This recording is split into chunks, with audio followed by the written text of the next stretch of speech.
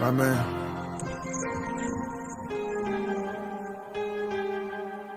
Doing the most.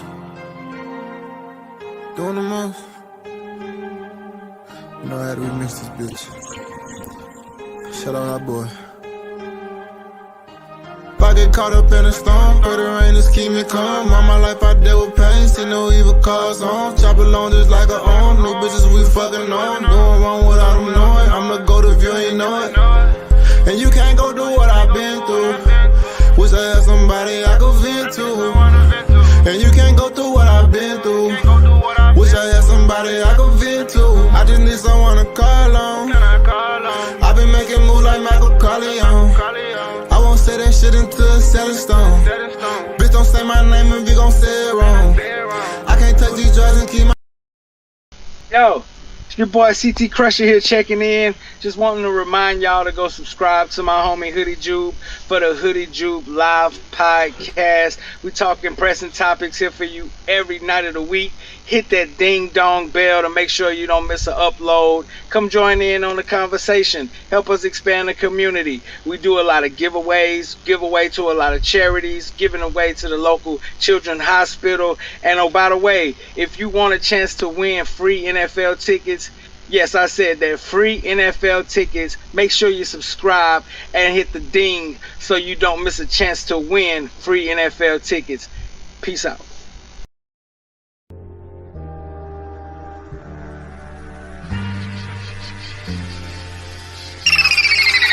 Your time is up, our time is now. Say Hoodie, you can't see us, our time is now. You hear me? Hoodie Jube in the building shining now. You can't see us, our time is not at all. Your time is up, our time is not. Say Hoodie, you can't see us, our time is not. You hear me? Hoodie Jube in the building shining now. That NO, you can't see us, our time is not. Saints going to the Super Bowl, talking black and gold. Cameron Jordan on the field, about to take a QB soul. Ever Camara break a tackle, so you know he bold. Mike Thomas catching everything, so you know he cold. The defense elite, D. Davis coming through the line, boy, take a seat. Lattimore in the backfield, so you know that's we. Them boys with the Florida leaves, yeah, they gon' eat. Yeah, we talking pyromatic, we talking Marcus May. We in the backfield, we gon' make them pay. Them boys hitting hard, they need an X-ray. Yeah. We talking black and gold, we talking black and gold, we talking black and gold, we talking black and gold, we talking black and gold, we talking black and gold, we talking black and gold, straight to the Super Bowl. Your time is up, our time is now. Say Hoodie, you can't see us, our time is now. Woo! Hoodie Jube in the building, we shining now, we shining. You can't see us, our time is now. You hear me? Your time is up, our time is now. Woo! You can't see us, our time is now. Say Hoodie, Hoodie Jube in the building, we shining now. You can't see us, our time is now.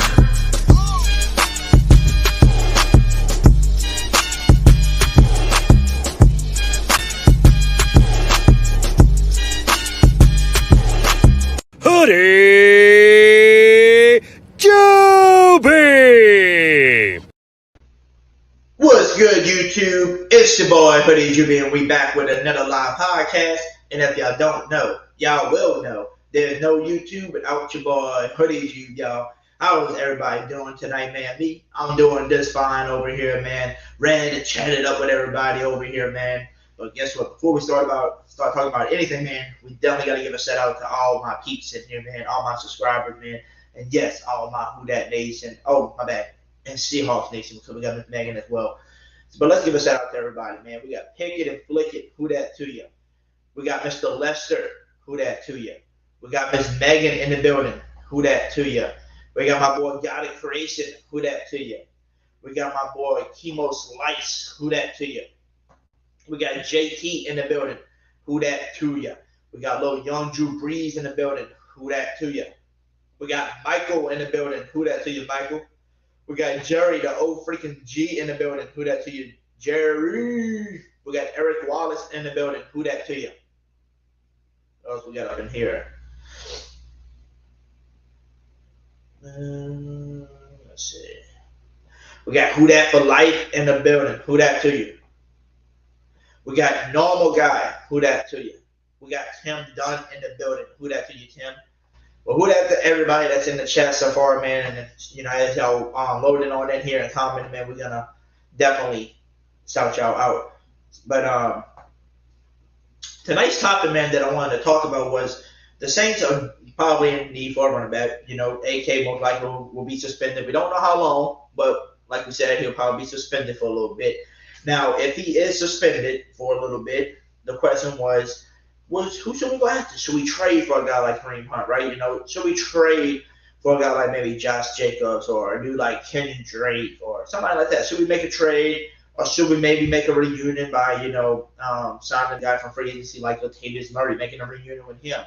I don't know what we should do. But the question is, in the thumbnail, it says, with the Saints receiving core that we have, are they good enough to where we can last without AK for a few games, to where we can rely on our high passing offense? And the reason why I was asking y'all that is because if you look at it, you look back in the 2011-2012 season, where Sean Payton was, suspended, and he got hurt the next year after that. So you basically seen Pete Carmichael calling the plays for those seasons. Freaking Pete Carmichael had us with the number one offense in the league both years, and he relied heavily on passing instead of running. So Pete Carmichael knows how to call the plays. He knows how to run a top five, number one offense because he showed that he can do it. So if he can run that type of offense and he runs that type of plays, and you look at who they had at receiver that year and tight end, and you compare it to the receiving core and the tight end we got now, the receiving core is so much better than what it was back then. The only thing that we don't have that was good over there was the tight end. We didn't have a dude like Jimmy Graham on the team.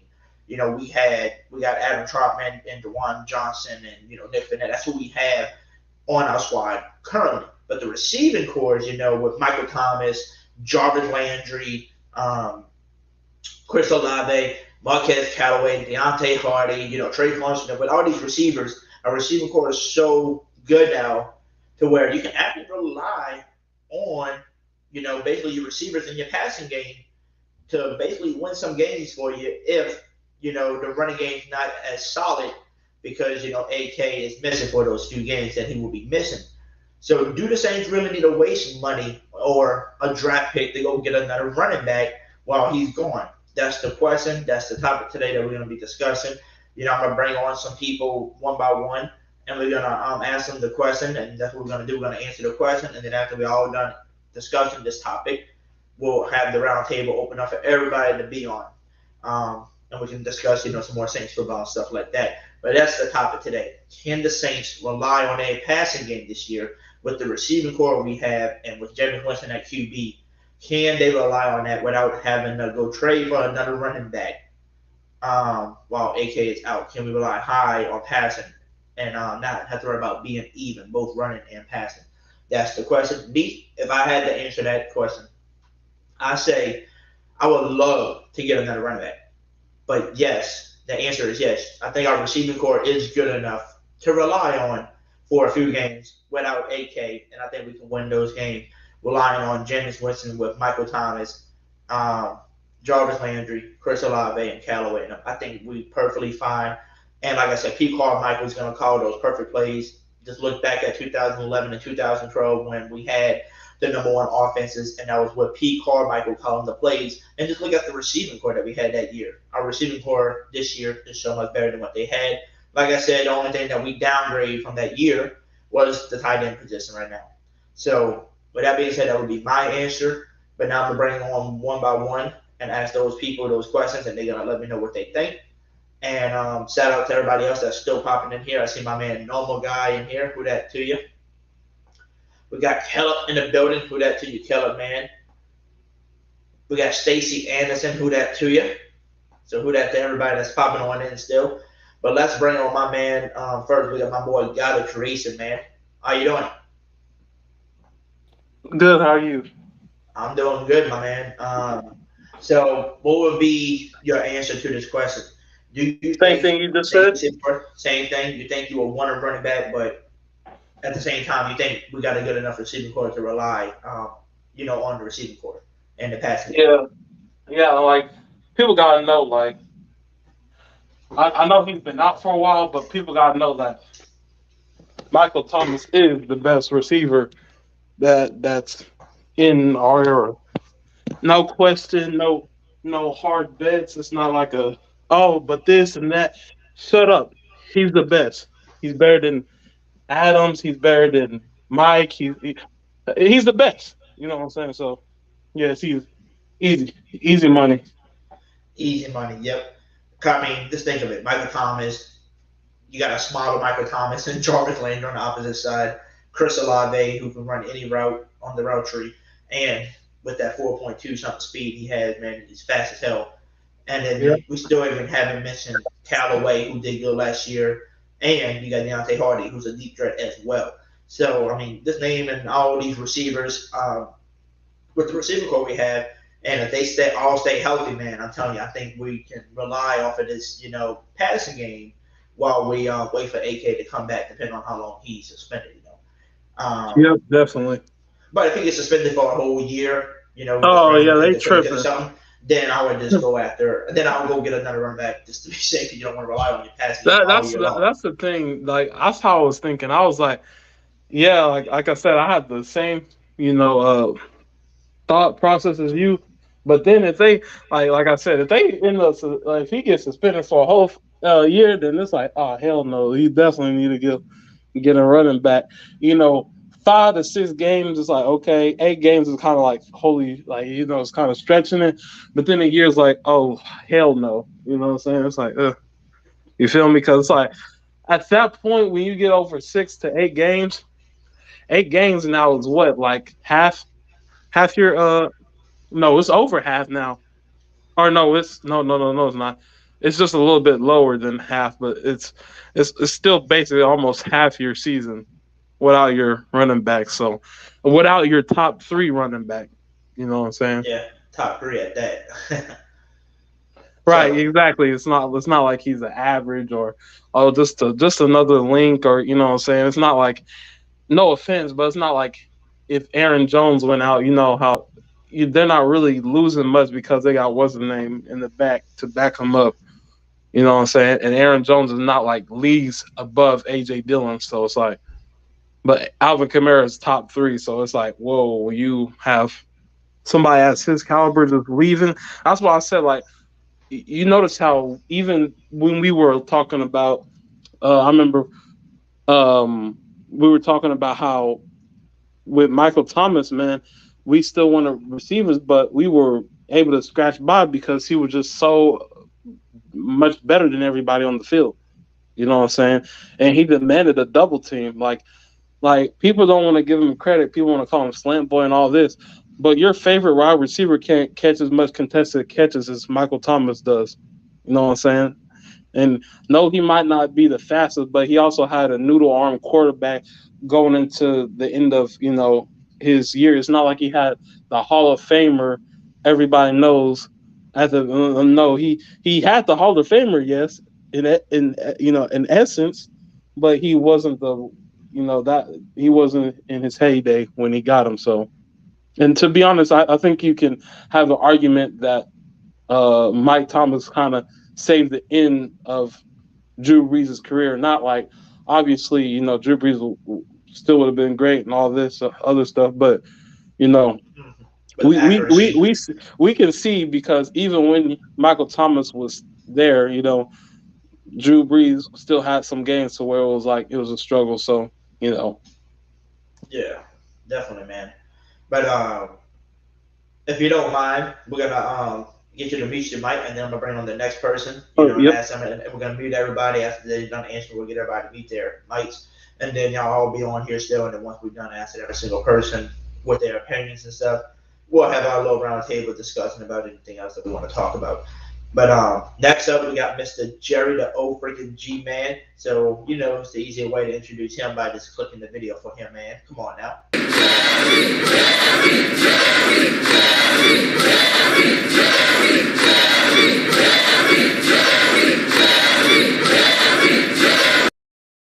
Y'all know who it is over here, man. That's Mr. Jerry, the old freaking G, the one who's gonna bring those subscribers to you. Jerry.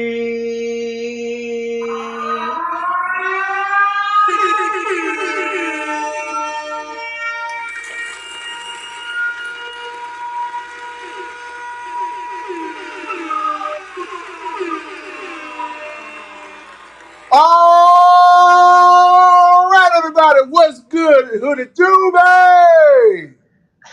What's good, Jerry? What's good? What's good? What's good? GOC, baby. Oh, it's Yeah, good. yeah, he's on What's mute. happening? What's happening? What's good? What's going on? Not man, not much, man. Just basically bringing on everybody one by one, letting them answer the question of the day, which is basically it's on the thumbnail.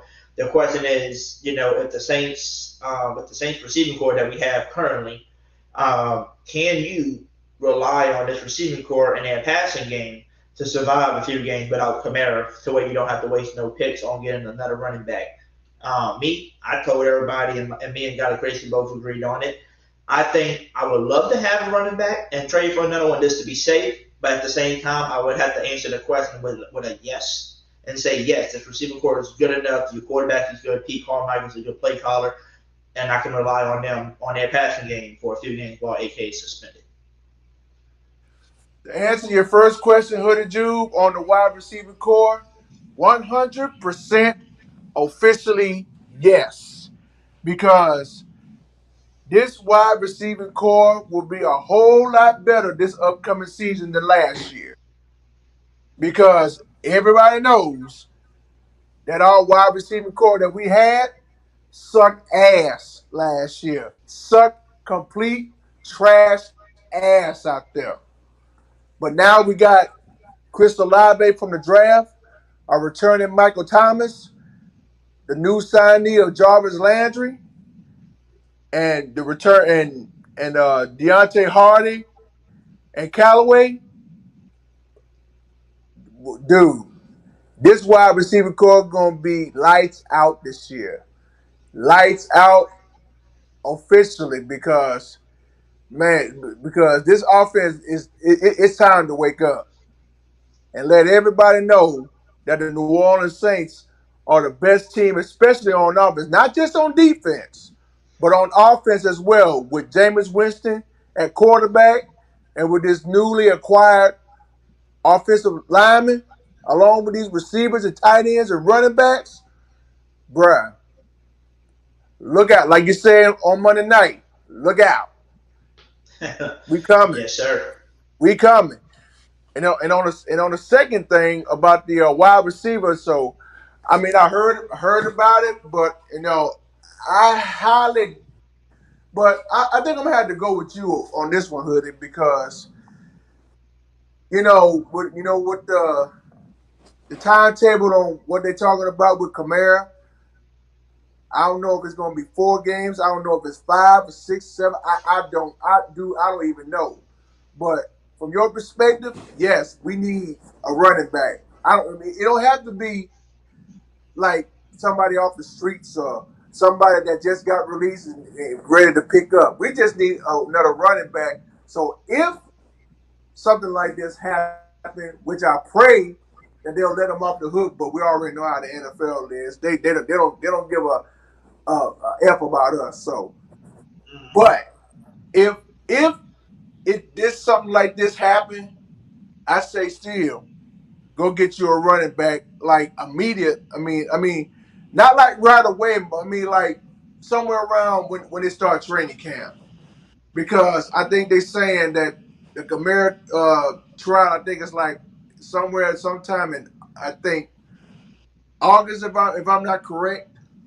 Yeah, in August is gonna start. Is it starting in August? Yeah, they moved it back to August.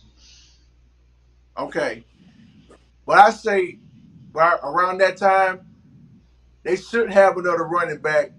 Just to kind of know the plays, the system, and all that kind of stuff. So when something like this happens with Kamara, I mean it'll be, we already got the guy that we need until he returns.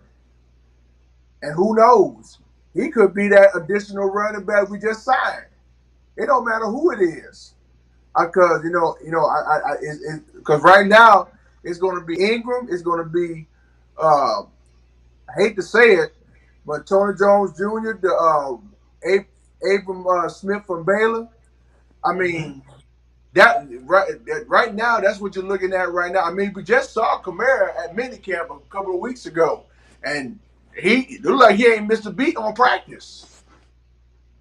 Yes, So sir. so We just you gotta never see. know. So you never know what you're gonna expect.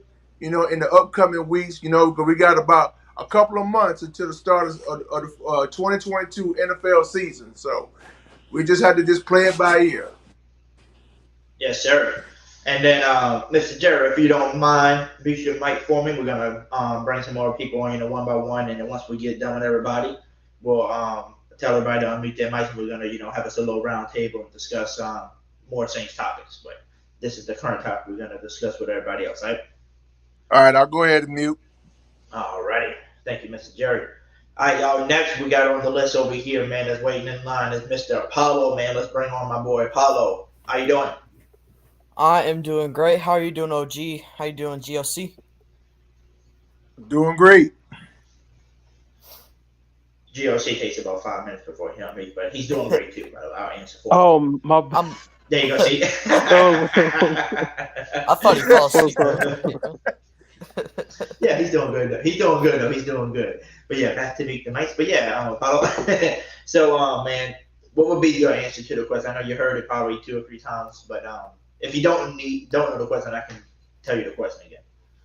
Oh yeah, I know. I think they are, but our offense will definitely not be like top 10 if without Kamara.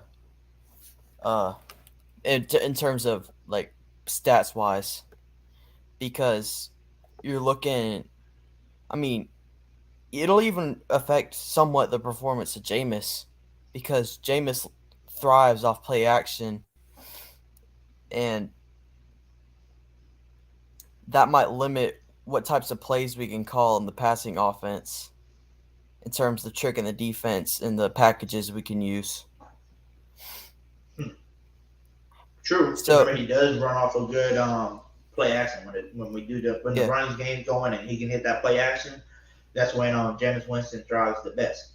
And that's when his downfield passing really comes out too. In terms of play action, tricking the defense. But don't forget, with the players we do have, though, with the receiving core, it's going to be hard. Because, I know how you said when we get the running game going, that's when your deep pass starts opening up, right? But with the receiving core you got now with a returning Michael Thomas and a dude that's literally a smaller Michael Thomas and Jarvis Landry, and then you still got Deontay Hardy, Callaway, and Olave, who all can go deep if you really need them to. I mean, just think of that. You can run basically the old Drew Brees type of offense, where you kind of go short with Thomas and all that, keep moving the chains, and eventually the defense is going to want to play you up close, and then that's when you kill them over the top, It's kind of like just running the ball 5 yards, and then they want to play up on your running play, right? So, I mean, It's kind of like almost like that, but just because your running back might not be as good. But I think we're still overlooking Mark Ingram a little bit, too. I think Mark Ingram still got a little bit left in the tank for him, especially with the receiving. Because remember, when he got into the league, he was basically just a big bruiser back, power back, and then he started getting into the receiving game with him and Kamara, man, and they were doing really good. So I think we're overlooking him, and plus we got to see once it comes to training camp and preseason, right? We got to see what Abram Smith has in him. I want to see what he brings to the table. So maybe we got what we need till Kamara gets back, right? Or if it looks really bad, then maybe go get a guy like Latavius Murray who ran the offense with us before, or go trade for a guy like Kareem Hunt or Kenyon Drake or Josh Jacobs, somebody, But so you think the receiving core is good enough, but you would like to have a running back as well. It's kind of what you're saying. You think you can rely on the passing game, but at the same time, if it was a running back there like Kamara, then the offense would be even way better than what it is. Yes. And also it helped because a good half the teams in the league, they have a half decent free safety that can cover the back end. So when you get teams to play up, that's how, because if you're facing an offense that's one-dimensional and only passes and doesn't have a mobile quarterback, because Jameis can use his legs, but he's not Patrick Mahomes, I wouldn't say Patrick Mahomes, Josh Allen, Lamar Jackson type level of scrambling where he'll get you 100 yards a game on his legs. when you can run the ball and get their safety off the top of the back end of the defense, like 20, 30 yards downfield, that really helps opening the offense and getting the big plays. Mm-hmm. Totally agree, man. I agree too. So I think everybody so far said they think we can rely on our passing game, but at the same time, we also probably would love another addition just to keep the offense in flow. Keep the running game, keep the defense guessing with the play action and stuff like that. So I definitely understand, and most people, all of us, all agree so far, our offense could rely on the passing game because of the receiving core we have and the quarterback. But I do like David Jones' comment. He put if Kamara is suspended early, then I think an additional running back is he said we got to add another running back. This would be important with us because a lot of guys still recovering from injury, which is true. A lot of people are recovering back from injuries, and you don't know what Jameis, and you don't want Jameis. My bad. You don't want Jameis throwing back 40 times a game on a newly repaired knee. Because throwing's all in the legs. Right. I was about to say by that time he should be straight. Obviously, I feel like at that point when the regular season happens, like you either hurt or you're not hurt. If that makes any sense, like you know what I'm saying, these are grown men. So if you feel like you can't perform at 100%, don't be on their field. If you play on the field, then don't, you know what I'm saying? You don't be like, man, I gotta take it easy. Like, man, F all that. You cannot take it easy. So, with the whole we gotta be careful. No, we do not. We're trying to win. no being That's careful. all we gotta do. No doing this. No, full throttle. If he's hurt, then he needs to not be on the field. If he's not, then we need to go full throttle. It's no half and half. We want to do this, but no, F all that. No, not at all. Don't do that. You know something right there, God of Creation, and Hoodie and Apollo. It's something you just said right there, because if one man goes down, like I always say all the time, next man up. Right. Do your job. I mean, exactly. Because if once somebody goes down, hey, step up to the plate. Step up, come out there on the field and give it your all.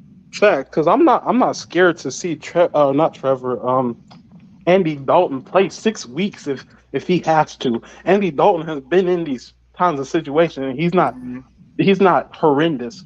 So I'm not gonna be like, who's got Andy Dalton? He's not starting Ian Book on Monday Night Football. You know what I'm saying, right? So it's like if we have to start Andy Dalton for a few weeks, okay, cool. Andy Dalton's not trash. Like, you know what I'm saying? Obviously, he's not the best, but he's not trash. Yeah, because Andy Dalton. Because I know he first got drafted, out of TCU, with Cincinnati. I know about that, but that was like 11 years ago. I know he's been backing up for in the same draft. Yes, yeah, and with these different teams and stuff. I understand that, but hey, being quarterback number 2, I got no issue with that. Because we already know who our starting quarterback is, and that's number 2 in Jameis Winston. So we already know about that. That's automatic. Yeah. So back to David Jones. The only time that Andy Dalton will come into the game, and if Jameis Winston have a big game, and almost in the closing seconds of the fourth quarter, he can get him a few snaps in before the game is over. That's all. Yes, sir. And then also, I like Edward's Green comment. He said just by the fact Will Lewis's back will be better. We lost a few games off of bad kickers. Definitely. Facts. Can't wait. I'm so glad to have our kicker back. So I think we'll be a whole lot better now with our kicker. God. Yes.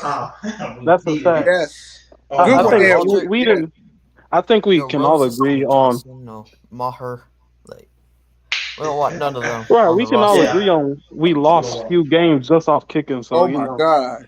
But I want to pick off what what's his name said when he came in. Paulo. With the whole with the whole Jameis and his running ability. Like, I feel like you don't have to be a Lamar Jackson or a Josh Allen or a Cam Newton. You know what I'm saying? you as long as you can just be mobile and get a first down to your legs and not look like Tom Brady while doing it, then you're good. Like you know what I'm saying? It's like you I don't know. need I to. was just saying, it just adds another layer, another dimension to your offense Right. in That's what I'm terms of saying. Like being on the he field and what can the easily defense be Uh, throw at you. yeah he can easily be a mobile quarterback. He's not slow. You know what I'm saying? So it's like he's just not. He doesn't prioritize running. Yeah, You know, it's like he's not I the think fastest dude on the field. I think what it is. I think what it is to add on to you guys' creation. He can run if he wants to. I think people just don't see him run as much because he's not that. He doesn't add it to his game Right. He's as not no Lamar at Jackson. first.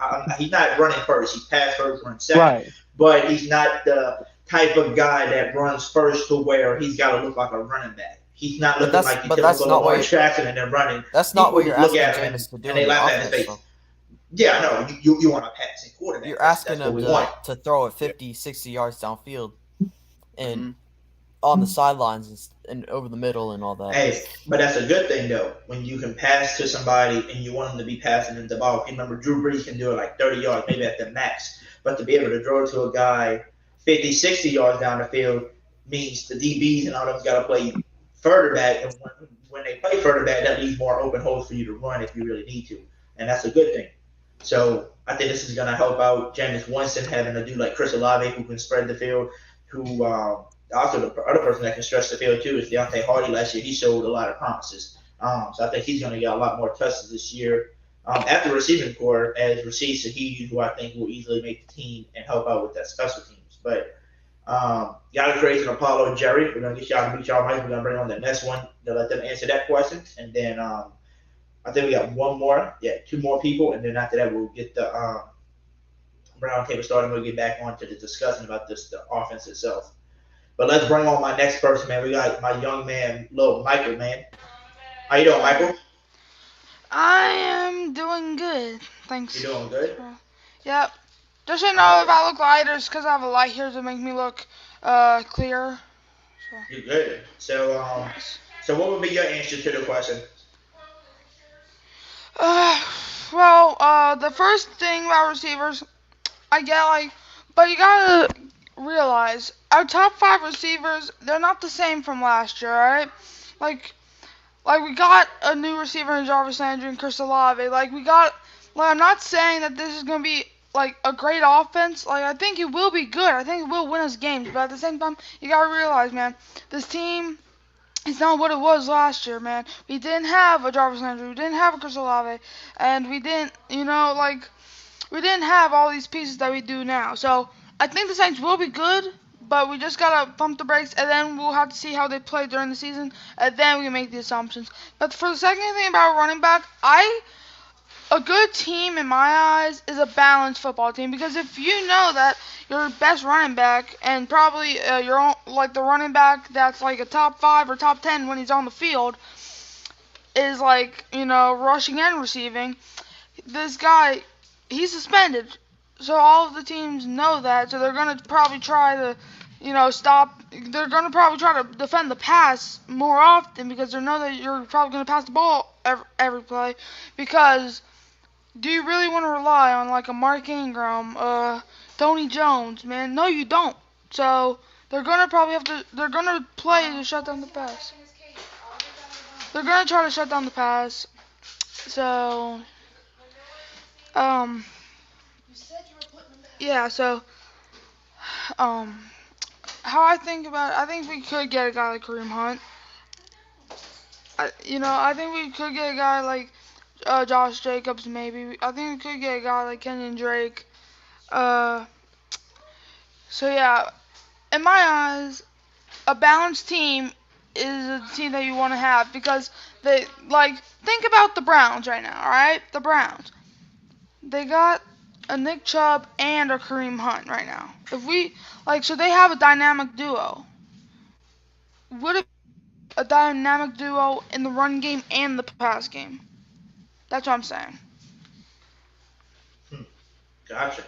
So you think the receiving core is good enough? Yes. To make it without another running back for right now. But like you said, you probably like us. We would like another running back just to be safe. But if not, I think we're still a good enough team to rely on a passing game and run off a little bit of running game from Mark Ingram. Exactly. Exactly. And even when Kamara does come back, Kareem Hunt, like a guy like Kareem Hunt, he can still play a lot because just imagine how it would be if Kareem Hunt and Alvin Kamara played together. Like Nick Chubb and Kareem Hunt are amazing together. Just imagine how good he will be alongside Alvin Kamara, man. So you have a dynamic duo in the receiving game, and Michael Thomas and Jarvis Landry, and then Chris Olave can come in, and then you got a guy in running game and even the passing game, because let's be honest, Kareem Hunt and Alvin Kamara are both good receiving backs as well. Kamara and Hunt, dude, that is the perfect team in my eyes. Definitely.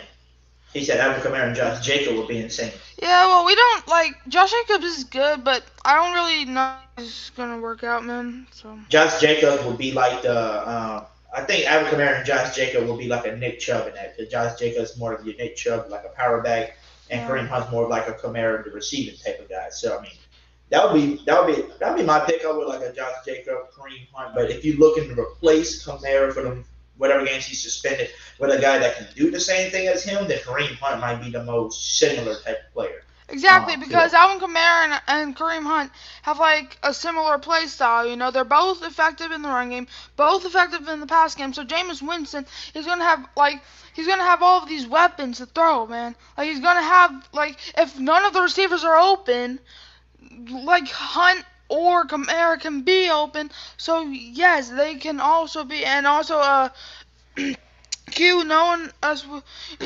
Hill, we don't Taysom Hill, he's a tight end now, so we don't know if he's going to run the ball anymore since he is a tight end, but he might run the ball, I don't know. But Kamara, Hunt, I think would be, they would play pretty amazing, Kareem Hunt, because he never had competition when he was with the Chiefs.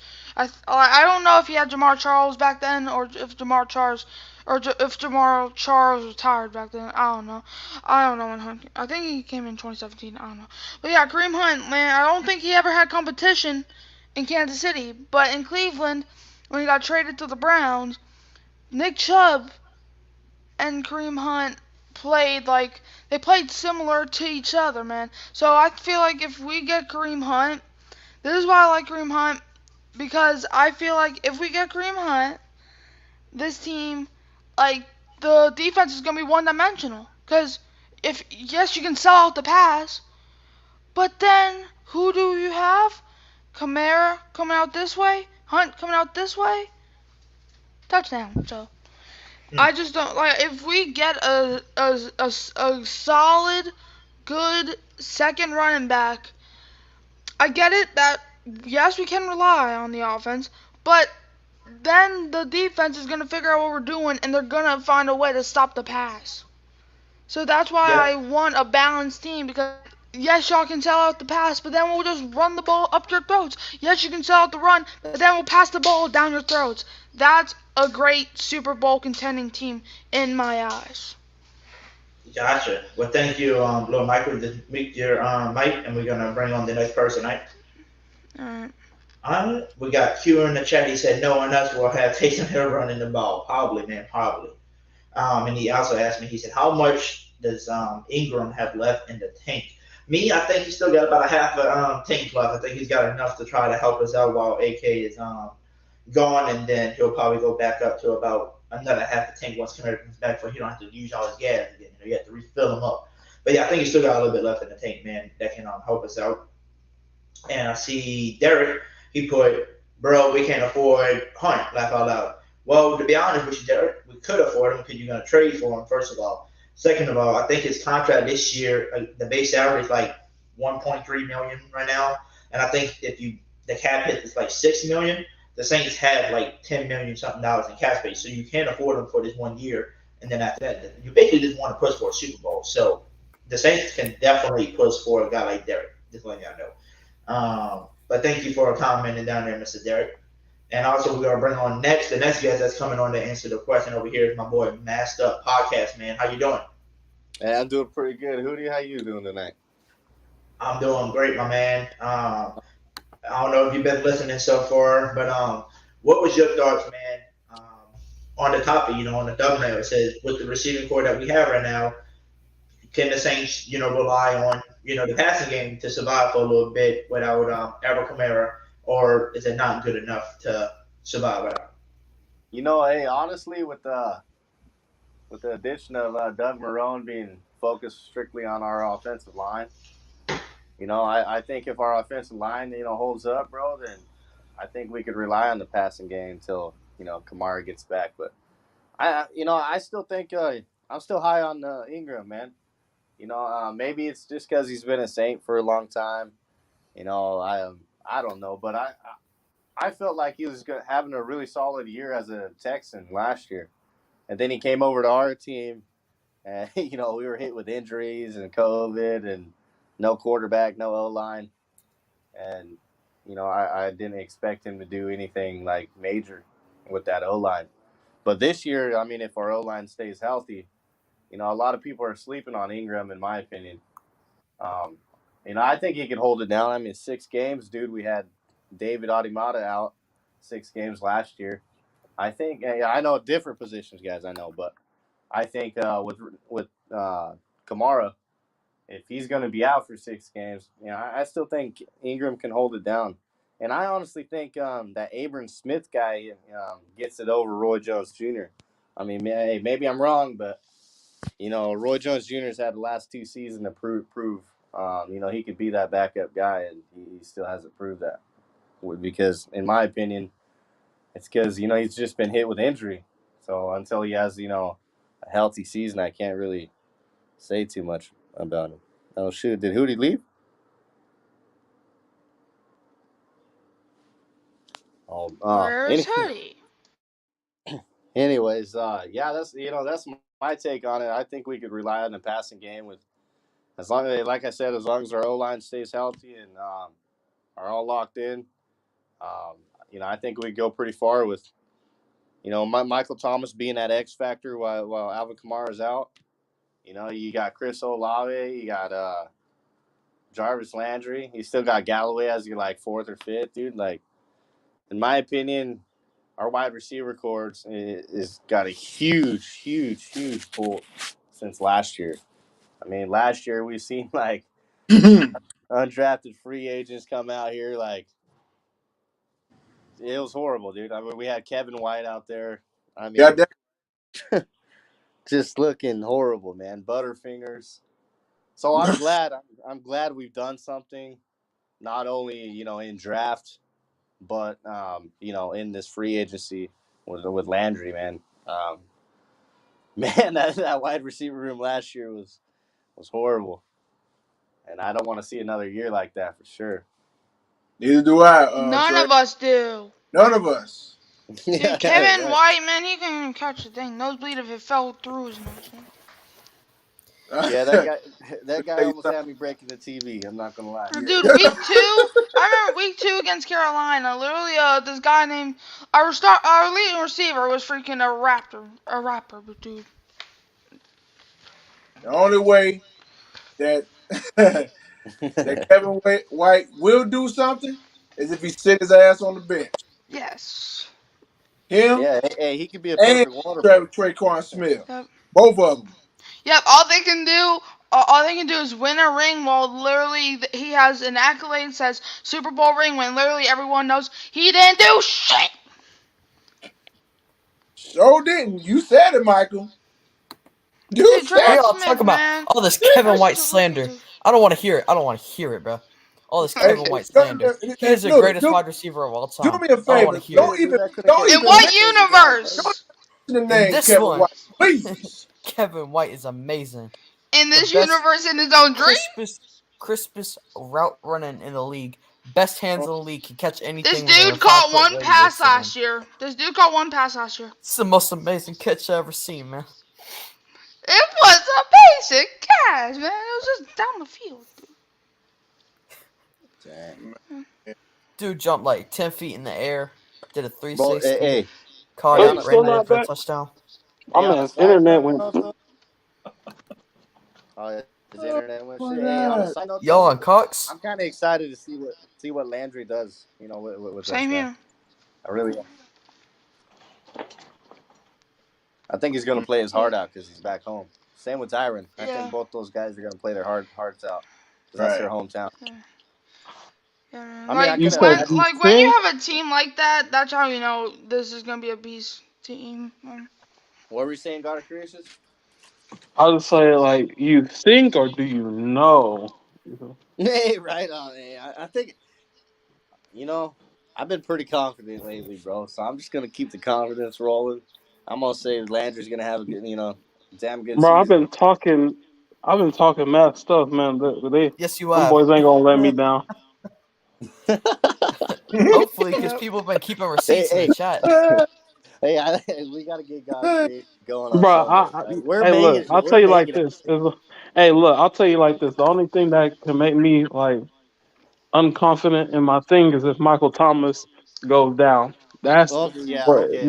I if Yeah, agree. like man. Mike goes down and then Jameis goes down, then I'll be like, oh shit. Yeah, his career's never been the same since a year or two after he broke the reception record. Well, yeah, he's been hurt.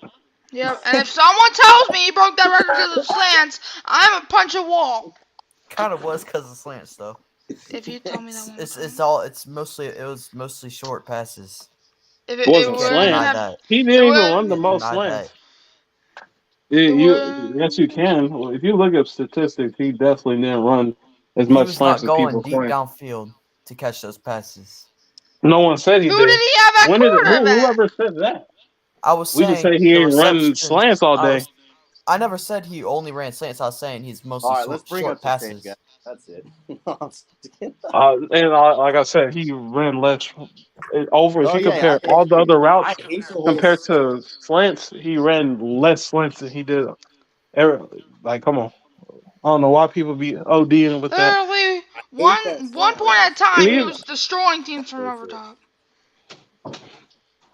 if people want to be honest, he ran a lot of corner and comeback routes, but Exactly, man. I Like, don't he think didn't just people run watch Michael slants. Thomas. They just talk. And also, there's A one lot thing of I dig have to routes and say, man. shit, bro. Like, people are complaining that he runs, like, that he supposedly runs slants. Well, then, if he Then runs stop him. slants, why can't you stop it then? You wouldn't have to say slant boy, if you freaking stopped it, you big babies. Exactly. Dude, man, like, That's a it's not fact. our fault that we're tearing And you that's up even because worse. you have Matter of no fact, like defense. that's even worse. Like if I did say, "Oh yeah, he did run slants all day," well, damn, every corner's just shitty and can't And he stop him still from running the fucking same smoked route him. every Like, time. That's dude, crazy. this man's going up against number one corners, and y'all still can't stop it. He's all triple Yep. teamed. He's all triple teamed. It's Exactly. smoking Number him. ones, number twos, safeties. Like, literally, the entire defense is on him, and y'all still can't stop him, man. That's a great receiver. So, y'all can say he's slant boy all you want, but there's one thing about you. But there's one thing about your defense. Your defense must be crap. Like, dude, even if he's just run slants all day, so that's how we get yards because y'all suck at defense then. His cuts are unguardable. Exactly, man. Like, if y'all want to whine saying that that your number one receiver is running slants all day, then freaking stop it because he doesn't only run slants, man. I've seen him go on top. I've seen him do corner routes. I've seen him do jigs, man. Alrighty, y'all. He's Sorry back. about Welcome that. My back. internet went out for a little bit and then it came back on. I don't know what the hell. You on Cox? You on Cox? All right, Hoodie's Welcome back. back, Hoodie. Welcome Yes, sir. back. Hoodie. Yeah, so I am back. So everybody, reach out nice again. And Matched Up Podcast, man, that was your I was trying to ask you a question and then I lost you. Oh, he's So back. if you don't mind, Matched Up Podcast, if you don't mind answering that question for me again, because I couldn't hear one thing. Because the internet went out. All right, hey, yeah, no problem. I'll answer real quick. I said as long as our O-line stays healthy, I think we could rely on the pass game. But don't sleep on Ingram. And I think Smith will make the roster over Tony Jones. And I'm trying to make it brief. There was one other thing I said too. I don't remember. But yeah, I think we could survive, dude, without Alvin Kamara for 6 games for sure. With Michael Thomas being the X factor, in the pass game. I think Ingram and either Smith or whoever's behind Ingram can hold it down until Kamara gets back, for sure. Gotcha. Cool. I don't know what the hell happened to my internet, y'all. I just randomly went out on me, but Okay, but yeah, we Yes, back sir. here. Yeah, But we definitely it got back here. Thanos snapped. I know, man. And then the last person we got on is Lil Drew over here, man. What's up, Lil Drew? What's up, Lil Drew? You said anything? Oh, can't hear you, man. You're not on mute either. For some reason, we can't hear you.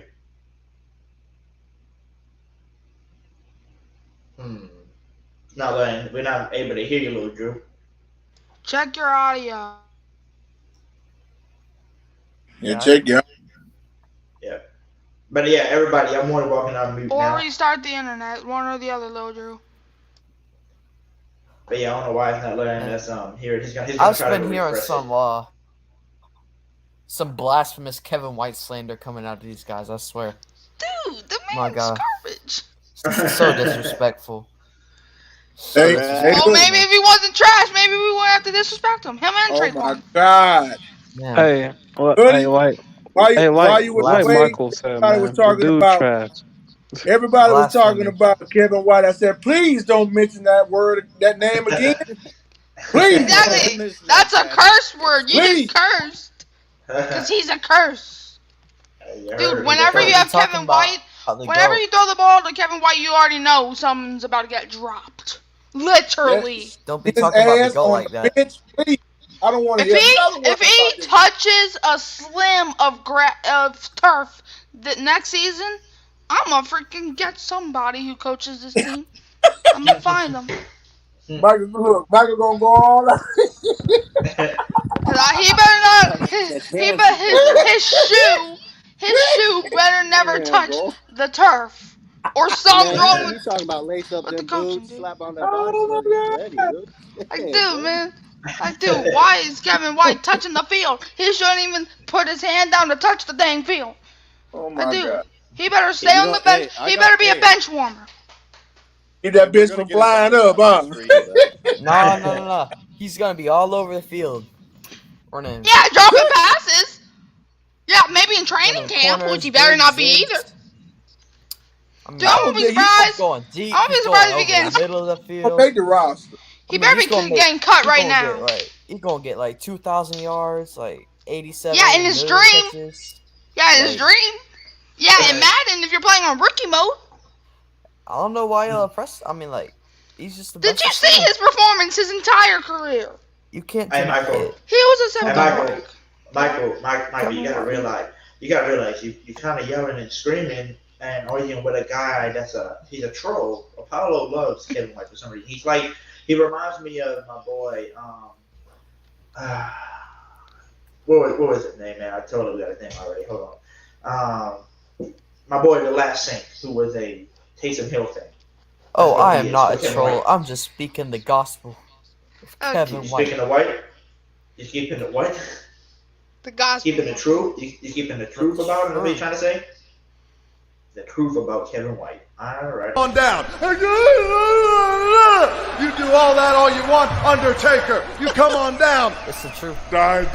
Shut up, bitch. Oh my God. The truth of Kevin White and why he's the #1 receiver in the NFL Is that he's a bum. today. That's the truth. Hey, it's okay though. We shouldn't never need to even worry about Kevin White being on the field because we got so many good receivers that are way ahead of him. Top 10 bus. He's a top 10 So we're bus. good. Bro, Michael Thomas is a bum okay. compared to Kevin White, bro. Okay, this Oh, guy's my definitely a goodness. troll. We're done talking. It's okay. He's off the podcast. He's done. So yeah, that was the comment that so gets me kicked off the channel. For sure. So how everybody doing tonight, man? Y'all doing great? I'm doing pretty good. Doing great, My bunny was just roaming around this house. I don't know why, but... Well, got it, Grayson, Jerry, Master. Y'all can unmute y'all right now. And my dog is in my background. We're on the round table now. Oh, I was cooking fried chicken, so you know what I'm saying. Oh, you're cooking fried chicken. Okay. Yes, sir. Okay. My dog You gonna sip me some? My dog is sleeping right Hey, I behind could, me. Your dog wants to be with you. Yeah, my dog loves sleeping by the curtain. He just loves doing that. See, look. So, Mr. Jerry. Right here. He loves sleeping right there. Yes, sir. Oh, I see it. Okay. Yeah, he loves sleeping right there. Hi, Oliver. His name's Oliver, and that's my bunny over there. Oliver. Okay. Oliver. And that's Manila. Oh, that's the bunny. Oh, Yeah. you got the 1-2 punch over there. Yep. Yeah, the So dog yep. and the bunny. Yep. They like to hang out with me when I'm doing this. Gotcha. Yep. What's up, King Nut, man? I see you, my man. Who that to you, King Nut? What's up, King Nut? Shouts out to everybody in the chat. Yes, sir. Shout out to everybody. We had us a good crowd, and then my internet went out, and everybody saw it because the internet went out. So sorry about that. If my internet went out earlier, and I like how Paulo changed his name to Philly, and act like he's Philly. He's really funny. He acts like I don't know that he's still in the same spot. Like if you was knowing you came on, you'll be behind. I'm just glad to get the podcast on here, man. It's been a minute. Mm-hmm. Like when your internet went out, that reminded me of one time. The teacher that I was actually talking about yesterday, the one that made the mean comment, she actually did the same. Like the internet did the same thing to her, which I am so glad because I did not want her to speak. I feel you, but man. So we all agreed. We all said it. We all think that the receiving core that we have was good enough to rely on. Until AK got back if we really needed to. But we don't have to waste money, no draft picks, or nothing on getting another running back. Now, if we did go get a running back, I think we talked about this before. Who would be a basically who would be a running back that you'll like? Me and Michael was talking about Kareem Hunt, maybe a Josh Jacobs. I mean, don't forget there's still Kenyon Drake out there that's on the Raiders as well. So I mean, there's different running backs you can get. Still available? Yeah, he's available. He is. Yeah, we cut him last year. And now we cut him this year too. Who knows? Hey, well, we don't know, man. I mean, I think the reason why they cut him because we thought that Tony Jones Jr. could hold the alert, and he didn't do that. So. He also got cut because in one preseason game he kept fumbling the ball. Yeah. I think he had like 3 or 4 fumbles. Maybe 6 to be honest. I forgot. It was a while since I've seen that game. I like how Apollo left and then came back and tried to put a different name on. Yeah, he changed his name to to the right. Yeah, he changed it to the right. He's pretty funny. It's funny. It's okay. Dude, he changed his name to the right. Yeah, he thinks he's the right. But it's cool, man. But who that to everybody in the chat, man. Thank y'all for commenting tonight so far. And comment down below in the chat. We'd like to know from y'all. Do y'all think the New Orleans Saints can survive with the receiving core we got till AK gets back, or do you think we really need another running back because you don't think that you can rely on the passing? Just let us know in the comments and let us know what you think. And okay, Apollo, you're funny. Yep. But there's one thing I will not take. If you say that another bum is better than Michael Thomas, that's something that is putting his name in vain. You're not allowed to put his name in vain. MT will never be vain. Yeah, I don't think Michael Thomas ever gonna be a bad receiver. You're only allowed to say that a great receiver like a Tyreek Hill or Stephon Diggs, even though I hate that man, but you're only allowed to put like a top 5 receiver over MT. If you dare speak of Kevin White again being better than MT, being better than anybody for that matter, you must be a troller. Like, dude, there's no way you actually think that, man. Hey, some people think that, I guess, especially. It's funny to a different level. Mm-hmm. You will never speak of the devil here.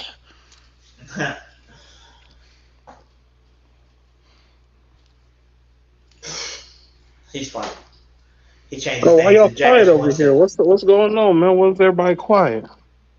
No, because you got Apollo over here trying to troll, trying to be funny about the Kevin White conversations, and back here I took him off the podcast, and now he's changing his name to every single thing, different names to think of to try to get back on. Like, dude, we can see your profile. We can see your profile. Where's Jerry at? Where's OG? Jerry, you know Jerry, man. He's always Yeah. on mute He's until in he the hears corner something. right. Until you say something, until you like, "What up, Jerry?" And then he'll say You ain't something. gonna miss me. See how free he said, "What's up, Jerry?" And he'll say something. Apollo, we know it's you, by the way. Hey, he wants to know how old you are, Michael. I am 13. Hey, he's 13 years old. That's how old he is. 13, and he knows football than most people. That's the crazy part.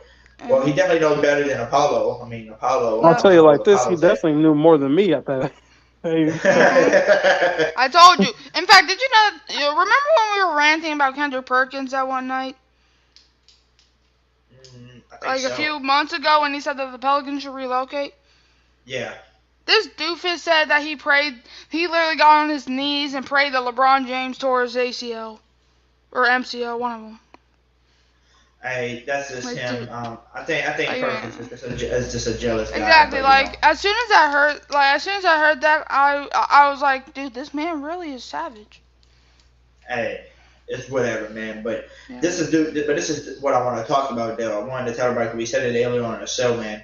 A lot of people are still down in the Saints, right? You know, everybody's still down in Jameis Winston. They still down in Pete Carmichael and Dennis. As they should, because that will bring motivation. Yeah, so they can download us all they want, you know, because we fuel off of that. But at the end of the day, if people would do their research and actually look up and see what Pete Carmichael did without Sean Payton when he was out for them 2 years earlier in like 2011, 2012, Pete Carmichael had us on the top offense in the league. So, and the receiving core that we had back then it's not what we have now. And just to say that Drew Brees is that's the only other thing you don't have is Drew Brees. But still, man, to have a top 5 offense, even the top offense in the league with some of the receiving core that we had back in that time. But like I said, we did have Jimmy Graham as well, who was a hell of a tight end with Drew Brees. Yep. So that's going to be hard to replace. It's totally understandable. But with the receivers that we have now, man, it's like, why can't Pete Carmichael do the same thing with these people that we have on the field? And then we'll bring Apollo back as long as he starts talking about Kevin White, all right? Welcome back, MT Welcome Slander. back. I can respect y'all's opinions if you can respect mine. No, goodbye. Goodbye. You can't respect my opinions. No. Not if it's about Kevin White. Because you're trolling. I can have my own opinions about great wide receivers. I don't think that's really an opinion. I think that's much of a troll. I think you know deep in your heart that Michael Thomas is a 1,000 numbers and better than Kevin White. Kevin White's the worst receiver of all time. I was willing to compromise saying it's opinion, but it's really a fact that Kevin White is a great receiver. This guy is really a troller. And you guys were asking about Kevin White to me. I wasn't prepared to talk about this, but you guys started the conversation. Hey, we were just talking about different receivers that we didn't want to come back. Oh, that's what I wanted to ask y'all.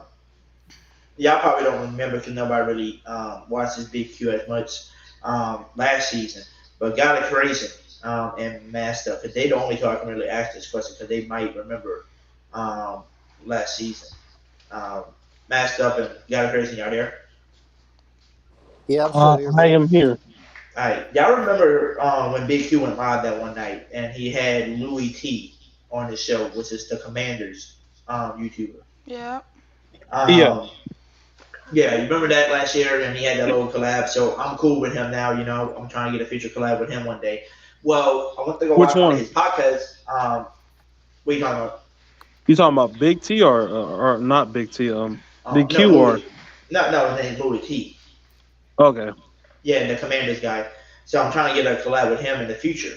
Well, this man, I went on his show the other day. You know, respect out to him because he's got like 20,000 followers or whatever. You know, subs now. So congrats to him. But he did catch my eyes when I was listening to. He was ranking all the 32 starting quarterbacks right now, right? He was ranking all. He had Jameis Winston at 24. What the hell? Mm-hmm. That's where I kind of. That's when I left the room. I said, I'm done. Wait, was that before Jameis Winston almost had an MVP type season, or was that after he went bye-bye? What are you talking about? Currently. That's currently, like right now. Oh, currently, like right now? Yeah, he's ranking the quarterbacks right now. Oh, I thought you were all talking about last season because there's no way that you would say that. Uh-oh, Does Lil Drew y'all. have Guess a who's seizure? here? Guess who's Right, that's Maybe. why here? I'm here. I'm here. J Live 504 is in the building. Uh-oh. Welcome. Man, I try to make my way through, you know. Oh, You Where ain't is are that fooling. you? You what's ain't his name? fooling anyone, Yeah. That ain't Lamar. no dang J. That's LeBlanc. You Look, ain't Where fooling are anyone, you? don't Lamar. start. Where are you? I Don't can't see start. you. You ain't fooling anyone. Well, all right, LeBlanc. Who you thought you was pulling one over, bro? Michael, you What's said the you number? asking it. Michael, you asking J the question. Live Man, 504, you my know what it bad. is. You can't J see Live us. 504. I'm a new person, you know. Just I don't want no problems. I bet you do want to be a new person. That's what block. It's okay, y'all. J Live. That's crazy. It should have uh, been. yeah, what's up? No. I'm sorry. I'm up here looking at this plate my wife just brought in. Oh, okay. You good? Bro, y'all know Hey, if but Lil Drew's okay. J Live, man, I do need you to answer this question for me. Everybody else answered the question already, which is basically the question on the thumbnail. Can you, with the receiving core that we have, the New Orleans Saints have, with the receiving core we got, do you Mega think Mind brain. that the New Orleans Saints can rely on the passing game and win games without having to rely too much on the running game, which means you won't have to worry about trading for a quarterback while AK is gone? Running. Most definitely, bro. If we had Yeah, to lean on the passing game, we could, but that's not what we want. That's not what what actually what we want to do. yeah. But Wait, what do you with mean? Wait, hold Kamara up. Can getting you? suspended and probably Mark Ingram holding it down, honestly. Wait, what do you Um, mean by that's not what we want to do? You mean that's not what we want to? Do you mean that's like? Do you mean like? Do you want? Are you talking about like we don't want to prioritize passing, or you mean just we don't want to solely pass? What do you mean by? no, what I mean by that is that we don't want to have to rely on the Rely just on passing passing. game to make us go. Why wouldn't We you? Isn't that how all the good teams are nowadays? All the Super Nope. Bowl teams have been like Not that. bro, all of bro. them. Look, Not all of them. we're not all the good teams. We're the Saints, and Ravens Wait, are a running oh, team. so we're not a good team? we prefer to be No, we're the balanced. great team. We're the great team. We're not a good team. Since when were we ever balanced? A great For a team long isn't Just time ever. now. balanced.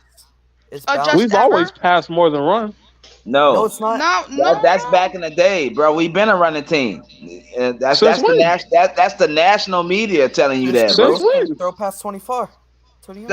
No, Dude, don't Kamara catch we like run just as much as don't we com- pass nowadays, bro. That's the old school Saints you talking about. yeah, maybe last year we did that, but guess what? We That's it. had I'm looking this zeros up. at Man, wide catch the receivers. street. At zero, we had zero wide receivers. But ever since we had Michael, we've always passed the ball more than run. I heard you. Look, we probably passed it more than we won. Yeah, that's a fact. But it's pretty much even. It's something I like guess so, yeah. 55-40, 55-40. Well, yeah. I mean, There's for only real. 5%. Right. Hey, I was thinking the same thing. So it's on the 5%. I don't know. Wait, what QB happened? runs. I don't know. What happened? He said, "Where's the other 5%?" Because Bro, he said y'all know what 55-40. I'm talking about, dog. If you got a good ratio between like 60 and 40 passing and running, you pretty much good. I Right. just looked it up. Huh. So last year, last year, the passing game, we averaged 187.4, thing. So basically, yes, we passed a lot, but in the rushing, 117.1. So yeah, we run the ball a lot too. Well, yeah. We 187 also, like yards I per said, if game. you didn't, you don't count last year. We didn't have a damn receiver last year. Yeah, Now, I don't want to Counting hear that last year shit. is You just irrelevant. got proven wrong, bro. Once That's not again, you proven talking wrong out because your we didn't ass. have a That's receiver. what I'm We talking didn't have about. no receiver. How's that proving me wrong? I literally said that before he even made that our damn argument. I said we had zero receivers. First of all, you came on questioning me about me saying that we run just as much as we pass. You No, had I something to say asked you about what that, you and then meant. you I didn't disagreed, question. and you Ask. just got shut down. So what's next? How'd I get shut down? You always talking shit. You know that. You This is can't a ever be. classic. This is a It's Hey, classic. not no talking it's never shit. a podcast You're without ridiculous. somebody talking shit. You know that, right? Everyone It's else for the I'm mute, speaking entertainment. mute their facts. mics. Let's let these two do their thing. Who's speaking You, facts? me, Boy, Number five. stop. Everyone else Stop. mute because their mic. matter of Stop. fact, I spoke so much facts. You end up agreeing with me that we pass more than run. So I mean, yeah, we pass yeah, more than we run, but okay we're then. still And pretty so I'm right. balanced. We're pretty much a So I'm balanced right. team, bro. Balance is 50-50. That's what Bounce is balance. amazing. No, it ain't. Balance is not 50, Not in the NFL, 60-40. dog. What It's you not talking about? 55-45. What world are you living in? No, it's not. It's close. When has balance ever been more percentage than the other? Balance is close in the NFL, bro, Nah, nowadays. What are you talking balance about? is 55-40. Apparently to him, 55-40. 55-40, right? Yeah. Well, you still 55-40. 5% sure. That definitely 55-40 is more of a balanced team than having a team that passes like 45 and running only 10 times. Exactly. Like, Well, because you need a run hey, game. look. Well, the crazy part of there's teams that do that and win, aka Buffalo Bills. Yeah. All right. And the Those Ravens. are Hey, probably Jermaine. arguably better than us. AKA, I'm right. AKA, I'm right. They don't never run. So what do you mean I'm you're right. What? That's what They that don't never means. design, I'm run. right. They have design You're runs They from wrong. run Josh like Allen. 10 times a game and do more passing than running. Every But time they they have usually run, it's design they runs. usually They have scramble. design runs for It's their a quarterback. Bro, every team passes more than they run. What are you talking about? not the 49ers. I'm pretty sure they actually It's run a more than they pass. It's a passing league. That's because of that quarter, bro. That's because of their quarterback, bro. It's a passing league. I mean, that's not just Anything because of their else you want to scheme. say tonight? Hold up. By the way, yo, we got somebody else that just popped in here, and I brought that person on. Saints LJ, how you doing? Yo. What's up, bro? I hope you come with more facts than GOC. I came with facts. Boy, stop. I don't want to hear came with that, facts bro. and you agreed Stop. with me. He even Your agreed with facts me. are not facts. I swear, got a creation of the blog. Y'all too. Oh no, I agree. LeBlanc is ridiculous. He agreed with me. I said we pass more than we run. He said no, we don't. And I was like, okay, what do you First of think? He said, all, oh, we do I pass did more not than we say run. that. I Come on, said, you stop know it, what? bro. You're right. Stop We it, bro. do. Oh But man, we're pretty exactly. much a I'm right. balanced That's team. all that matters. I'm right. Dude, the media or Google has no stats that I can look at. But GLC don't know what he be talking about sometimes. You got to check him. But I don't know what what I I'm mean? talking about. But you agree Personally, I with me. want to let him say that to me. But let's hear from Saints LJ. Welcome. Let's see what Saints LJ got to say. What's up, Saints LJ? Yeah. What's up? Yeah, man. I feel like we're pretty balanced. We have been the past couple of years. Right. Like I mean, just thank look you, at son. yeah. There was a point in time. That's what the media got us messed up at. They Right. feel like we're the Saints of 8-7 years ago, whereas Sean Payton and Drew Brees, they got to carry, a bad defense with no running game. But if you look at the last couple of years, bro, like just look at Drew Brees' numbers. Like he wasn't throwing for 5,000 yards and stuff like that. Right. It was And remember, Kamara been going off. Right, exactly. So I think, with these weapons, bro, I feel like, bro,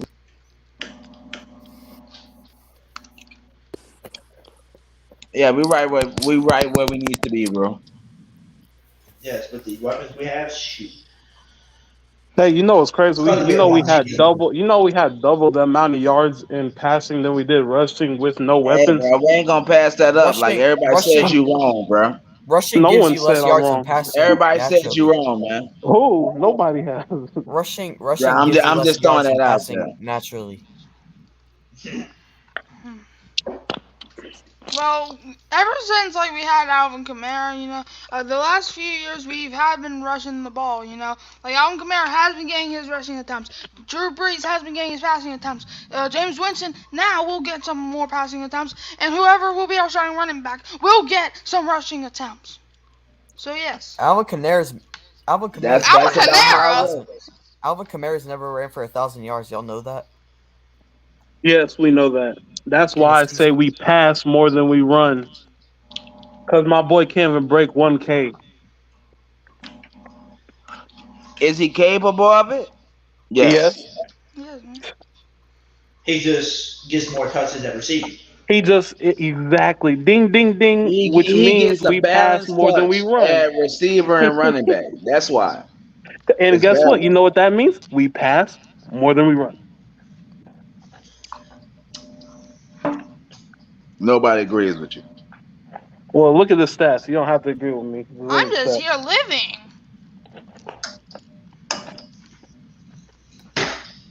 Breezy, if you ever see this dude bite him, you understand me? Bite his ass. Wait, who did you LeBlanc. just tell to bite him? Damn right. And my dog not even aggressive, but bite his fucking ass. What? Do you need Alvin Kamara to punch this dude in the head? That's our problem, bro. Sometimes we. LeBlanc, you stupid. You Like, don't got it dude, great. do you need to hire Alvin Kamara to beat this guy like he did in the elevator thing? Man, you know what? I know one thing. Hey, I wouldn't. They don't want to I see wouldn't. us I this wouldn't fight season, a bro. running back. I'm telling you that. Yes, that's why I wanted Kareem Hunt because he Hey, is how a about we great just running back. don't fight NFL players? Period. Exactly, because every NFL player that you fight, the NFL player usually wins the fight. I tell you what, we at a disadvantage, bro. Yep. Hey, J Live. What's that? Hey, OG Stoner LeBlanc. put it in the chat. He said we balance, but we pass a little more. Yeah, Oh, we thank pass. you. I'm right. No, that's true. We do. Like, and I agree with you. Like, we pass a little bit more than what we run, but that's every team that's balanced. You pass a little bit more than you run. Well, Unless you you're the gotta Titans. look Oh, at Unless you're the Tennessee Titans, they got Derrick Titans, the 49ers, Ravens, Baltimore Ravens. Ravens. Right. I just named like First three of teams all, right the only there. team y'all can talk about is the 49ers and the Ravens. All the The rest of the Tennessee 30 Titans. teams balance offense is 60-40 pretty much. Titans had good receivers, so Because they tried to why? pass the Because ball to what? them Passing too. is more efficient. You can add Philly to that list too. Yeah, Right. Philly, Oh I yeah, you guess. can. Right. Yeah, But it just depends on your situation. If you got a right. quarterback, you ain't doing that shit. That's a Ain't no fact. team with a passing quarterback doing that shit. Like just keep it real. I agree. Yeah, Exactly. that's facts. That's facts. That's fact. All right. Well, Who that? all right. Well, John J Live. You know what I mean? Shit. See, I love OG Stoner's comment down here. He said y'all both are basically right. There we go. Y'all both are But they right. love to Now, can argue. y'all They stop love And to argue. fighting history like There's repeats no kids? two itself. rights. Hey, There's so never you been no heard him two right? rights. J Live right. Can y'all So stop shut fighting like up. kids? Can y'all stop fighting like kids, please? I swear they are like kids though. J Live Like, and They, dude, they, I'm the kid, and y'all fighting more than me. Hey, it's true. they love to argue. It's I'm not GOC, arguing. bro. I'll just state He facts. always I got thought the GOC kids are on supposed side, to bro. fight. Like, dude, y'all fighting more than y'all probably just fought more than me in my entire career fighting. That's because GOC always wrong. I'm always right. Wrong. And there Right. you go with the You kid. always wrong. I'm You know always what right. Are y'all kids been in grown up suits? Like, dude. Oh my lord. God Oh, damn. this feels so good to be right. I swear y'all two I freaking. say, I tell you what, I still want Quan Alexander on my team. They Nope. be, That's Some, delusion. Too bad sometimes he's not GOC coming. is right. Sometimes LeBlanc is right. I mean, Can we all agree? LeBlanc has it's a never been tough one. right a day in what his you life. out your mind? LeBlanc, Thank you, OG just Stoner. like when LeBlanc said, why the hell you want to trade DeMario Davis? We ain't forgot. GOC. Wait, what GOC say? He said just trade DeMario Davis 1 year early Dude, than wait. 1 year late. What? Dude, I this. said, boy, you out your mind. No, don't get quiet now. How dare you talk to I Mario said what I Davis in said. vain? Yeah, watch your mouth. I said what I Dude, said. I dude, said y'all what I said. You speaking said what you devil said. You stand words. behind that shit, huh? Yeah, I stand behind it. You know, of course, none of these doodle bobs are gonna understand it. Shut your ass up. So you just want to enter the season with P. Warner, right? And Quan, that's why I said have Pete Warner and Quan. Boy, stop. Bro. But you kind of extrapolating what I said, but you're not telling the whole story. What will we trade him for? What would we trade him for? For nothing. We could trade him for a tight end. No, we can't. What tight end would be equal value with Demario Davis? A no one. Let's see. Schultz from the Cowboys. Dalton Schultz. But Yeah. do we really that's need fair, a tight end? But do we really want Dalton Schultz over Demario Davis? No, Dalton no. Schultz is younger and has more upside, probably. Well, Demario Davis is as far Demario as against Davis the other has tight been ends, getting better y'all every sleeping year on my since he's boy. been with the Saints. he is getting better, but he's getting older. How How old are is y'all he? still sleeping on Demario 33? Davis? He still What has else do you 4 want years Demario left. Davis would to you do? want a young tight end that has No. upside of being one of the best, or do you want an old man? I want an old man. Well, I guess that's good thing y'all not the GMs. That's terrible. I will be keeping Demario Davis back until his career ends, and no one will change my mind.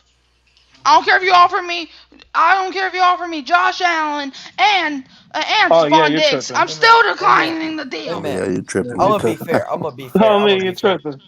If they give you like Schultz in a first round pick, hell no. Demario That Davis Demario has ain't to worth no damn Schultz and the first round pick. He has to What the hell are you retire as a talking about? Saint. That dude, that's like Bruh, Patrick, shut up. that's like a Patrick Mahomes trade. I'm so tired of the blasphemy speaking Patrick on Mahomes Demario going for Davis' like name. 3 firsts. Y'all better understand who 3 players. Demario Davis is, bro. That's the best linebacker we don't That had guy in will like literally 30 get years. assaulted with murder. He is one of the best, but guess what? You like He's Demario not. over Vilma? It's not like So- he's Yeah, not I like young. Demario over So do dog. you want to Demario weaken Davis our is the better defense? linebacker than Vilma, and I love Vilma. Bro, you know how old Demario is? I don't give a fuck. He's still playing at a Do high you want level. to weaken our defense just to get a tight end who literally we Bro, don't even know if Adam Demario Troutman's bad Davis or good is yet. our defense. Exactly, Like, man. he- Do You you said want to who? weaken our defense or what? Bro, stop. He brings Demario that Davis is energy. the quarterback of our defense. Bro, Exactly, man. bro, Demario That's why he defense has a is C on the his key jersey. cog of our defense. That's why There's he's the no captain. question. That's why he has a C on his jersey. There's no question. He's a top 3 linebacker. He's a top 3 linebacker. Bro, He and bro, not only that, the Demario dude Davis. is Who put him in truly top smart. three? The Who put dude him is in top truly three? smart on the field. I did. He's a leader amongst men. Oh, well, that doesn't. Come on, That's why he man. has a C on his jersey. I did. Yeah, we Come on, know man. what he is, but Demario Davis can go anywhere. He's top 3. Anywhere in this league. yeah, I mean that's fine. But like I said, he's old, so it'll be Yeah, different he if can he be was like old. 5 years Your younger. ass not a GM. He can be old. At least we have a good defense. You If out I your was a mind, GM, boy. we would have more than one damn Super Bowl. I'll tell You a you that. damn lie, boy. We'll be hurting. We'll Damn be truth. hurting with you at the helm. Oh, you talking? Oh, you talking about? Oh, okay, nice.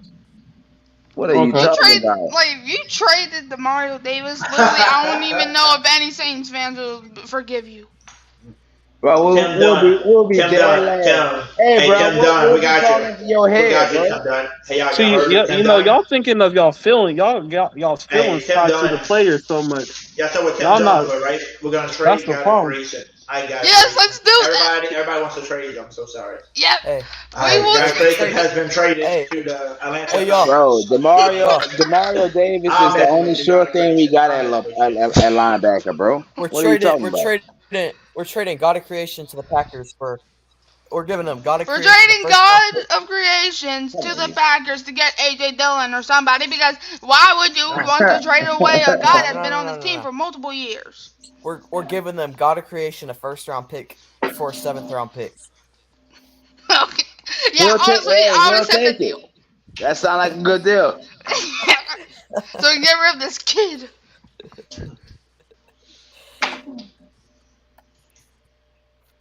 But yeah. How about that? We ain't forgot. We will never forget. This brain is a mine of gold. That's right, bro. Once it's in the brain, it will never come out.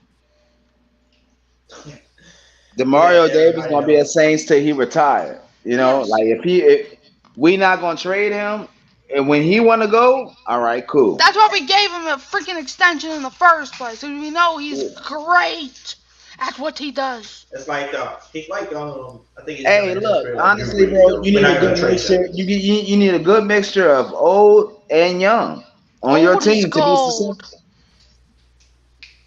You can't have too many young players. You can't have too many old Yeah. players. You know. Alright, guys, I'm going to go, Yep. but as always, God creations, you need to lay off the coke. Right. Whoa. Okay. Who that? Who Right. that, Michael? As always. Apparently, GOC's on coke. I guess. Shit, something. Hey, man, he just has his own takes. It's fine. Alright, it's okay. It's like you liking Kevin White. No, y'all just too emotionally attached to the players, bro. That's all y'all. Y'all not can't- we me. y'all are can't- mostly y'all attached too to these emotionally Saints. attached to the Being- players. That's what bro. makes being us special, objective. bro. We are emotionally I attached. said the players, not the team. The players. It don't matter. It's the The same players thing, man. come and go. They come and go. We still attached. Hey, being objective, Demario Davis is not equal to Dalton Schultz. You would want Not Demario even Davis close. over Not Dalton even Schultz. close. Like why Not would even why close. would we even Okay. mention Dalton Schultz and Demario Right. Davis in the same sentence? Yeah. Okay. All right. Yeah. You don't understand that? You want me to But echo? name one top list of linebackers have you ever seen that nigga on besides the Saints? Well, how about 'Cause this? he's You're underrated. garbage. Exactly. Thank You're you. garbage. If you underrated. don't understand it, you're garbage. You're trash. Because he's Like we don't. underrated. Do you watch Saints games? Like if you don't understand it by now, bro, after watching all these Saints games and watching that defense run through Demario Davis, I can't explain it to you, bro. Like you tripping. Like Demario Davis is exceptional. Well, this is how I would say it and explain it. If you put Dalton Schultz on another team, will he make them a Super Bowl team? No. But if you put DeMar Davis on another person, That's a lie. That's a lie. Boy, That's what a do you mean lie. that's a lie? That's a lie. Yeah, That's the that's a, truth. Boy, Demario Davis is a Super Bowl caliber linebacker. What are you talking how many about? Super Bowls does he have? You can't do it by yourself, big dog. Yep. Well, apparently to y'all you saying he's so damn He's saying, good, he can he's do saying they everything. can help. Hey, help GLC elevate catch the the team. street. He can make a defense so much better than what Schultz can do for He offense. can help elevate a team. Hey man, but Dang, GLC bro. don't know football, bro. Like what you played in high school? D tackle. Shut up. You don't remember it was D tackle, right? Wasn't it D Yeah, tackle? D guy? tackle. You know? I think it was D tackle, right? Got it crazy on that argument we had that one night. Yeah, D tackle, baby. I'm not even about to start with y'all. Y'all are hopeless. I don't know what to tell. I beg your Hold pardon. on, I'm confused. I How beg we your hopeless? pardon, God. You, Hold on, how are we hopeless? I'm confused on how we I'm hopeless. sorry, because- I'm hopeless, God. I've come in. I've been playing Madden, and let me tell you, coaching Madden is easier than having a conversation with you most days, God. Bro, everybody know you tripping except for you. That's the bad part of everything. Oh, it's everybody.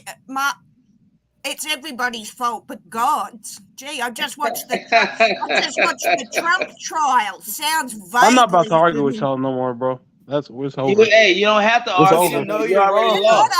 It's over. You know you're wrong. You already lost. It is over. Yeah, I'm wrong. Yep. Gentlemen, Okay, cool. Move on. Next topic. Gentlemen, this is exactly what my 3-year-old nephew does when Nah, he we gonna doesn't get his lean on way. it. I'm not going to do it. I'm not going to do it now because I'm not getting my way. But enough of that. How are you, gentlemen? Sorry, as I said, the Bear and I have been playing some Madden, so. We all right. GOC in his feelings right now, but we okay. Oh, look, Did you win? I don't mind Did you win? GOC having a problem, but calling everyone idiots because we don't agree with it, sorry, that's just not my bag. But anyway. Megan, did you win? It's okay. You know, we used to it by now, you know? He does my head in, and I'm in a foul mood, so I'm just warning you. So I haven't been able to have a lot of coffee today, so I apologize in advance if I offend you guys today. Hey, y'all, we all have to say this and all have to agree on this with what Neptune said. He said, I thought he was going to say, love y'all and love you, Hoodie. And what we thought Michael was going to tell us, but he hit us with a totally that's different what opposite I thing. God bless Michael for calling it how it is. What was it about? And as he said, the thing about the Coke, I just had taken a mouthful of Coke, no sugar, and I'm like, what was that? But anyway. Look, it's all cool. It's all good. It's all love in this room. Who that for life? Yeah. Present company accepted on the Who Dat for life. Go Hawks for life. But each to their own. Megan, don't start. No, I'm just saying. She's a Who Dat for life. She's a Who Dat for life. Don't worry about it. An honorary Who Dat for life. KW17 for life. Because she knows that she's not a Who. Because she knows that she's not a Who Dat for life. She's not gonna be able to get her wish one day, and that's. Hey, but Megan knows she loves them Saints. Megan, a Saints fan, bro. Mm-hmm. No, actually, I've got your third behind the Seahawks and Ravens. Sorry. The Seahawks and Ravens. I thought you said we were second because you want to meet somebody. I remember that too, Hoodie. No, well, you're lucky I've got you at third because a few days ago, because God annoyed me, I had you at 32, dude. So you've moved up. Wow. I know, right? That's the same thing. Wow. Hey, I'm sorry. Saints are number 2, but KW17 is number 1. I mean, best receiver in the game. About right. Who is? Kevin White, best receiver in the game. Oh, the one we were swapping for ham sandwiches, Cheetos, and whatnot late last night, Hoodie? Is that the Kevin White I'm thinking of? The one we had some fun with late last night? Yeah, the one that we had fun trading for. Oh, yeah. Better not be disrespecting Kevin White. I don't know. I wouldn't know Kevin White from a bar of soap. So I was just in on Hey, y'all think Kevin White make the roster this year? They're going to put y'all. Hell no. J-Law, were you there last night? No, I wasn't. Okay. Everybody was putting in a comment. Yeah, you said Kevin White. That was they were like, we're gonna trade Kevin White for a sandwich, or we're gonna trade him for and then they were trading him for beignets at Mardi Gras or something, Hoodie. It was his long line. Yeah. It was insane. It was such a Hey, you know what? I had high hopes for Kevin White. I felt I wanted him to succeed, bro. But man, he not what that is. He got too many mental games that he play in his head. Yeah. Hey, once you start, Kevin White is going for at least 2 first rounders, a star player, a franchise quarterback. And if you tell me he's going to Seattle, I'm going to give you the same answer about Baker Mayfield coming to Seattle, and that involves the words "no effing way ever." Seattle need Baker Mayfield. Oh, we do not. No. Yes, they do. They do need Baker Mayfield. Bro, Baker Mayfield will be good for y'all. What are you talking about? Let me ask you something. He's an upgrade. Let me ask you something, gentlemen. I've asked you. Hang on. Let me ask you something. If a player disrespects your team, the owners, the city you are in, then expects you to pay $18 million to trade him, do you take it? But he was disrespected first. No. Answer the question. He's a better option than what you have. Answer the question. I'll tell you that. Yeah, okay, that in mind. But do you take the player that's disrespected your team? Yes, if he plays on a different team. I mean, that's what it is. You're gonna badmouth another team if you know it. But no, not only badmouth the team, the fans, the city, the organization. The fans do suck. But hey, you do whatever it takes to make your team better. Even if I mean, I'm not gonna get mad at him for going all out for his team. That's you know.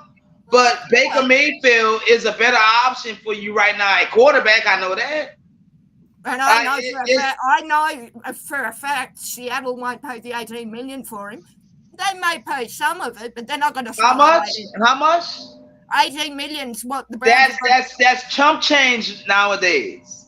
It is granted, but I guarantee you, Seattle won't pay the full amount if the Browns go in half. I'm just saying, $18 million is nothing for a quarterback, a starting quarterback, especially with y'all's rebuilding. Right, like $18 million is nothing.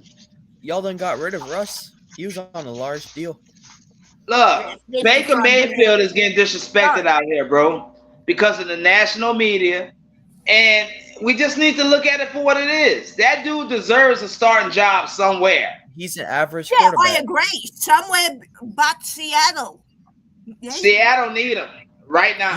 You guys have stinky QB. Drew Lock. Your quarterbacks are Drew Lock and Geno Smith. Yeah, not great.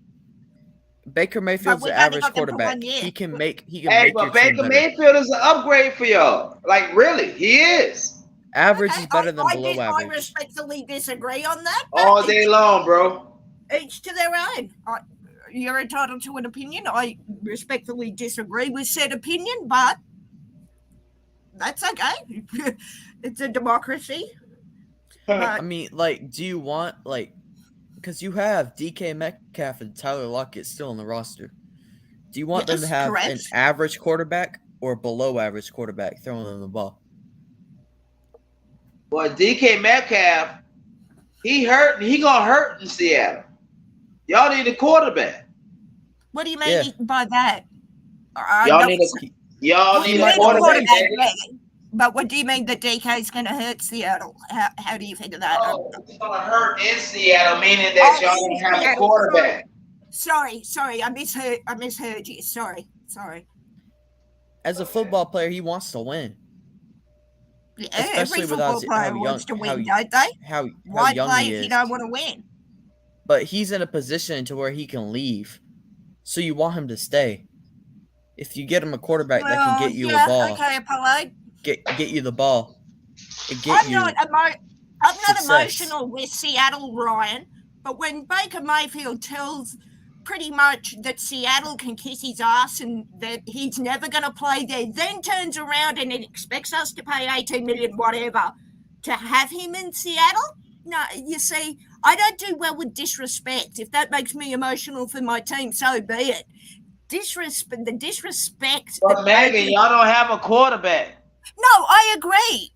But Ryan had said I like Megan, but Megan is too emotional with Seattle, willing to let the team hurt because you don't like Russ Baker, etc. But Megan, you're being emotional right now, not business. No, I am just saying that I do not like disrespect. And Baker, if you heard what Baker said, Megan, it's the wrong decision. What did because I'm Googling this. If I was Seahawks, I would take Baker Mayfield right now. Basically, Apollo, he was being interviewed. I can't remember, for one of the shows, and he was asked about whether he'd ever go to Seattle. Pretty much, he said Seattle can kiss. Is Drew Lock better than Baker Mayfield? I don't know because let her finish. I've not seen Drew Lock play. She always finished. And basically said there's no amount of money on earth that the Seahawks could pay him to have him in Seattle, and he wanted to go to any other team. If he had to rank the teams in order, Seattle would be 32 on the list for places he wanted to go to. Basically, that's the long story. J Live, to answer your question, I've not ever seen Drew Lock play because I don't follow Cleveland, so I am just as clueless on Drew Lock. And I understand that, but Megan, what's your gut tell you? If you had to say who's the better quarterback, Baker Mayfield or Drew Lock? If you had to choose right now, who would you say? I'd say Baker, but that doesn't mean I want him in Seattle. But then again, I would say I understand that, but you want to put your team at the best, put your team in the best position to win.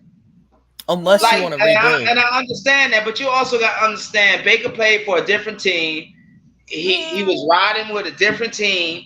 Y'all in the same division. Yeah. True. You know, it's just that. You know, I'll give you that. But also, gentlemen, don't forget that Gino Lockett will be our starter for at least the first 3 weeks. I think 3 weeks to 6 weeks as well. But okay, J-Life, I'm willing to hear you on that and take that on board. Yeah, okay. I don't agree. That's all I'm saying is don't hate him so much, because that guy made Cleveland Browns relevant. He delivered them their first playoff win in 20 years. That guy made Cleveland Browns relevant. Yeah, okay. As I said, I don't agree that he's a good fit for Seattle. I can be proven wrong, and I'm happy to be if we take him and he stars out. But if you're saying I just don't understand what's all the hate with Baker. Like I always say, Baker is the new Kaepernick.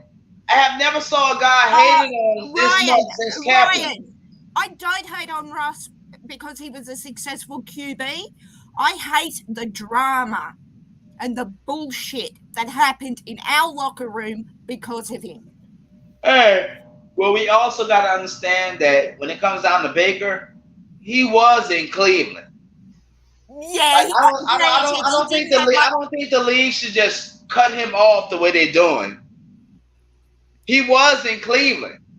Yeah, you can't hold the fact that he was in Cleveland against him. True. I mean, Cleveland's they are just now starting to become good. Correct me if I'm wrong, too. Or relevant, not even good, relevant. Did I read somewhere that Baker was the first round pick in? I think it was 17. They drafted 17. I mean, he was the first round pick. Yeah. Number 1 overall pick. Yes, he was the number 1 overall pick for a reason. Well, that's what I'm thinking. But to me, and again, I say I haven't watched a lot of him because he, as Jay like just said, he played for the Browns.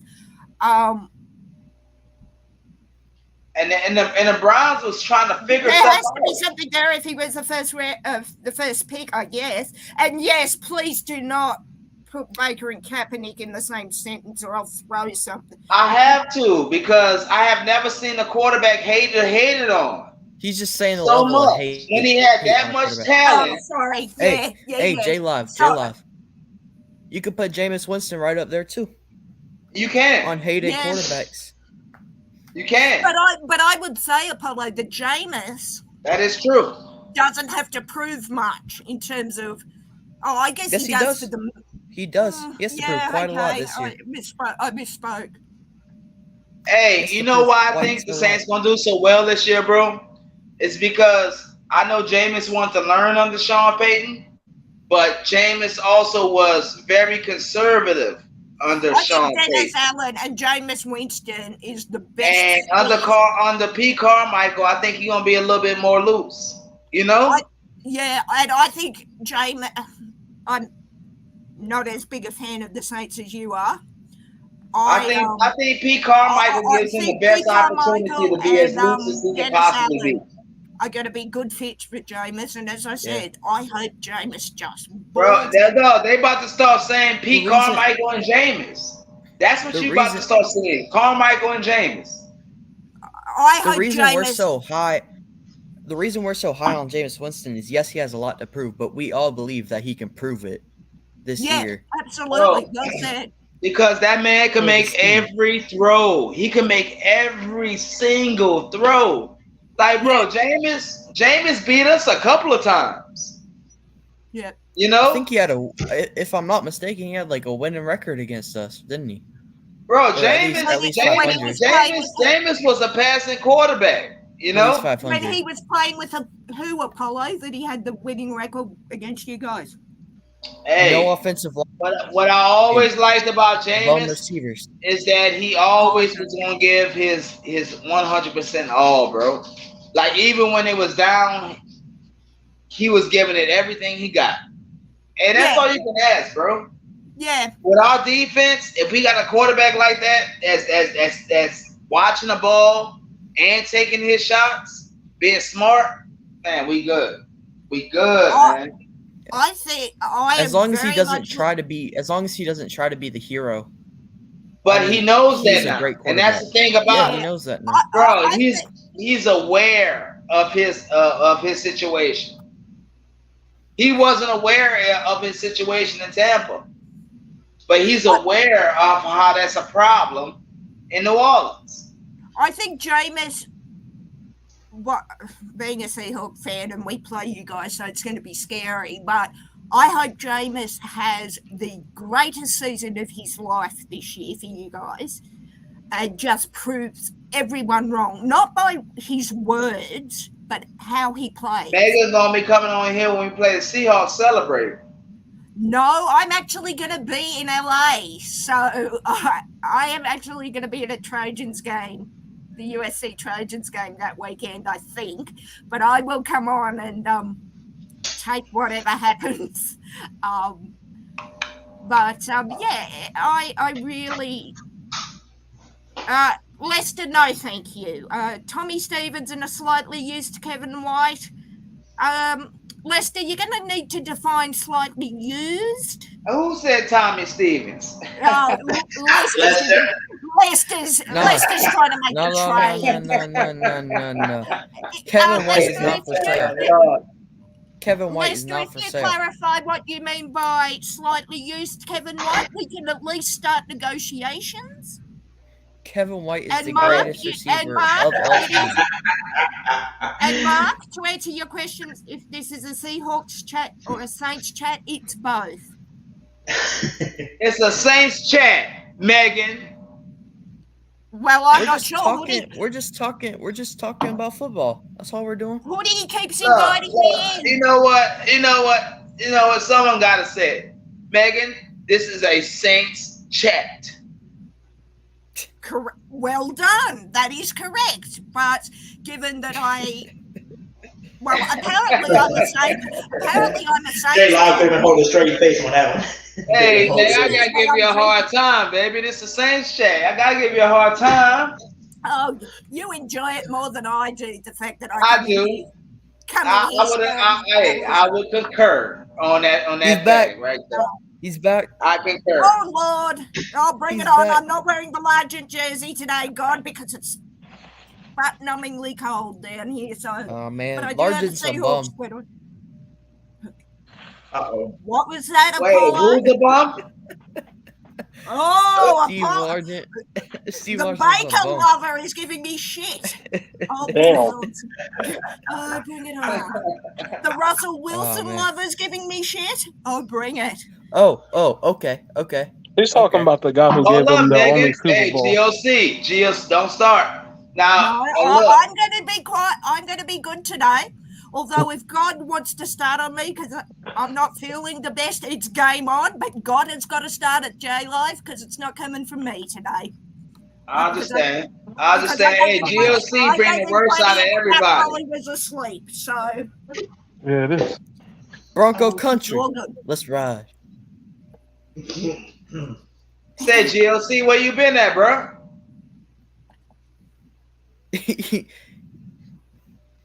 You ain't got no words? I think he was eating dinner. I think his D-tackle ass was eating. I think he could be eating. I thought I heard him chewing, but he is on mute. Which is a nice change for God. He was cooking it. They said she heard you chewing, son. Well, it might have been that he was chewing on his own disgust because he's realised how good Steve Largent is. I don't know. I'm not sorry. I understand. Steve Largent's a bum. Kevin White is better. Okay, Apollo, you want to go and stand in front of 78,000 people under his jersey, which hangs from the rafters at Lumen, under his name in our Ring of Honor and say that out loud? Yes, and I'll say that with Kevin White jersey on. Your affairs are in order, my son. Hey, Megan, who was your first round pick this year? Charles Cross. Picked him. And what is he? What is he? Offensive lineman, tackle. Yeah, from Ole Miss. Who was your second round pick? Running back. Jeez, you expect me to remember Walker. it? Yes. Walker, who did not pick up his phone. Well, what position, at least? Running back. Running back. Okay. Yeah, it's gonna be rough. gonna be rough this year, Megan. Yeah, it is, and we all expect it to be. So it is. Those are two rough picks right there. Y'all really got to rebuild your defense. A running back and a lineman. Y'all really got to rebuild your defense because that defense is bigger. Yeah, exactly. That's rebuilding picks right there. No, exactly, Apollo. They won't admit it's a rebuild, but it's a rebuild. No, and that's the thing that's frustrating me. When you lose your franchise quarterback, look. There's an argument to be made. Yes, it is. And they're set up well. They're set up well to be decent in 4 years. 4 years, 3 years. Hey, I tell you what, exactly, Apollo. The Saints was just like that, right? What do you mean? They lost their franchise quarterback, but the only difference is the Saints is a team, is a good team. Are you talking about when you lost Drew Brees? Sorry. When we lost Drew Brees and Sean Payton, because they go hand in hand. Yeah. Hey, okay. Megan, a team you can look to for hope in terms of rebuilding is the Chargers, because they were trash. Fair point. They got Justin Herbert. They got Mike Williams. They had two good wide receivers, right? The same situation y'all are in. Y'all have two good wide receivers. Hey, and they got that running back, bro. Yeah, they had. They got Austin Eckler. That's a good point, Apollo. Eckler. Yeah. If y'all can rebuild like the Chargers, yeah. Hang on, he swallowed his mouthful and was talking to us. Just no, hope you don't just hope you don't rebuild like the Giants, or else you're in trouble. Oh God! Wait, hold up. Somebody asked where I was. Yes, you were eating. You were eating, right? Weren't you? I was cooking. Yeah. Mm-hmm. You was cooking a ham. No, I didn't say ham. Damn. He was cooking chicken. And why aren't you sharing? That's a good question. Well, as long as it's not a ham. I'm not the biggest fan of ham. Stop. Ham. No, I didn't know Thanksgiving, bro. It was good, but like I'd rather have the turkey and stuffing. You know why he don't like ham? Good choice, God. Yes. You got a Grayson. I know why you don't like ham. I know why you don't like ham, my brother. I didn't say I don't like it. I said it's not my favorite. Bro, I ain't gonna lie. I like the ham better than a turkey, bro.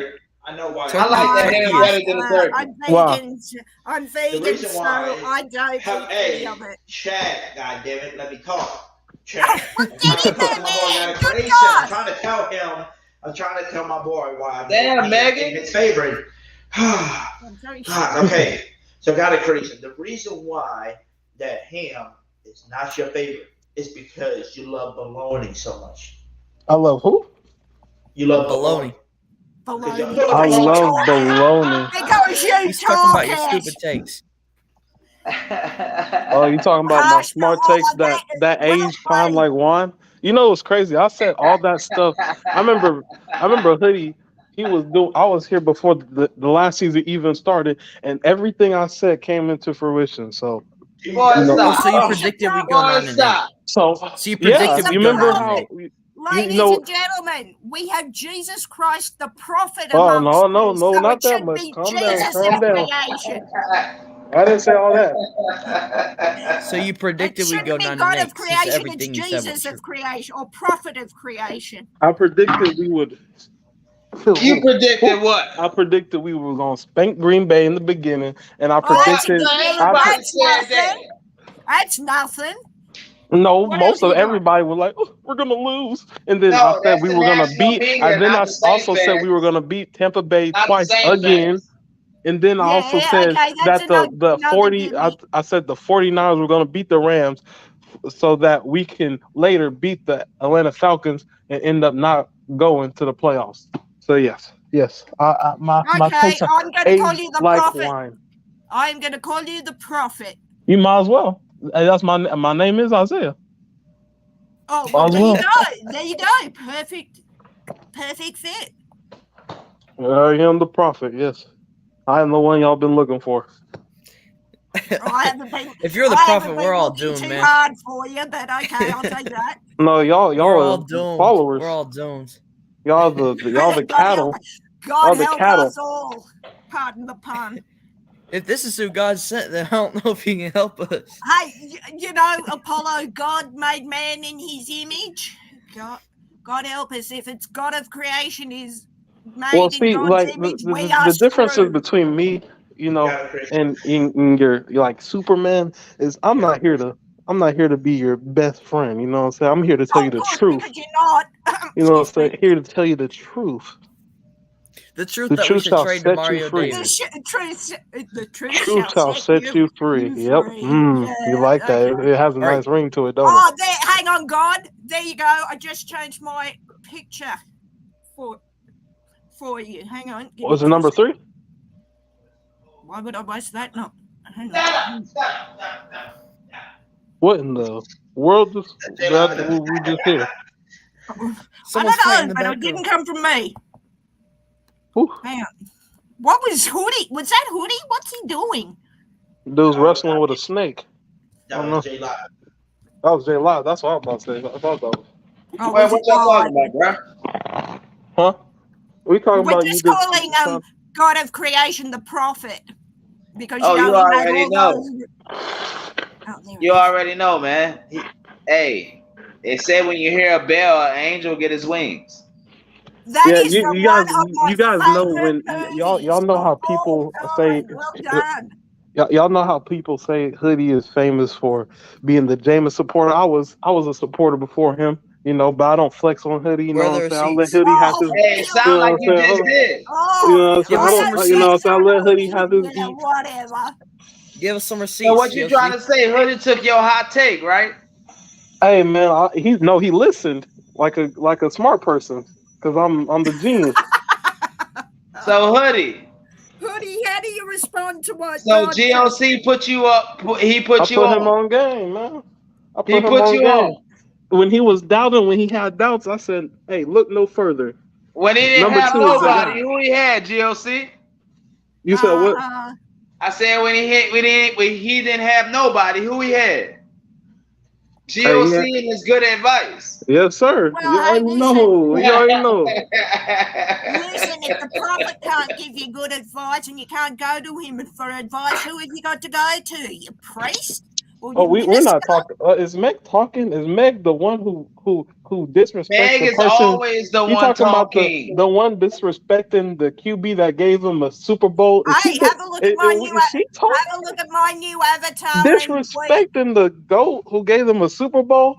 Her GOAT didn't give him shit, but nothing. That's what he gave. Yes, Nothing. Tim. He God, gave if you're, happy memories, but who cares? Megan, why GOC always trying to give you shit?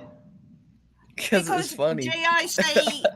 I don't know why he always does No, that, I but know, guess what? J Though? Live. I Guess know what, why, though? but I don't want Hoodie I to don't get know. hit. Hey, hold on. I don't know why they both go at it. You and God and Grace go at it as well, J Live. I don't know what it is, but we'll be right back after this commercial break. Thank you. Ain't that something?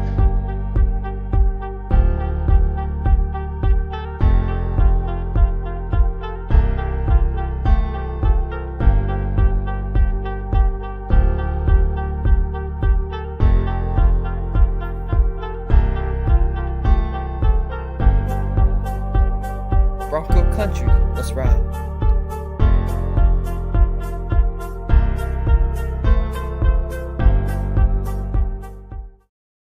So what's all that about? It's something Hoodie started doing last night. Hoodie, remind me to tell Slim that I've got that song on my ringtone. You know what we were talking about last night? I've got that song on my ringtone now. Oh wait, Yeah, I saw y'all what snuff were y'all online talking about last I night? appreciate it. You heard Hey, me? you fell asleep. You missed out. I did. I woke up. I was like, "What? They had another one?" No. Hoodie's nickname for Slim South. Yeah. Man, I look when I wake up is when I catch Hoodie. I wake up at like 1 o'clock in the morning and look on YouTube and see Hoodie. This stream last night ended at 7:30 my time, which was 7:30 p.m. my time. What time did you end up in Hey, going? it was real close because I wake up at 6 and I said, and it showed that it ended like an hour and a half, 2 hours ago. Yeah, it was a long one, but it was towards the end. It just got deranged. It was. I saw GOC on that, so I was like, all right, he was disagreeing with everybody. No, GOC towards the end fell asleep. I remember he fell asleep last time. It was like, all right, we got my boy GOC, and he introduced him, and GOC was like, hey, where you at? He didn't say nothing. A little snort. Hang on, I'm looking for something. Where is it? Bronco country. Hey, look, see, okay, That's so right. hey, look, y'all gonna listen. Y'all gonna. That's all right. When the season starts, y'all gonna see. You know what I'm saying? Y'all gonna see my profits. You know what I'm saying? God, Y'all don't I wanna. am going to stand corrected if every one of your GLC. predictions Yeah, what's come up? true, dude. Hey, what happened to that guy that you was getting into it? Like he wanted to get some internet beef on for real, for real. You know what I'm talking about? That guy you got into it last time. It was like, like y'all was getting into it, big It's time. like you the Tampa Bay fan or something like that. No, I think he was a Saints fan. I think he was a Saints fan. He was a Saints fan, bro. But no, he him and GOC was getting into it big time. But I ain't saw him. I ain't heard him since. I think I remember what you're talking about. Was that Buck's crazy? I mean, I liked him because he had some good points. Was You that know, right? Well, no, it wasn't Bucks crazy. It was. I know who they're talking about. Yeah, it's the other guy that's a Oh, Saints okay. as well. He's another Saints YouTuber. Oh, okay. Yeah, he was a Saints fan though. Yeah. I mean, look, we ain't gonna agree all the time, but it's all Saints. Hello? All right, let me answer my door. Hold on. Hello? Dang, he got somebody at his door this time of night. Like, he about to get bounced. I was going to say, but be careful. Hey, Megan, so you got some. You don't have a knock here at the door in a few seconds. He's like, dang, you got somebody. Here I am. Check No, the I'm windows. fine. That'd be crazy if you did, right? I would look like the goat if you did, huh? Man, I'm just sitting here thinking about how Steve Largen's a bum. And Matt Hasselbeck Dang. too. Dang, Matt Hasselbeck too? Yeah. Jesus Christ. I mean, I'm thinking about even Cam Chancellor too. Like he's a bum. Nah, you tripping. You tripping. You can slander Steve Largent all you want, but I could say Cam Chancellor's a bum all I want until I get on a football field. Right, I was about to say that man was a demon out there. Take your head field. off, man. Steve Largent, our little boy Steve Largent, I'll bully him. I'll bully Steve Largent. But Cam Chancellor, nah. No. Maybe once Cam Chancellor is 60 something.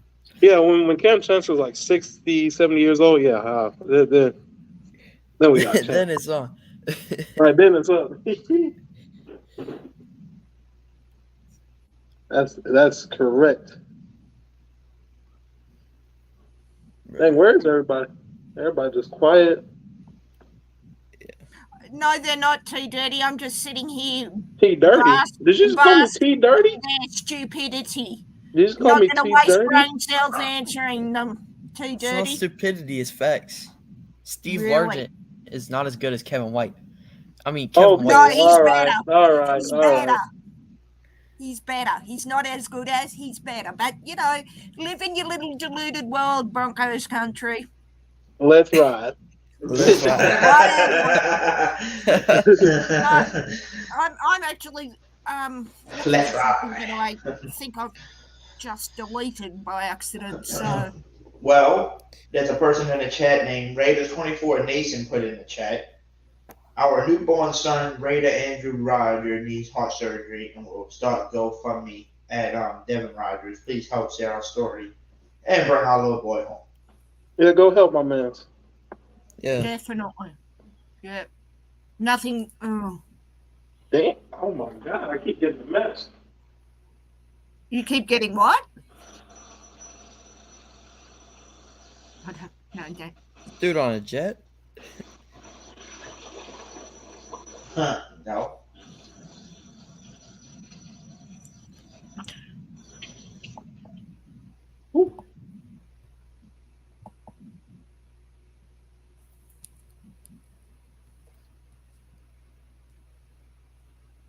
Okay, now everybody's really quiet, huh? Well, as I said, I'm not wasting brain cells on your stupidity, God, and I'm actually looking for something that I think I may have just. Oh, you talking about my smartness that you wish you had? No, I Listen had it to? right. I had it right the first time with the word stupidity, and I think I've just deleted that and then just deleted my Stupidity. Hey, Megan, can you spell stupidity? STUPIDTITY or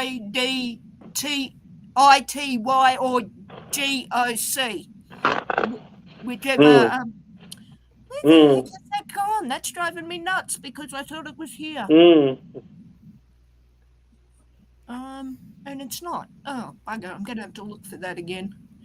Oh well, never mind. Russell Wilson's the GOAT. Nah, Russell Wilson sucks when he's wearing a green uniform. When he's wearing any other uniform, he's good. But like when he's wearing a green uniform, you might be right about that. He might just, you might be right about that. It's the uniforms. You know the saying, "Look good, play good." Oh yeah, just like how DK is a wannabe Michael Thomas. Yeah. Yeah, look good, feel good, play good. He didn't look good, so he didn't feel good, so he didn't play good. Facts. Yeah, that's what happens over there in Seattle. That's why they don't run the ball on the 1 yard line. Ooh. Hey, man. You might be asking for some unwanted business.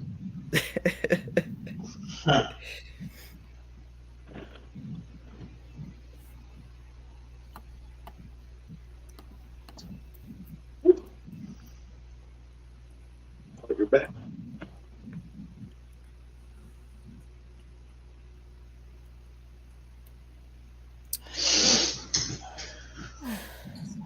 I think they put a comment in the chat earlier, y'all, that I accidentally skipped over. And where was it? Oh, here it is, from Ryan right here.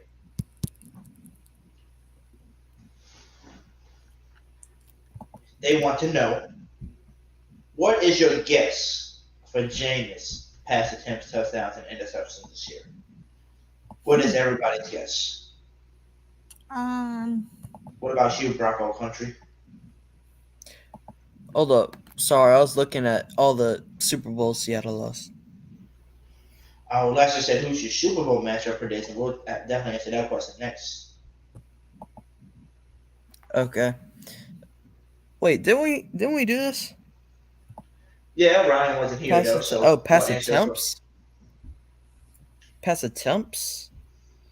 Well, maybe he means like passing yards, attempts, touchdowns, it all. I guess he's trying to ask everything. Yeah. I think he has like 400 attempts and completes about. I give him 250 out of 400. That's a good 60%. And then probably gets like. See, I don't really know how to like measure like attempts and completions and all that to give it to the yards, touchdowns, and stuff. So I just say like 4,500 yards. Say like 32 touchdowns, 12 of them to Kevin White. 10 interceptions. 10 interceptions. Okay. I'll say he'll have about 350 to 400 passing attempts. He'll probably complete, if it's 400 attempts, he'll probably complete about 320 of them, 330. That's an unrealistic completion percentage. That's like 80%. That's like 80%. I know. You see his receiving core? I know, but Hoodie, that doesn't work, man. No, it works when you got a Michael Thomas and a Jarvis Landry, and that's all you need to do is just go save 5 yards every damn play. That's easy. Drew Brees would have broke. If Drew Brees had Michael Thomas and Jarvis Landry, man, Drew Brees would be having 80% every year because he's got those two, security blankets right there waiting for him. If nobody's open downfield, pass it to them, so they're gonna catch it for you. So I think he'll have it going like that. Passing yards, I say about 4,200 yards. And then I would have to say touchdowns to interceptions. I would probably say about 43 TDs and Jesus about Christ, man. 11 picks. Hey, how many of those touchdowns are to Kevin White? 0. 12, 13? I'd say about 13. Yeah. 0. Good prediction, Hoodie. 13 touchdowns to Kevin White. Boost his numbers. All right. Yeah, Grayson, what's your numbers? Now, if he doesn't answer, we'll go to the next question, which is, who is your Super Bowl matchup predictions?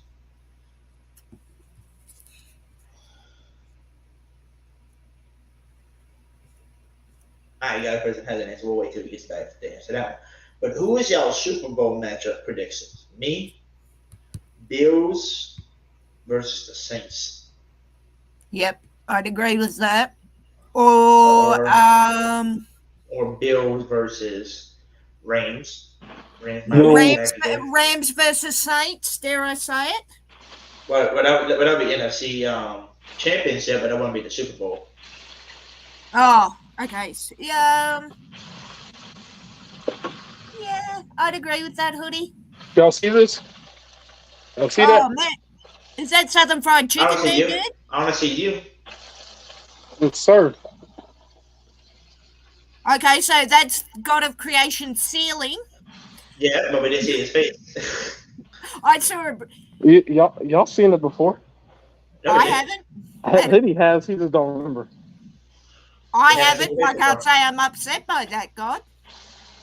I'm a beautiful chocolate. You know what I'm saying? Sure you are. I have no doubt of that much. So what are you cooking? Some southern chicken?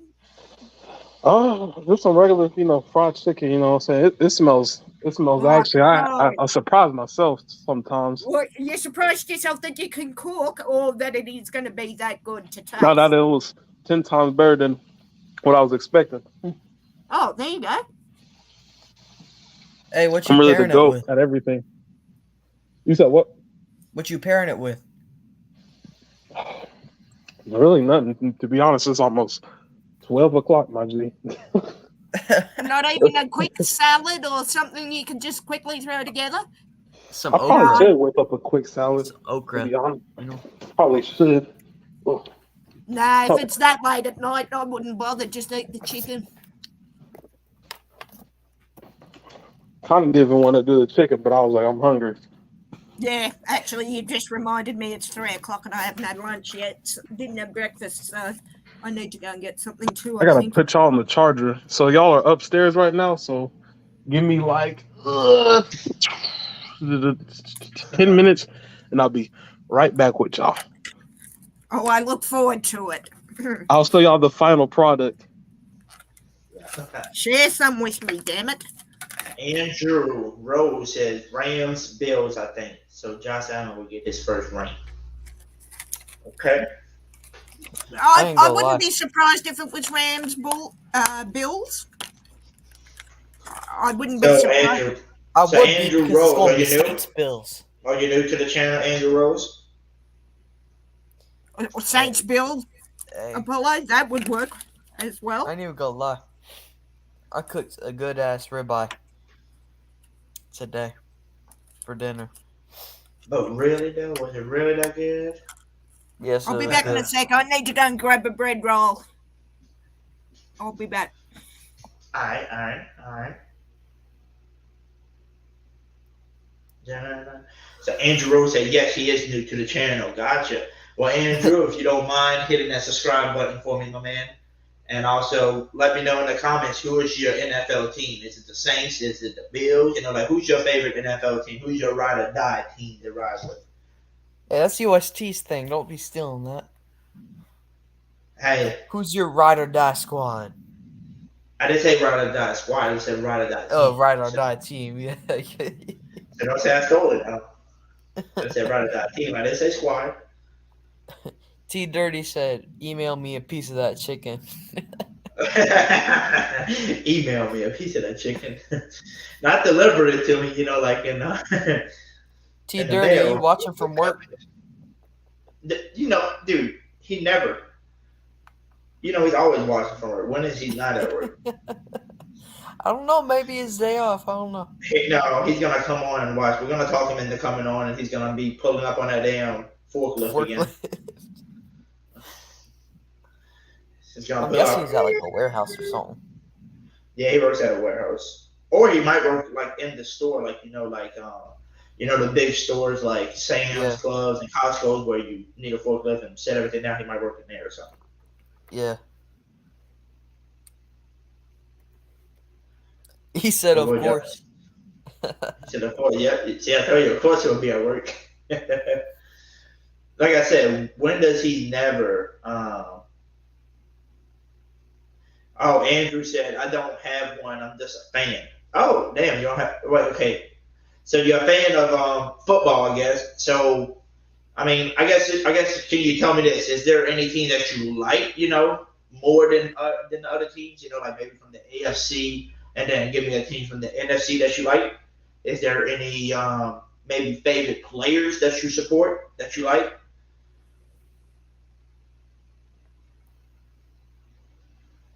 He's in the Coca-Cola warehouse.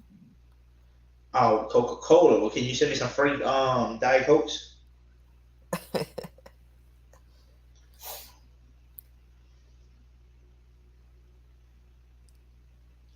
So he's on a 5-day split. I see.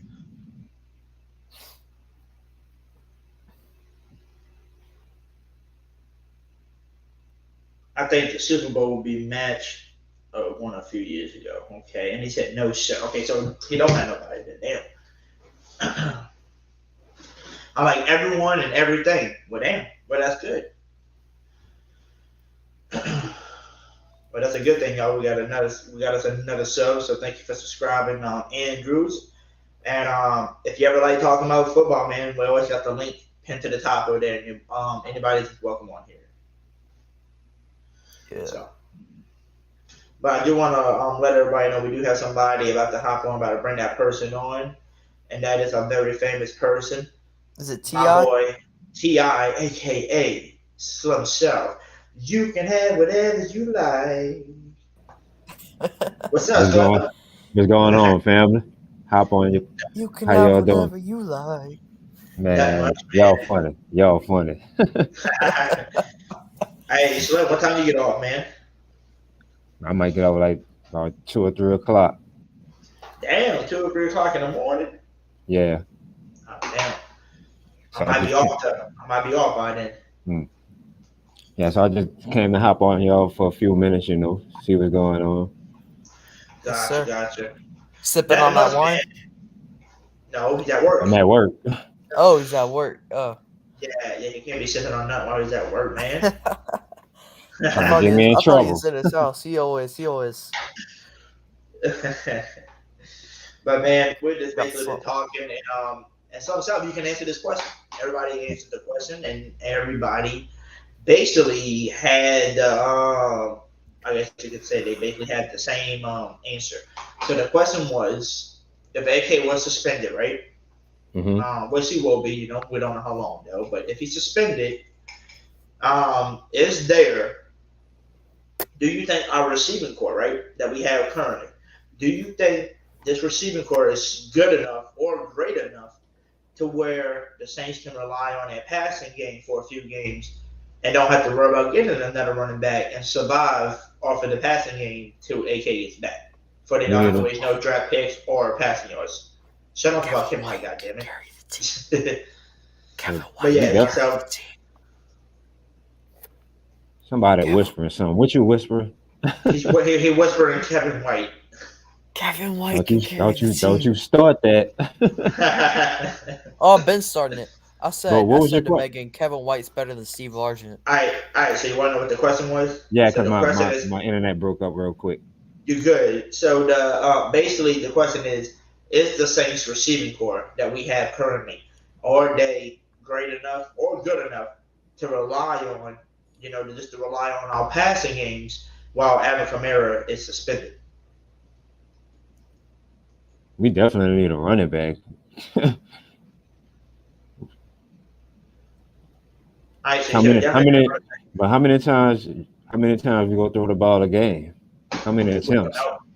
We don't know. That's what I'm saying. But could you Hey, rely Kevin White on this can catch offense? every pass. Shut up about Kevin White, motherfucker. Shut the hell up. So you relying on Kevin White? We need about 3 running backs then. If you're relying on him. Slim don't even start with me, man. I will defend him till the day I die. Hey, Kevin but Slim, is great.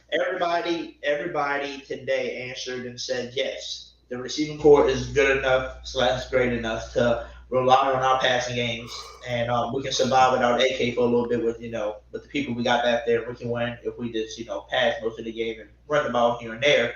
But yes, we all did say after that we would love to have another running back while he is gone. Like a Kareem Hunt or a Josh Jacobs or somebody just to trade for, or maybe Latavius Murray. Bring him back. Yes, we would like something like that, but we all agreed on the same thing. The Saints receiving core with James back there and Pete Carter calling the plays, we think we're still good enough to rely just on passing for some of those games and win those games. And plus, the defense is good enough too already. Yeah, we got a great receiving core, but I still think we need a running back. Gotcha. Andrew said, "Do you think the NFL is scripted?" I do, sometimes. Absolutely. Injury parts? No. What's up, T-Dirty? By the way, from self, Andrew is a new subscriber, and I asked him who is his ride or die team, or who's his favorite team. He don't have a favorite team. He don't have favorite players. He likes every team and likes all the players. He just loves, the NFL. He just likes watching football. So he don't really have a number one team that he just loves. He likes it all. So he is a new subscriber to the channel, and all right, that's what's up. So I just want to introduce you to him because. All right, Andrew, what's good with you, Andrew? Hey, Judah's back in here. Who that, Judah? Remember the commercial break we took last night? Yeah. I'm listening to the song right now. That was absolutely funny, though. That's what I forgot to tell you. That's what I forgot to tell you. Miss Megan told me that her new ringtone is yours. Like, it's that song. It's your song, man. Whatever you like, it's her new ringtone. Yep. Y'all funny. Yep, and I nearly got my mother to ring me, so you could hear it, but I didn't. I spoke to her this morning, so. Y'all hilarious. I can't do nothing but laugh. I don't even think Slim looks like T.I. I just like saying, you can have whatever you like. No, hey, did Slim tell y'all what he did to me one night? So me and him are cool, and I got him on Facebook and stuff like that and Instagram. And I told him, I said, bro, man, I said, sorry I ain't been able to go live lately. I was moving, and I said I just wanted to keep you updated, and let you know. And he was like, we started talking like it's cool, man, we understand. And then the last thing he texted me was, you can stream whenever you like. Well played. Man, he got me now, man. Hey, we got Judah. Judah's coming to join the show. Never mind, I went to go bring Judah on, and Judah just randomly popped out of here. I don't know if I was about to click on the name. Judah, come back in here. We're going to bring you on, my man. Andrew said Brady's going back, and he's going to pass the torch to Josh Allen. But guess what? If it's scripted, then that's what's going to happen. If it's not scripted, trust me, the Bucs ain't making no damn barely going to make the playoffs. They barely. Bucs Avalanche. All right, here we go. We got Judah now. Let's bring him on. What's up, Judah? Hey, Judah. What's up, Judah? You can have whatever. What's up? There he is. What's up, man? Man, look, it's an honor to be with y'all fellas. You got to be on here. It's fun. It's a fun show. We talk sports and we, entertain. Plus, we hey, got peace, y'all. I'm gonna go to sleep. Oh, good. Take it easy, man. Well, take it easy. Look, it's an honor to be. Bronco country. It's an honor to be in this chat. Yeah, y'all been holding it down for us, man. Yeah. Hey, don't forget, Kevin White's the best receiver in the league. And Bronco Country, let's ride. All right, you heard him. All right, let's take his ass off now. I'm tired of that damn Kevin White crap. But yeah, man. Hey, Hoodie, you think you're bloody sick of it. Trust me, I know I am. Oh, yeah. He's messing with you about the Bronco Country. You know how he is. But I know. But yeah, Judah, man, we trying to hold it down over here while we wait for the season. Patiently. Well, speak for yourself about being patient. I'm going to be in Seattle, and I just want that to hurry up so I can give my brother crap about the Cardinals.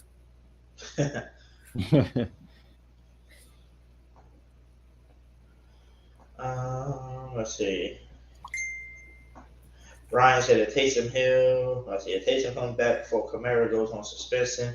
We'll be okay. Taysom will ball out running the ball, running people over, and hodling over people. Yeah, I'm on my little break at work. Checking y'all out. Everybody's on break, huh? No, what about T30? T30, you on break yet? T30, you on break yet, man? Come hop on too, so we can have 3 people.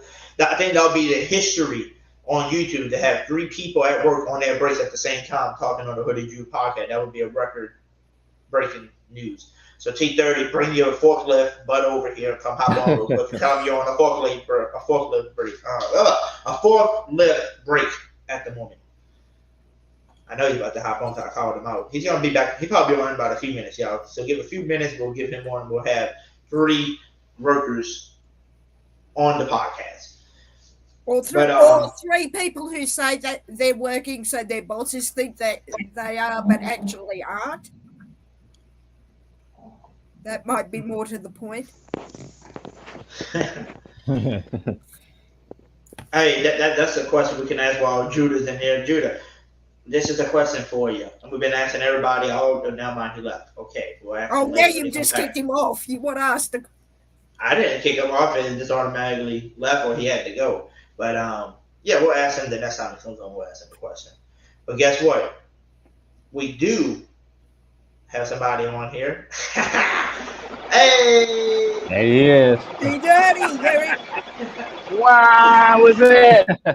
I thought you were going to be coming through. Hey, I ain't on break yet, but I can hop on right now. I'm kind of bullshit right now. What up, Megan? You gotta email me a bread roll. Hey, I'll email you a bread roll when you start paying out the Seahawks. I think my bread roll is safe here, brother. Everybody at work right now? Yeah, man. That's why I be asking Hoodie when he come on the weekend. Because on the weekends, Hoodie, you can catch me without this forklift on the weekend, brother. Hey, on the weekends I'll be working. See, yeah. We got the opposite because I'm out Saturday and Sunday, so. Yeah. I work What's down, Slim? What's down, T-Dirty? What up, everybody in the chat, everybody on the panel? What's up with it? Hang on, someone wants to come and say hello to you, T-Dirty. Hang on. Who is that? Hang on, let me take it off cam. Oh, damn, I knew it was that bear. I knew it was that bear. I knew it was that bear. What up, PJ? PGAB, Paul Gardner Allen. PG. Oh, damn. I don't want the bear to fight me. You're making the friends today, aren't you? Oh, yeah. Hey, yeah, man. I'm back to work, man. Do that for all y'all, man. Y'all hold it down with me live streaming, y'all. That's what's up. We're always holding it down, man. Yeah, by the time I get off, y'all be probably gone anyway. So I get off at 4:30 in the morning. Oh yeah, I know. I might be. I'm 18 hours ahead of you, dude. I'll still be around somewhere. Yeah. See, I'll be asleep, man. That's why I'll just leave the podcast to her. I'll leave the podcast to her. I'll leave it on for her. Let her be the host. Hold it down until you get off. You really want to you've worked so hard to get to where you are, Hoodie. You want to leave me in charge and blow it in one night? Good luck. Well, you got a crazy, you might can hold it down, right? You got a crazy and arguing back and forth might go all night. I just want to tell T Dirty, my goddaughter is 10 and she loves jewelry and whatnot. She'd be after that chain. She'd rip that chain from around your neck, brother. God damn. Really? You gonna rob me like that? She's a Seahawks fan, No, though, so she wouldn't rob lives you in like Seattle, that. but she'd take that from you. She'll ask you for a hug, and then when you get a hug, she's gonna be Yeah, exactly. You're hugging you. Not that type, but just Yeah, hi T Dirty, can I have a hug? Oh, by the way, I'll just put that chain in my pocket when my arms are around you. That's exactly. I'll be like, something missing. Yeah, hang on, well. what am I missing here? Yeah, but I think we'll be cool, Hoodie, without the Alvin Kamara. I'm looking at it like this. Like, I think if I'm bracing it for 6 games too, because cause they're gonna he don't like the Saints, whatever. But I'm thinking like it's gonna fuel Kamara anyway. When he get back, he gonna be ready to run somebody over. Just like Ingram was when he was out them 4 games, he came back bulldozing. That's a good So point. I think we're gonna be cool without a run, but we do need a run game. I'm with Slim. We do need a run game, but we can't just throw it. The more you throw it, the more you give them a chance to pick off the ball. And I don't want to keep the. Plus, you can control the clock with that run game too. Yeah. Mm-hmm. So yeah, that's why I say we gonna be cool without Kamara. It's not like he's injured. It's just the 6th game. I'd rather get the 6 over with in the beginning, so we can have him during the middle of the season. Don't wait. But you know how they do. We wait till we in an important game where we need to win, and they say, "Oh, you know what? Let me give you 6 games." Hey, they might suspend him though in the first 6 games though, just because we play Tampa Bay. Yeah, exactly. But I That's mean, a good point. That's a good point. That's fair. Exactly. That's fair. But my bad. The first 3 games is against our divisional rivals. Maybe that's why they would do that too. But see, I rather get it over with, man. It's like a Band-Aid. Just rip it off. I rather get it over with. Don't prolong it. Don't keep pushing it back. Just get it over with, man. If you're gonna do 6, give me my 6 and let me go ahead. You know what I'm saying? Don't play with my emotions like that. Well, we gotta wait to see. We gotta wait to see though. Remember, because he hasn't even been to court yet, and that ain't till August. So. Yeah. Hey, I was looking at Jameis, man, on some videos. Jameis in shape, dude. Jameis, you know when he was in Tampa, he had that pot belly. You know what I'm saying? Walking like a duck. Now Jameis in shape. I think Jameis gonna do some damage, dude. I mean, hey, that 30 for 30 gonna get all. It's gonna get played out. That's the only thing they bring up that 30 for 30 mess. Like, it's only so much you can keep saying about that. He waiting to prove somebody. He waiting to prove him wrong, dog. I can see it in his eyes, though. He ready. Yeah, I agree with that. Hey, Jacoby said if Winston, Jacoby said if Winston plays well, the Saints should have a great year. The season is going to be predicated on Jameis, not Dennis Allen, not Pete Carmichael, not our defense, not our receiver, not our O-line, Jameis. Yeah, I agree. Facts. T Daddy, you know, I am a Seahawks fan. I bleed blue and green. But I am very much looking forward to Jameis just absolutely balling out this year against us and every other team to silence the critics. As I said, I am a Seahawks fan. I will go to the grave as a Seahawks fan, but I think Jameis has been so unfairly treated. It's ridiculous. And it was something I was watching some ESPN. I still watch the show, even though it's ridiculous how that sometimes they be talking about the Saints.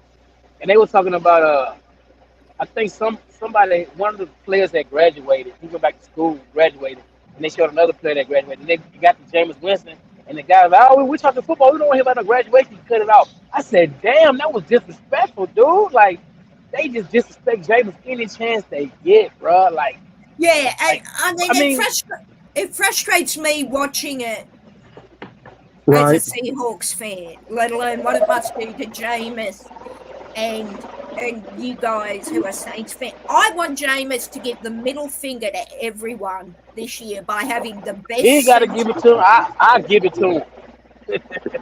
You know, I get frustrated because I pay $400 Australian for NFL Game Pass.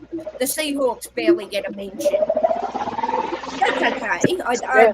It's not But Megan, look, they only talk about the Bucks, the Cowboys. Don't know why they lose all the time. They talk about the Cowboys, the Bucks, and Baker Mayfield. It's like I don't get Well, it. hey, But Tom, apparently Baker, everyone in this chat thinks Baker's coming to Seattle, so maybe that's our way into the media. I don't know, could I or not. But it's like when we shut out the Buccaneers, they didn't say what the Saints did. They just said, well, no, Tom Brady and then they didn't do this. I'm like, are you serious? Like, yeah, that's why I appreciate. That's why I appreciate channels like Hoodie, Jube, Big Q, exactly. I was about to TJ. say that. For me my main channel is the Hawks Nest. But coming on here and being able to hear a different perspective, it drives me nuts, man. But what can you do? Exactly. We can't do nothing. We can only exercise our thumb and turn the channel. That's it. That's it. That's it. That's it. Let me get back to work, man. God of creation, get back on. Tell them email me a piece of that chicken too. You said what? As I said. God of creation, you back on there? What up, big dog? What's up? Email me a piece of that chicken, dog. I'm at work. As I said, hey, I would if I could pass you the big one. You know what I'm saying? Already. Stop dipping the Seahawks, Dirty. I don't know how good the bread roll will be because I'm not holding my breath that I'll get to a fresh one. I grew up poor. I don't care if it's stale. I'm gonna eat that bread roll. I don't waste no food. Hey, Dirty. What up? Before you leave, I need you to answer this for me. We got Tribe in the chat. He said no competition at all for the Rams in the NFC. I might as well put them back in the Super Bowl right now. I totally disagree with that. Wow. I think. Look, I don't think the Rams gonna take it back. Like it's hard to get back to the Super Bowl. They're gonna be competitive, but I don't think they're gonna take it back. It's gonna be a team that's gonna surprise you. That's gonna be competing with us. I'm telling you, it's always the football. I've learned one thing about football: the teams that were good the next season they suck, and the teams that you didn't expect to see, they like, well, where did that come from? You know what I'm saying? Exactly. Yep. So I don't. Right. Like when Aaron. Yeah, like when Rams talking about Ram fans, somebody they gonna take it back. Do you know how hard it is to get back to that position? Like when Atlanta Falcons was at the Super Bowl, they ain't taking nothing back. When Atlanta went to the Super Bowl, they went to the Super Bowl, and the fans kept saying, "We'll be back next year." I said, "No, you won't. It is hard to get back." They shouldn't even got to that one they went to against us. The Super Bowl hangover. Why Chiefs don't? I think it's called the Super Bowl hangover. That teams can go back to back, but a reigning champion will find it very difficult to win 2 in a row. Or am I thinking of something else? I guess say it's hard to get back. It's just hard. This is not basketball. I can tell you who is going to the Super Bowl. The Saints. Oh yeah. Who that goddamn right? That's right. And they better not screw it. Hey, and they better not screw us either like 2018, man. I was ready to throw me a Super Bowl party. I ain't gonna lie. They gonna let us get there and then watch. Man. They gonna let us get there and then watch. They gonna give us some egregious. Holding, Marshawn Lattimore. Don't say that. Yeah. Don't say that, man. I wanted to bust somebody's head after that game, bro. They're gonna say holding on Marshawn Lattimore. We're gonna be like Marshawn Lattimore. He's not even in on the play right now. He's on. We're on offense. What the hell are you talking about?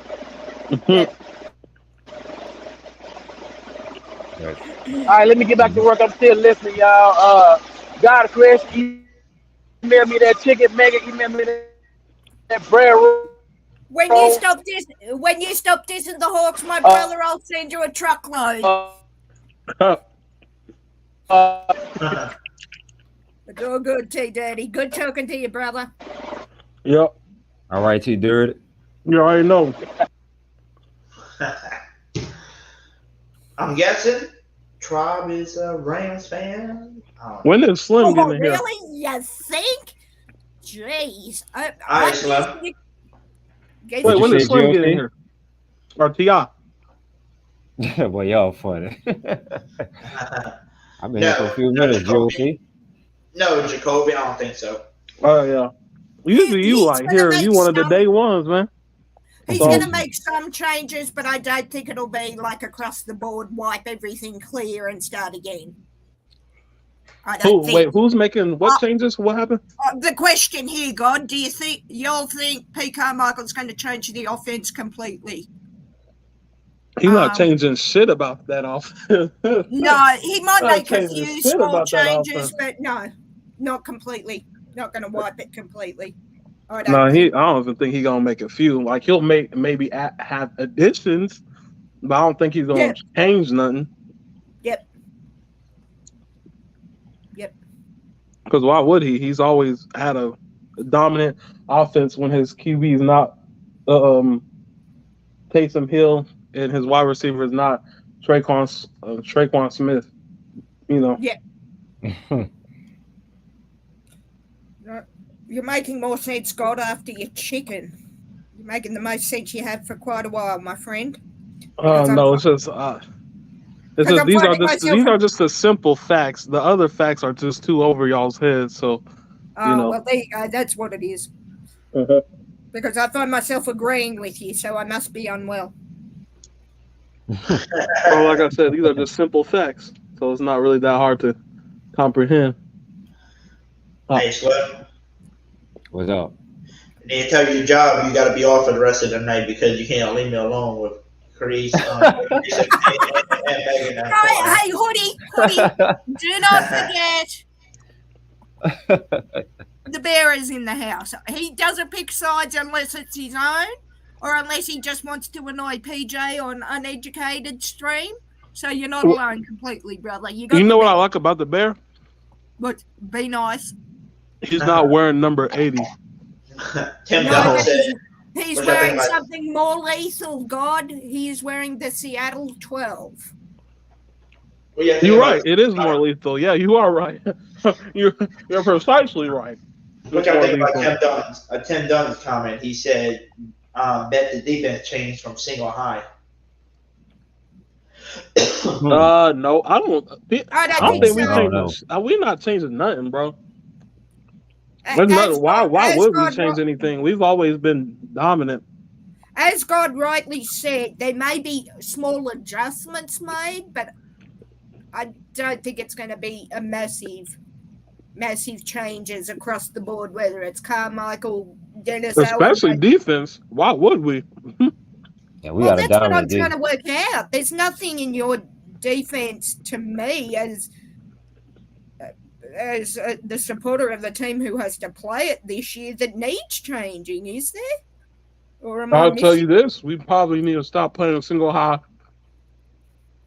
defenses against a damn QB. Probably need to stop doing that dumb shit. But other than that, defense is being elite. That's what I'm saying. So what I mean is there doesn't have to be any even slight changes made to your defense, does there? Not really. There's different play different coverage. That'd be about the only thing that would need changing, maybe. But even then, it doesn't need it. I don't think it needs it by much. As you said, God, slight adjustments more than out and out changes. No, it's a slight, just so you don't become predictable. Yeah. But the baseline, I mean, if it ain't broke, don't fix it. Exactly. That's right. Even the offense wasn't broke as far as the scheme. It was just the Thunderheads that were executing the scheme were bogus. Hey, but Tim Dunn is right though. Marcus Williams is gone, who was the versatile guy that can run from one sideline to the other sideline real quick. We're not worried. We got Marcus May. Yeah, but the question is, can he play that single high and go sideline to sideline like that, or do we need to play? Can Marcus May, the Saints won it over Marcus Williams, play what they were going to have him play if Jets didn't take him? Yes. Yes, That doesn't mean that if they were going to get Marcus May, that's what they were going to run single high. They're running single high because of Marcus Williams. You know, he's athletic. He can go talent to talent. The question is Marcus May, can he do the same thing? Marcus May's smaller too. Don't forget, he's a little bit shorter than Marcus Williams. Hoodie.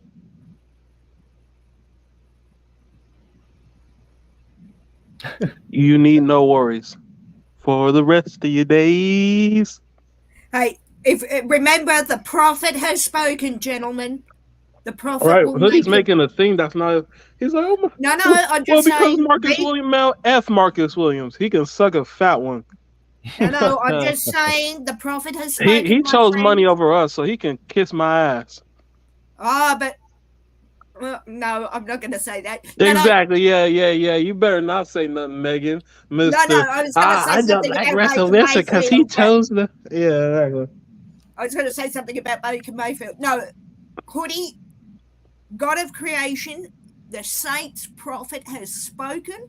All will become in the world. All will be well, because God has made it so. So no need to worry. You might have a few hiccups, but besides that, we chilling. Yeah, but every player's going to have a hiccup or two once the season starts. You're right. Hoodie's also acting like there's not Tyrann Matthew, one of the best safeties in the league, not with us. Tim Dunn is right though. Different skill sets. They go for two different skill sets. Yeah. Yeah. He said what? Different skill sets. Yep. Mm.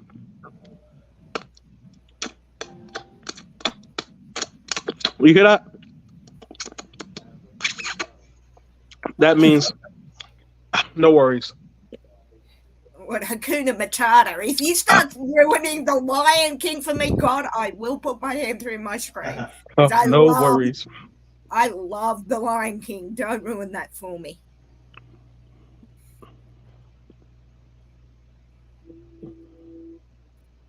Man, I don't give a damn what Marcus Williams wanted. Fuck him. That's why he ain't going. That's why he ain't never going to accomplish shit with that shitty ass Ravens team. F Ravens and they fan base. That's why they ain't got no QB. They got a running back for a QB. What was that about the Ravens fan base, Scott? I said F the Ravens. That's why they ain't never winning shit with that running back at QB. Okay, that's what good you said. You do realize I am in the Ravens fan base as well as being a 12, don't you? Megan, you remember what I said a few seconds ago? About I'm just making sure you knew, dude. I'm not. No worries. They're not winning shit with Lamar. Nigga, he got to figure out how to throw the ball before he can win some shit. We'll see. Have you?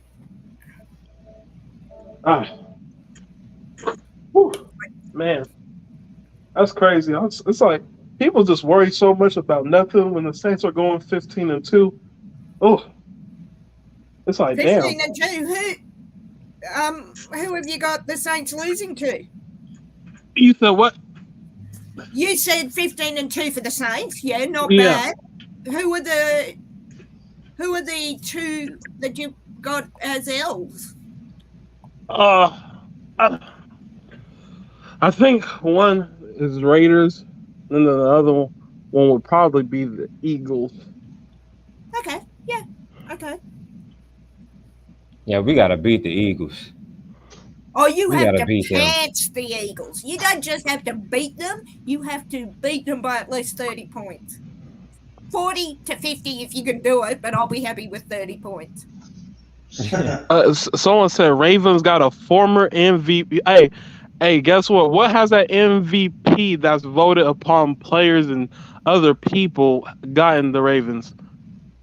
Not shit. I'm a Ravens fan, and I'm trying. They won. Wait, hold on. They won one playoff game with him. By the way, I'm pretty sure, if I'm not mistaken, they've only won one playoff game with him being a QB. Damn, that's wild as hell. What's up? If you gotta go, my man, you can tell everybody. Tell everybody bye. Oh, you have to leave me. Slim, I thought you liked the bear and I. You're leaving me with God of creation. Don't do it, man. Don't do it. I stayed as long as I could, y'all. Are you going to be back later, if you can? Nah, he done for the night. He gone. It's all right, Slim. I just wanted to tell y'all, man, I got much love for y'all, and all I gotta say is, who that? Y'all be safe. You too, man. Who that? Slim. We'll talk soon, buddy. All right, Hoodie. Check you on the next one, bro. All right, Slim. Yes, sir. You know me, handing out these truths. Well, as I said, you are the saints' prophet, my son. Make it so. So mote it be. So, Hoodie, man, what questions do you have about the team, man? I'm here, man. Like I said, I predicted stuff. I told people what was gonna happen before it happened. So, I just want all I want is my credit.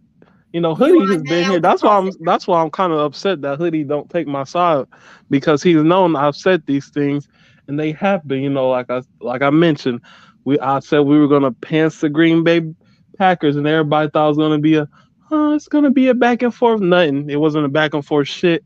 I was like, oh man, we gonna beat the Bucks 2 times. People are like, I think the Bucks are gonna get one, and fuck the Bucks, they didn't get shit. And then I was like, well, guess what? The Rams are gonna end up losing to the 49ers, and then when it's time, the Atlanta Falcons, we gonna beat them. But guess what? Unfortunately, we're gonna miss the playoffs because of the Rams, and that happened. You know what I'm saying? So God, you are an absolute prophet. And it's on recording. If people think I'm bullshitting, all that is on recording. You just have to go back to those. Absolutely. Go back to when your big dog said that. You know what I'm saying? I'm here for y'all. Hand out these truths.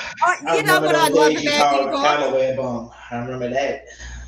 I remember those days that I was like, when we get a good receiving group, he's not going to be our starter. And unfortunately, that's our days, man. I absolutely love your modesty in telling the world how damn good you are at predicting things that actually come to pass. It's not like, oh, yeah, I kind of did that. Oh, it's like, people, I did that. Listen to me. That's what I love about you, God. Just your absolute modesty at how good you are at things. You know what, Megan? Thank you. I wish I could do the same thing for your team, but your team fucked off the QB.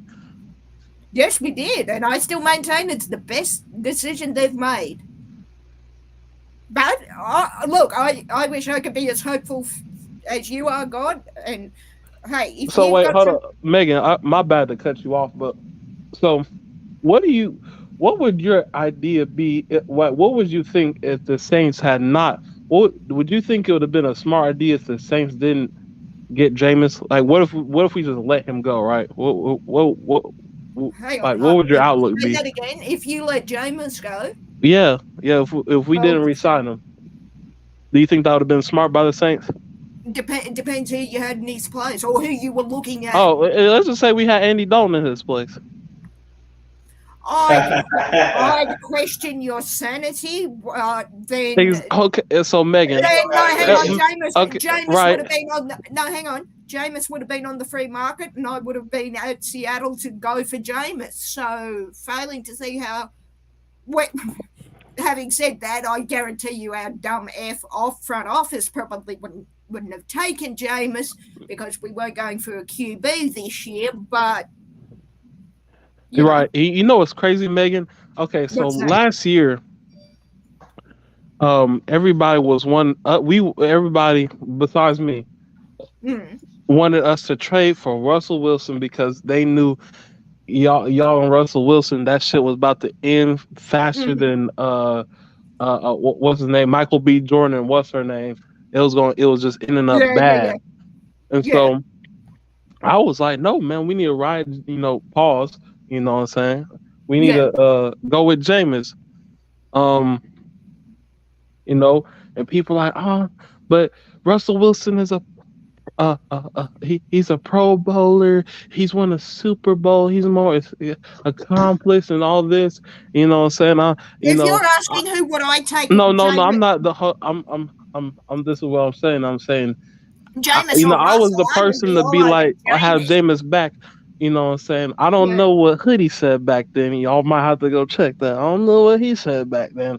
But I was like, no, you know what I'm saying? I'm good with Russell Wilson. He can stay over there, you know what I'm saying? In his domain. So why? Okay, so let me ask you something, God. With that in mind, you were always on Jameis. Great choice. No, Yes, sir. no argument there. Profit. So then why wouldn't you have taken? Say Jameis was out of the picture for whatever reason, Mm-hmm. and Russell was available. Would Yeah. you have ever taken Russell? As I said, Jameis is out of the Hell picture. yes. Hell yes. Russell. Okay, so Wait, hold up. No, but he can't come with that 55 million bullshit. He can get the okay, hell up yeah, out of here no, with that okay, shit. that is fair. But then, okay, you would if Jameis was out of the picture, you'd take Russell. Okay, fair, Yep. completely fair. So, what has you taking Jameis over Russell if Jameis is in the picture? Which, as I said, Saints made the best choice in taking Jameis. I'm not disputing that. But if Jameis is out of the picture, you take Russell. Jameis is in the picture, you take Jameis. What's the difference? I guess in why you say that. I'm not criticizing. Oh, you talking about why you wouldn't take Russell over Jameis? No. Why you've said if Jameis was out of the picture, you would absolutely take Russell. Yeah. Okay, that's fair. No criticism. But Jameis is in the picture, so you disregard Russell to take Jameis. I'm just wondering why. Oh, why? Yeah.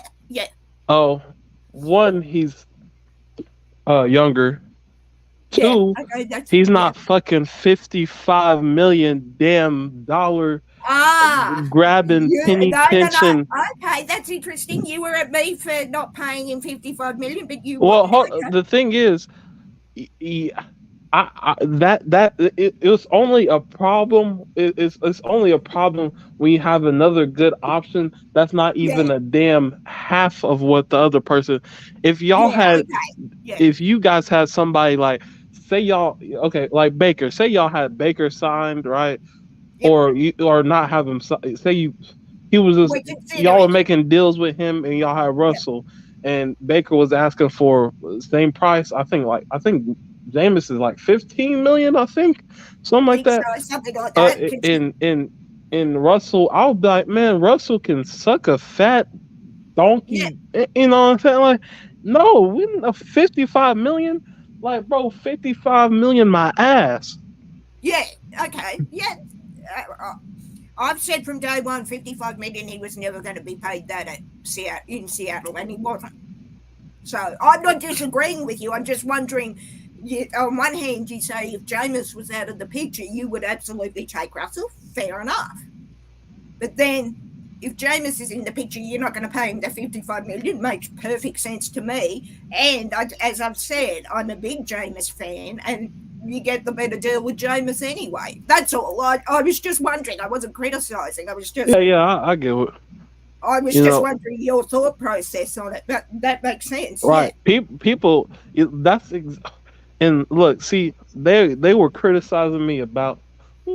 Well, the Mario Davis is our leader. You know, he's the most important thing in our Saints defense. And I was like, yes, all this is true. But people don't realize people have a biological clock. As much as buffoons do not want to admit it, somebody's not always on a keep. Not everybody's damn Tom Brady. Yeah. And especially at linebacker, you can't expect certainly isn't Tom Brady. Right, you can't expect DeMario to be playing at 40 and he's a linebacker. So my process was, hey, if we have to sacrifice 2 years, if he's good for another 2 to 3 years, right? Back then it would have probably been 3, but now it's 2. I said this at the end of this year. So like 2, I say he was he would be good for another 2 to 3 years. So if he's good, if he's gonna only be good for like 2 years, which isn't really that long, just 2 seasons, right?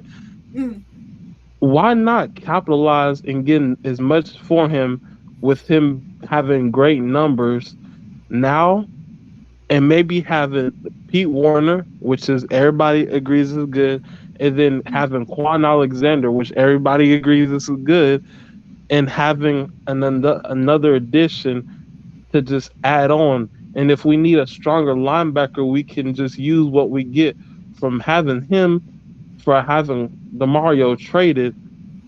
And people want to be like, well, yeah, he's the leader and stuff. Yeah, he's a leader, but who do but y'all think is going to pick up the Russell was a leadership after he's gone?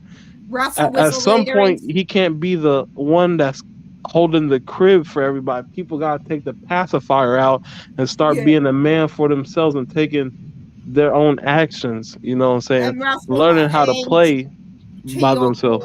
To your point, Russell was a leader in Seattle, and we now have to adjust to that. But we've got Tyler Lockett. I think our new captain's a Tyler Lockett. Right, and it's crazy because people mistaken that I'm thinking he's bad. They're like, he's good enough to extend and all this other stuff. We know that you're saying the obvious shit, and I never said he was bad. I'm saying his age. It says people's like brain block out age. They're like, well, he's good. I'm like, okay, he's old. He has 2 more years. They're like, okay, he's good. I'm like, yeah. What? Like, where are we getting with this? Like, this is a business. It's a business. It's a business, not a love you long time. You got it crazy. You know what it is though? It's because you're overlooking at what we saying compared to what you saying. We both say he's good. He's a leader. He's that guy that makes that defense better and leads the team, right? So if he can play another 2-3 years for us, that's another 2 or 3 years. We got a really good chance of hitting a Super Bowl with him being there than having to start over with a new leader. Yeah, that's true, Woody. But to God's point, being older, he's going to be more prone to injury. So I can see what. But but you can say that the older you get, the chance you got better chance you got to get hurt. But if you look at Demario Davis, he only missed 1 game in his career, and that was last year because of COVID. He never gets hurt. Okay, so every year he's getting better and better, and it doesn't seem like he's missing. Yeah, that's not going to continue to happen. Well, right now it's happening. So until it happens, you're not going to do nothing about it until it happens. But at the same time, God is right in saying, or taking God's point about age, you're going to pay $55 million for an aging player who has got one, maybe, and I'm just using $55 million as a figure. I'm not talking necessarily about Russell when I say it. You're going to pay $50-60 million for a player that may give you 1, 2, 3 years. If you are lucky, you're going to pay top dollar for that player when you can be. But you're not. I think you're missing the point, Megan. Demario Davis not getting paid top dollars as the top linebacker. Okay. He's not taking all the money like he could, because he's one of the best linebackers in the league. But he don't demand a shitload of money like other people. He reminds me of Jube. He just wants to win. He wants to win. So why would I get that on my team? So look at this, and I explained it. I don't know how else I got it, but and even the coach said, I don't know, it was either Sean Payton or Dennis Allen that even said this. You want to let a player go 1 year too early, 1 or 2 years early, than 1 or 2 years too late.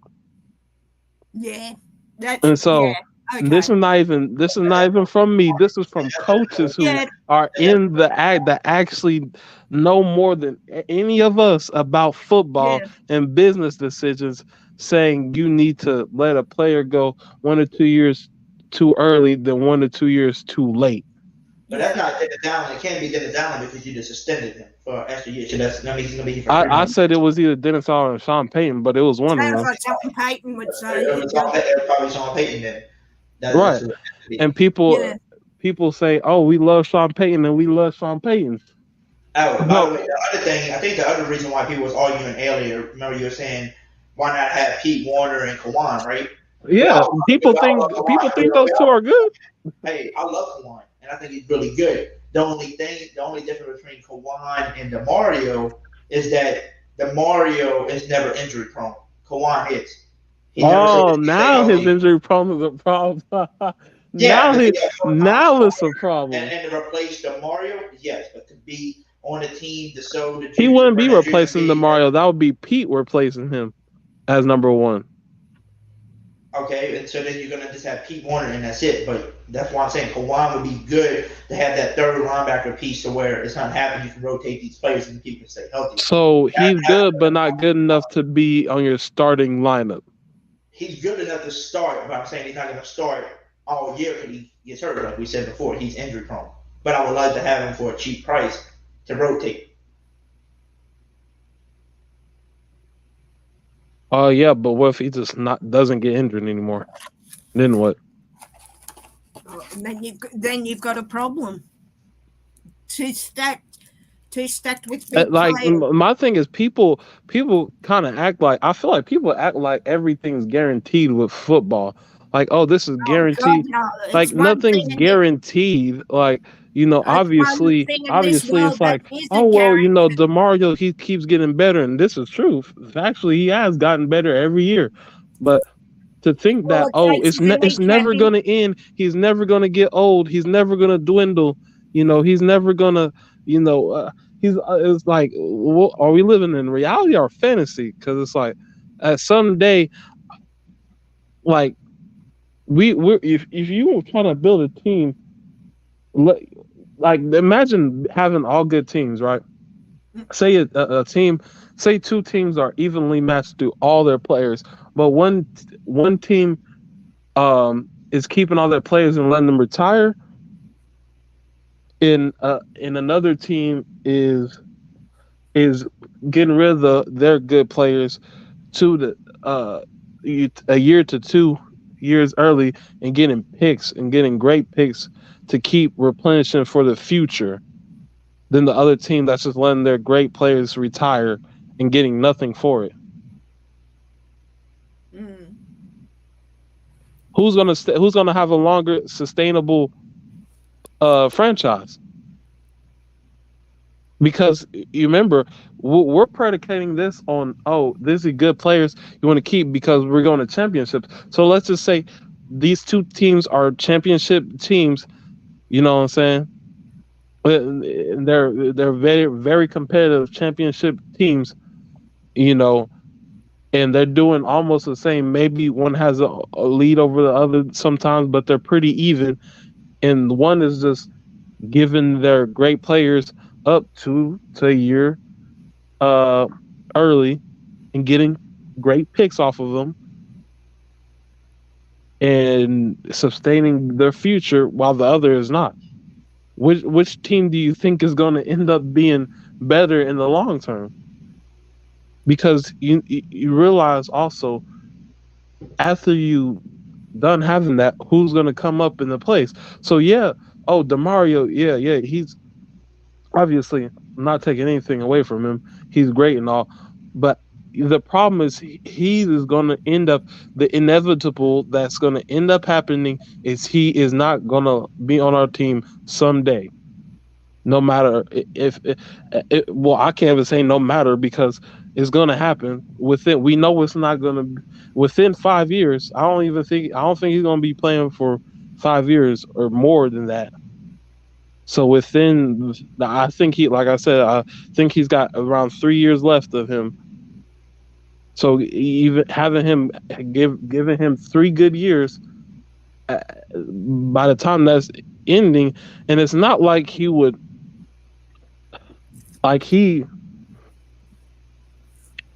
it's not like having him would make you go from a playoff team to a championship team. Yes, he's great, but he doesn't make those those game changing plays. Like he's I'll say he prevents. He's a great player in the fact, he's just very consistent and always being able to not let big plays happen. But he's not a person that's gonna create a big play like a pick or something, or a fumble, causing a fumble. You know, and in Get 60 months interest free, no deposit, no interest with somebody watching TV, but it's like Sorry. I no, you're good. This is like I get what people are saying, but at the end of the day, this is a business, and you want to secure your future. Yeah, but with Demario Davis for the next 2 or 3 years, you That's can not a probably future. That's not. Well, I guess yeah, it's a future, but it's not. yeah, you're This gonna is win not. it. You This can is win you not a two or three Super the. Bowls. It's not. You know, It is the very. future because he's And it basically doesn't never even been a guarantee leader, you a Super Bowl and he's too. teaching Demario and he's doesn't teaching. guarantee us a Super Bowl, unfortunately. Well, he definitely what you said was kind of wrong. Where you said he doesn't make you a playoff team to a Super Bowl caliber. Yes, he makes your team a Super Bowl caliber team. He's like the QB to the defense. Like you got a QB to your offense. He's like the QB, but he's on defense.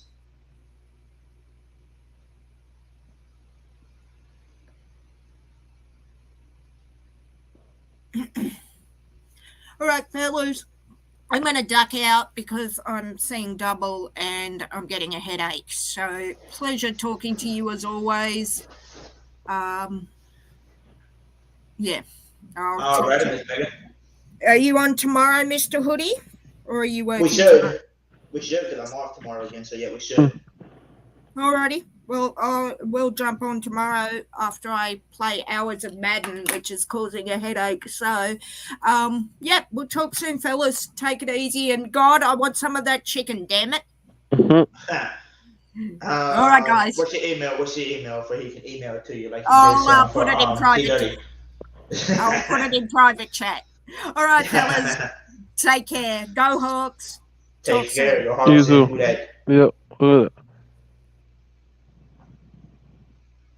Yeah, Mr. Lester, I don't know.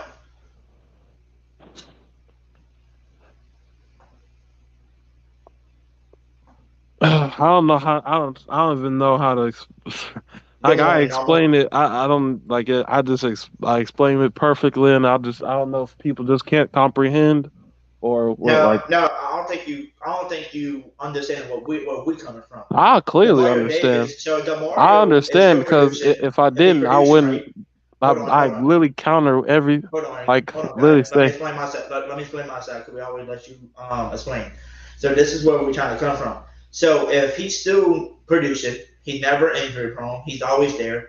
He's getting better and better every year as he's still getting older. Somehow it's like Tom Brady still producing at a high level and getting older every damn year. So he's there. He's your leader. He's like the QB to our team.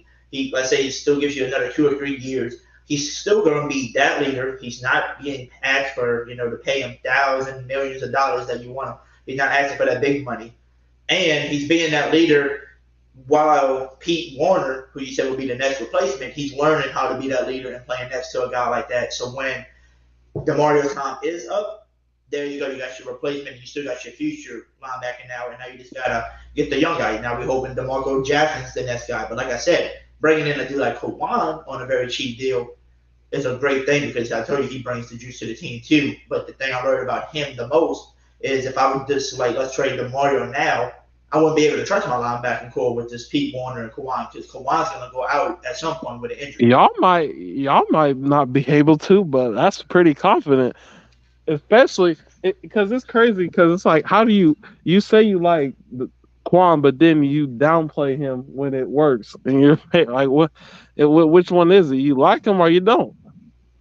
Because if it's the injury, not that I don't like Kawhi. It's just the injury. That's what I'm saying. If you're telling me so then don't sign him at all. Then no, you can sign him because you still got DeMario and Pete still there, and Kawhi can rotate and not be able to be that starter. Well, we don't need no rotation if Pete is good. But you still need rotational players because some people need to come out in and out the game to take breaks. But it doesn't have to be an injury-prone player. Well, what I'm saying is he still produces. He plays like a starter, but then he gets hurt. But if you put him as a rotational player and keep him off the field a little bit instead of playing him full-time starter, you can produce that and probably reduce the injuries on him. That's what I'm saying. Oh, and Tim, he's not in his prime. Dude is out of his prime. He's still in his prime right now. Like, where did you see him drop a beat? As far as what? I'm talking about his age. No, but it doesn't matter how old you are. You can still be in your prime. Not if we're talking about age, no. Age, being a prime in your age and then being a prime in playability is two different things. Because he's not a prime in age, he's just prime as far as his play. Yeah, his production. Yeah, his play. He's still in his prime. Like, he's still playing at a high level. So, just to put his age in there, that doesn't mean nothing. He's still performing. Whenever I see something happen like this year, he doesn't perform as what he usually does, then I'll be like, oh, well, shit, well, we need to look into doing something. But he has shown that. So here's one thing. So say you trade, right? Trade and you get a first round pick or something else, right? What's up? That was good. Right. Say you trade and get a first round pick, and say you get a player like a Michael Parsons to replace him. Was that an L or was that a W? So if you get in, like you're saying, to replace DeMario with Michael Parsons? Yeah, you get a player like Michael Parsons because you did the smart thing and traded a year or two early, while they're giving a good production to get something that's going to sustain you for more than 10 years instead of being like, oh, well, we only got some for the next 2 years. And then now, we play so damn good. We have shitty picks now. But with DeMario Davis, how good he is, I don't think, even if you trade him, I don't think you're going to get that good of a pick.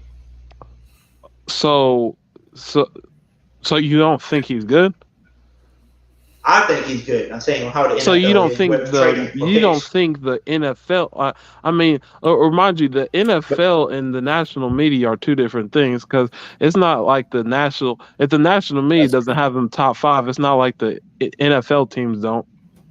Because the NFL teams know they look at stats. They know how to analyze more than the analysts that claim they do. Right, and a lot of those stats come off of what is it? Is it PPR or whatever it is? And we all know that. Those stats are a bunch of BS. Whatever it's right. Called. Facts. Exactly. But I would say PFF. I know I'm PFF. Yeah. Yeah.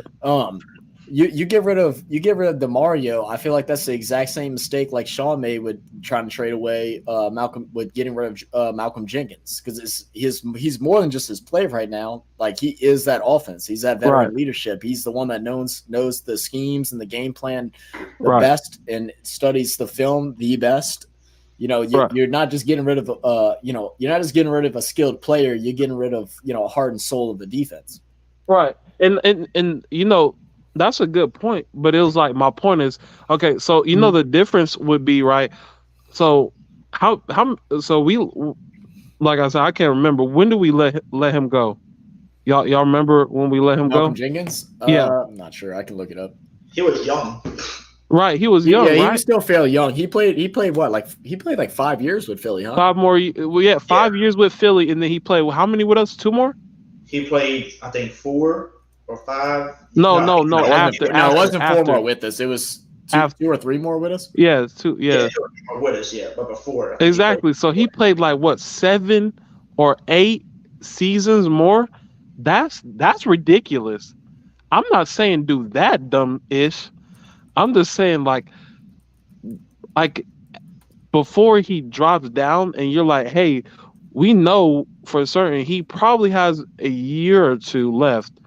Why not get while he's at his peak and before he drops off?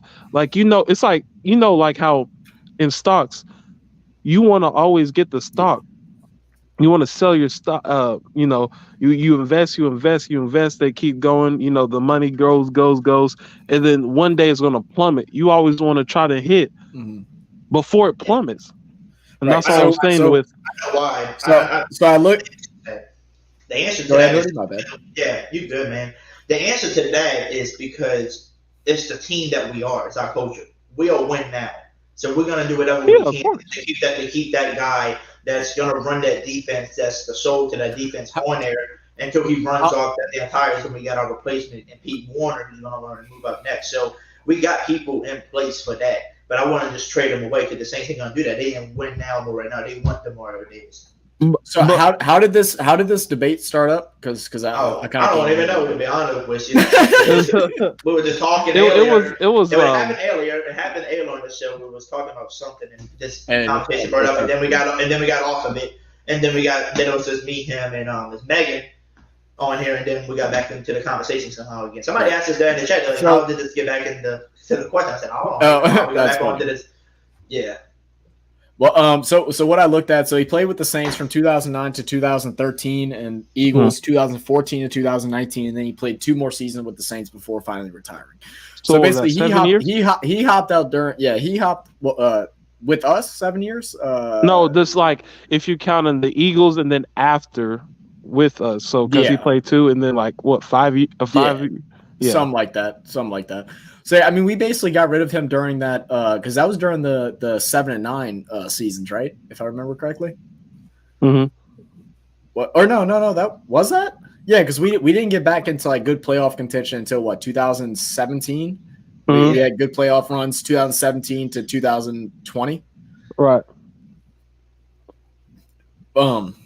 Yeah, I mean, I like what you said, like how you think about it as stock too. Yeah, I guess it's also seeing what type of person DeMario is, if he's in what type of players that we pick up, because we're not just replacing talent in DeMario Davis, we're replacing leadership and an ability to to study, a true student, and not just student but teacher of the game. That's the hardest thing, because that's that only comes once every couple of years. It's hard to find those. And that's going to be the hardest thing. And that's why I was like, it's not like it's not get rid of him now, but it's like, hopefully it's more of like a we having, I feel like having Quan and Pete, right? That's good enough to win you games, right? That's good enough to be in the playoffs. If DeMario got hurt, right, and say we had Quan, I'm pretty sure a lot of us wouldn't be too super, like our hearts wouldn't be ready to pop out of our chests if we had to go into a playoff game with Quan and Pete. But is that because DeMario's still on the bench to still talk to him and communicate with him? That's the thing. Like, do you trust Quan or Pete to take control of that offense? Because you can rely on veteran presence being from Cam, but Cam only can't see the whole play develop like DeMario can. Right. I mean, you could push. I was about to say you could push back and go and talk to Matthews, because we all know Matthews is that dude. That dude's smart as hell. Yeah, I think it was y'all yesterday that was talking about just his ability to predict and anticipate things like that. He's so smart. So I could see him taking that role. But these young guys, I don't. Pete Warner definitely hasn't developed into that yet, and I don't think that's Quan's. And I don't think that's Quan's personality to be like that either. I think Quan's just a dog. Right, he's a dog. Like he's not a leader like that. Mm-hmm. He'll get you hyped up, but he isn't going to be able to give you direction. Yeah, and that's why I was like, we can just replace it with, Tyron, and it's like, you might not have, like I said, obviously you're not going to have that instant gratification of where, Pete is out there playing like DeMario. You know what I'm saying? No. You would go to the mindset if he's not, but if he is great, but most likely he's not, right? So I'm confident in his ability to play exceptional and not be a hole. And it's like, oh my God, they shouldn't have done that. And it's like, oh my God, we're in purgatory. But it's also like they did that. It would be an adjustment for sure. But I think with Tyron Matthews and with Cam, granted how many years both of them play realistically, how many years they both got left. They'd be able to handle the charge. It might take a couple games, but they'd be able to. I love what Lester says. He goes, Saints fans about to spam Quan's social medias to come back. I think we've been spamming him to come back. Right. I know I see Hoodie tweeting at him at least once a week. Maybe once a week. But I mean, just remember, got crazy what you were saying earlier. So like, bro, fans. So I think it was earlier during earlier when I was hearing this conversation, because I wasn't really talking, I was just listening to. We had like 7 of us on the show earlier, but he was saying that he would rather trade DeMar while you could. So like if you trade him now and then bring in a younger guy like Kawhi who will be able to produce for you for longer. But when I was talking to him just a minute ago, I don't think you can do that because Kawhi is injury prone. No, I didn't say replace him with Kawhi. Well, you want to replace him with Pete Warner and then bring Kawhi in to play alongside Pete Warner. But I could see Pete stepping into that role, but just not yet. I could see him stepping into that role, but just not yet. His play isn't there yet. Right. But the fact that he's still young, he can still sit under and learn how to be that type of player. Right. But it's like I said, that's generational talent that can orchestrate, and like it's just like quarterbacks. There's a lot of good quarterbacks. Kyler Murray, I think he's a great quarterback. But he's not going to lead. He's not going to lead a team and orchestrate an offense like a Drew Brees would, or like a Peyton Manning, or like a Tom. Like I mean, I know we're those are 3 of the probably top 10 if you want to be generous. Right. But that's the hard part. I think if you trade him, if you were to trade him, you got to get another. You need to get draft picks, but you have to. You either have to get a older veteran that really knows his stuff that can come in for at least 2 or 3 more years and just to be that veteran presence and that knowledge, or you have to get a young cat but has that intelligence, like that is ready for that now.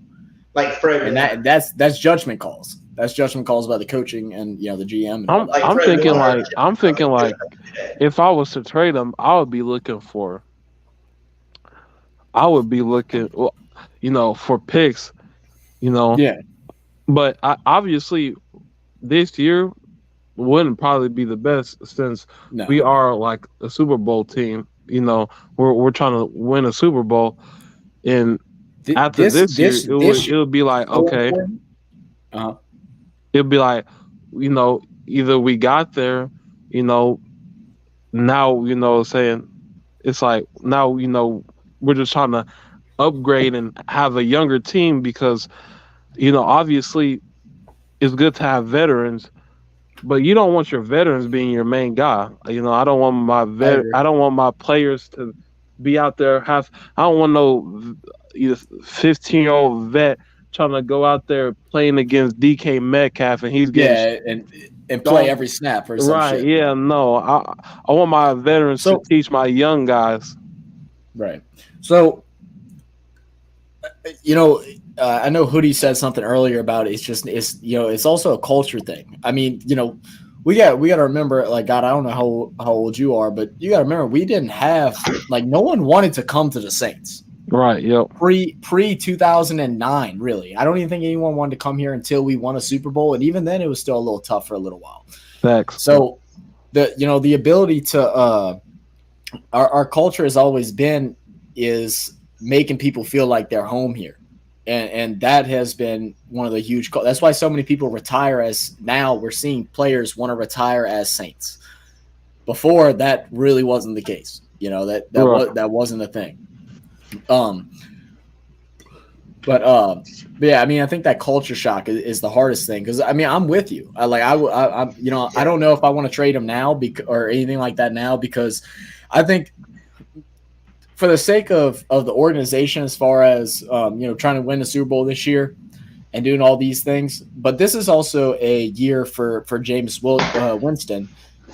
I know Hoodie loves Jameis. I love Jameis. I know he can do it, but this is kind of a make or break year. If he stays healthy and has a great year, this all of a sudden puts Jameis back in that category of potentially being one of the best quarterbacks in the league.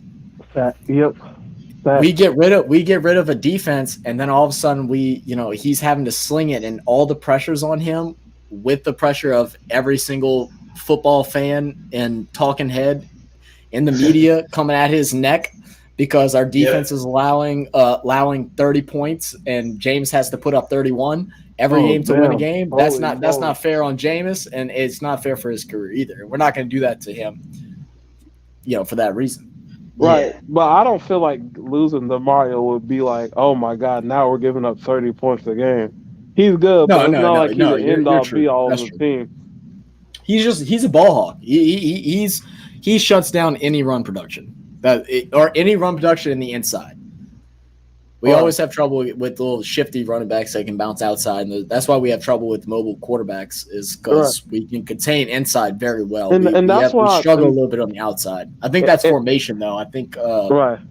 I think that is formation too, and that's why I think it's like that's why I can't call him one of the best linebackers, and because DeMario, when we have those tough games, where the hell is he at? If he's supposed to be the leader and he's supposed to be the person orchestrating shit, then why is our defense looking like shit? So I'm gonna point at you when the defense is looking like shit against the damn Eagles, when it's looking like shit against these running teams, when it's looking like shit against Carolina. I'm gonna look at your ass because you taking all the credit. But listen to what you're saying though. That and like again, like I'm just being devil's advocate with your argument is that he is the one that you can blame. That is leadership. That is leadership as simple. Where was he? We have a bad game. Who's the first person to blame on our defense? Demario Davis every time. What does Demario Davis do with that blame? Does he get all butthurt about it? Does his game change? No, he just wakes up the next morning, gets ready to work, and go back again. Mm-hmm. That takes pressure off of other players on the defense when you have a guy like that. You know where I'm getting that's facts, but we don't. I don't need you to play like any. You can't have any games playing like Dookie. You're supposed to be consistent. I don't want to see you playing like Dookie. Hey, and don't forget, you barely see DeMario Davis ever playing Dookie, but when the defense last year was playing Dookie against running quarterbacks, don't forget, we didn't have no fucking offense, so they were on the field so fucking much they made them look worse than what they were. That was true. That was true. They were tired as hell. But the thing where y'all losing me at is like, I can see I would like to trade maybe DeMario later on, stuff like that. But the thing that's not getting to me, and I guess what I'm trying to say is that when was the last time in a long time have you seen the Saints say, all right, let's just quit. Let's do a rebuild. Let's trade some good players, get some good picks, and do it. Well, it's not a rebuild.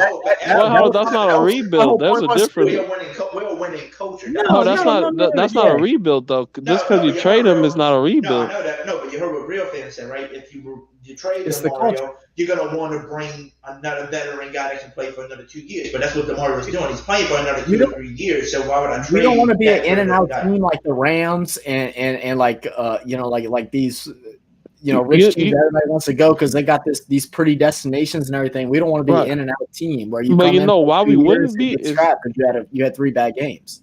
Right, and you know why it wouldn't be an in and out team because, like I said, it would be different if DeMario was young. Y'all are making it seem like if he's young, he is nowhere near young. He's actually super close to being out the door more than he is being in the door. Dude is he is literally a hop, skip, and jump out of the door. His career is at the tail end. He doesn't. It's not like he has 5 more years. It's not like he got like a whole bunch of years left of him. Like he's got a good 2 to 3 years left. Hey, but you gotta listen. So I just went and looked up who the oldest middle linebackers in the NFL is. The oldest is 34. Google kind of messes up every now and then, but that's what it shows right now. As of the 2021 season, 34. Bobby? A guy named Bruce Irvin. I don't even know who that is. Oh, you don't know who Bruce? Oh, you don't know who Bruce Irvin is from the Cowboys? Don't get on my ass, okay? Cowboys. That's why I don't know them. I don't watch them cowgirls, bro. Oh, y'all gonna disrespect the Cowboys like that? Oh, we're gonna disrespect them cowgirls, bro. They famous because they cheerleaders. So let's stop. Oh, that's so disrespectful. They peaked in the 90s, bro. Let them be. Let them rest. You say that, but it's like they make playoffs every year. Not every year. I mean, they made it 2 years ago because they were fighting to be the worst of the worst teams. What are you talking about? We didn't make it, and they and that we didn't make it. So what does that make us? Better or worse? Hey, look. I mean, exactly. You wait, can only God, you can are you only a play. Cowboys fan, God? No, I'm just saying, like, how you can't. He said we didn't make it You last year. can't. That you look kind of goofy if you like. I'm better than you, but then it's like you didn't get to the playoffs. I Like, feel you. hey, calm down, little puppy. We You didn't make it to the big we leagues. definitely are better for sure because Yeah, we literally are, but I'll tell the you what, stats don't prove no, it. Look, that Cowboys team, the last 2 years, I thought they were going deep every year. That wide receiver core was so crazy. I thought there was no chance they weren't going deep. Now, granted, your boy got hurt 2 years ago, so that was tough. But like, man, I thought they were going to come back firing last year, and did they make it to playoffs last year? Because they looked like duds. They didn't do nothing impressive. They made it. Oh, they didn't do nothing impressive because they have a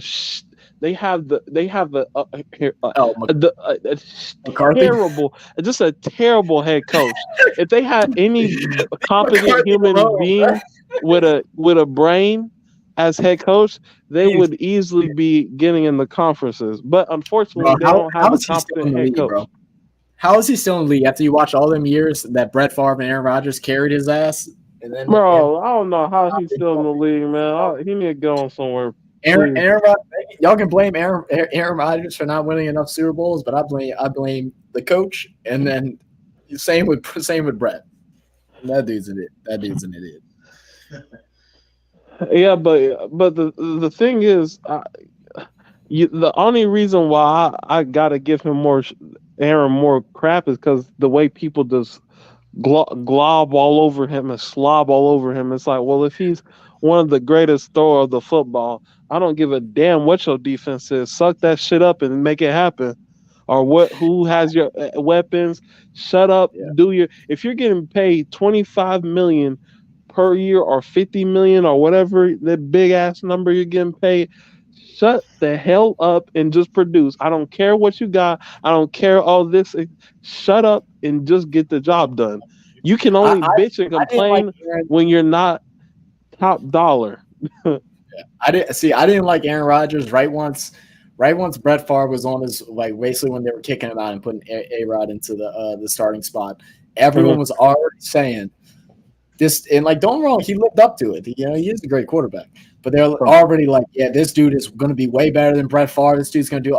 You're talking about Brett Favre, who was like one of the best quarterbacks in Packers history, and you're already not even out the game yet, off the team yet, and you're already saying that this young buck's going to be better than. I was like, and then it ended up being true.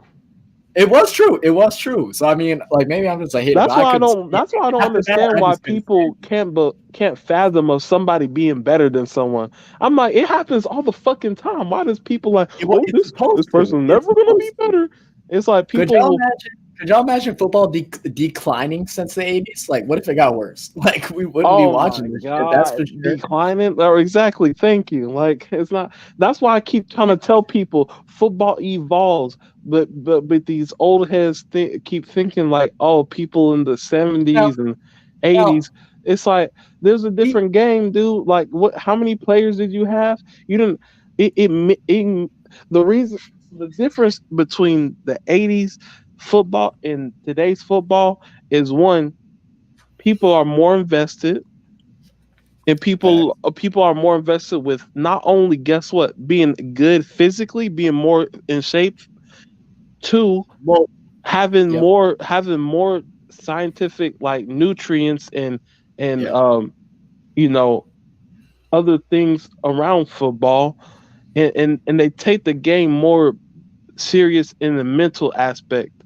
It's just more serious because there's more opportunities. They get paid more.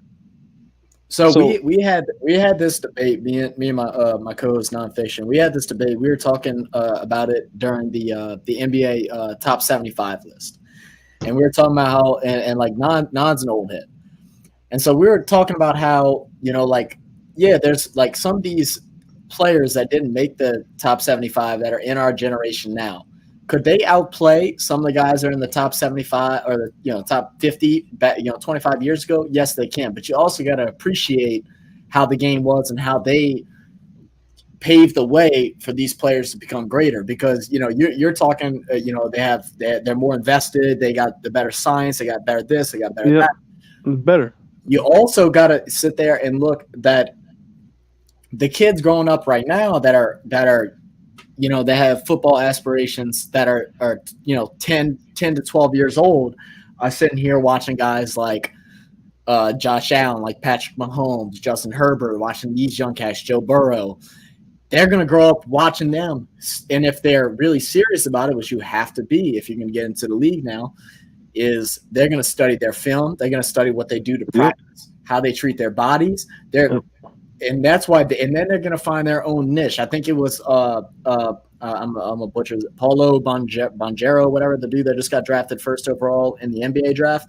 They asked him, who was his inspiration? So he named like LeBron, KD, a couple other guys. And he said, but I took that, then I put my own twist on it to make it me. That's how you develop and why players get better in the future. Exactly. Let's see. What Lester say? Lester said you keep him in until he doesn't produce, and then why trade him for someone? Just develop your talent in house. You talking about DeMario? Yeah, he's talking about DeMario. The only issue with that though is that once he doesn't produce and you try to trade him, his trade value is right. Decipated. Nothing. I don't think we should trade him either. I'm more on Hoodie's side. I don't think we trade him. I don't think we trade him yet. I think I know he's up in age, but I think he is a foundation piece in that defense. But I'm not saying trade him right now. It doesn't have to be this instant. But right once he starts not producing, there's no point in trading him. You just let him go. Right, exactly. You're not going to get worth. Right. Yeah, I think that's what we do, and we do what we've been doing for the past few years. You go back and get another good veteran like we did. That's not going to always happen. That's not a guarantee, Hoodie. That's not a guarantee. Exactly. That is a risk. We've gotten exactly lucky because but you guarantee get your picks if you trade him. Hey, but I'm lost though, because Guy Grayson said Pete Warner is good enough if you had to trade DeMario right now. He's good enough to be that player. So if he's there already, then why trade him in? Wait, you said what? I think he's saying that he's good enough with Tyrann Mathieu.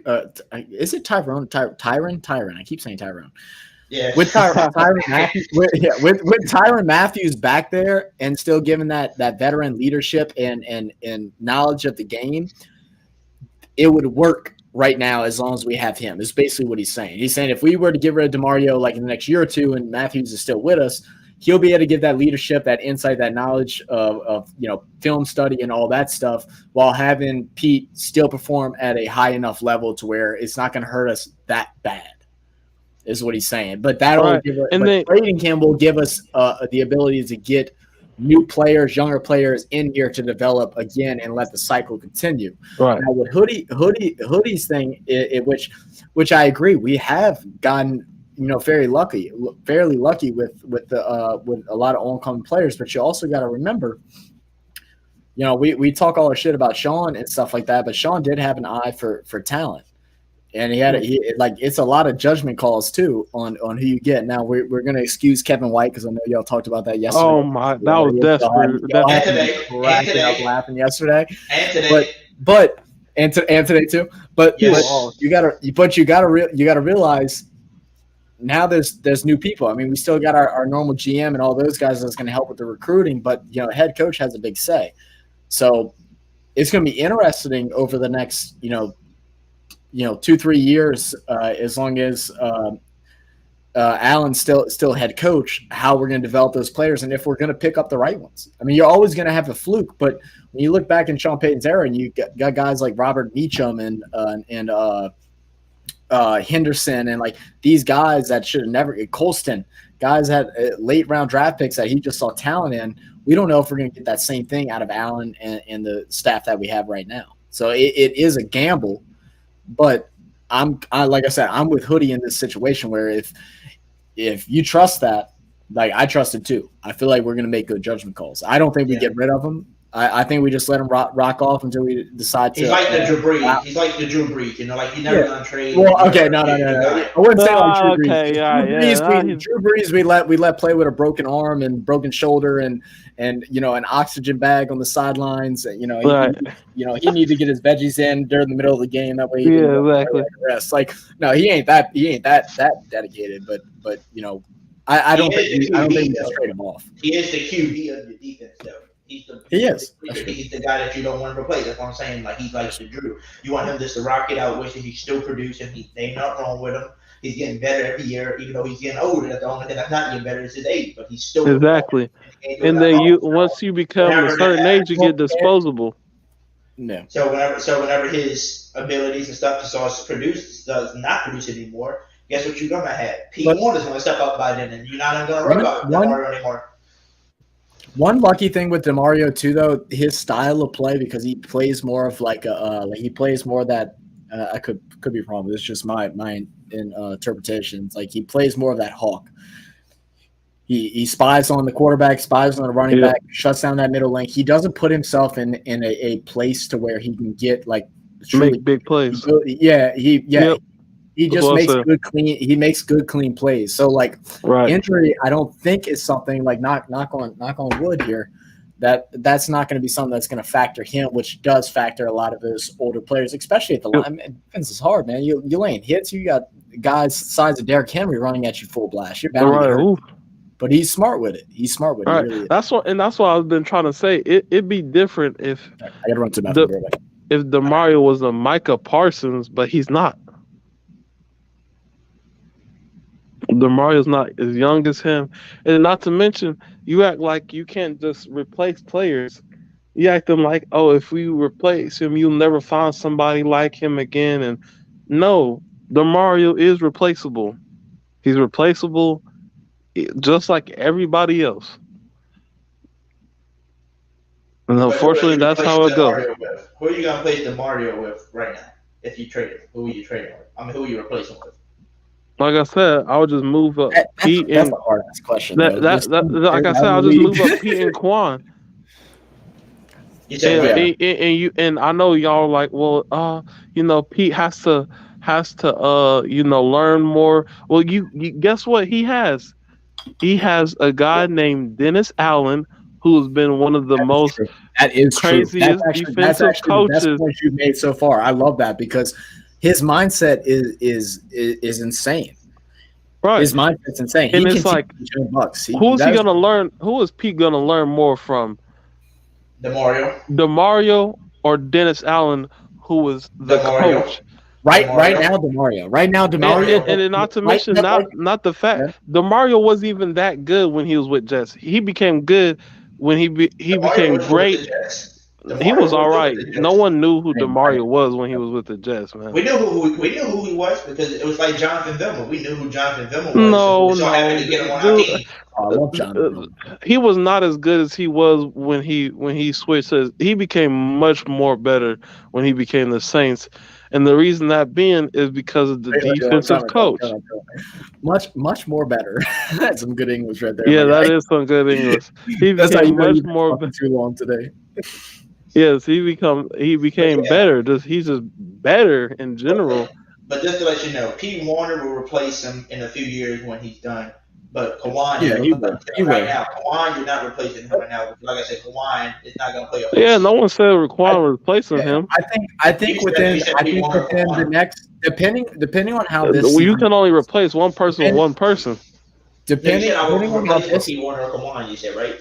You said Pete no, I just said replace Pete.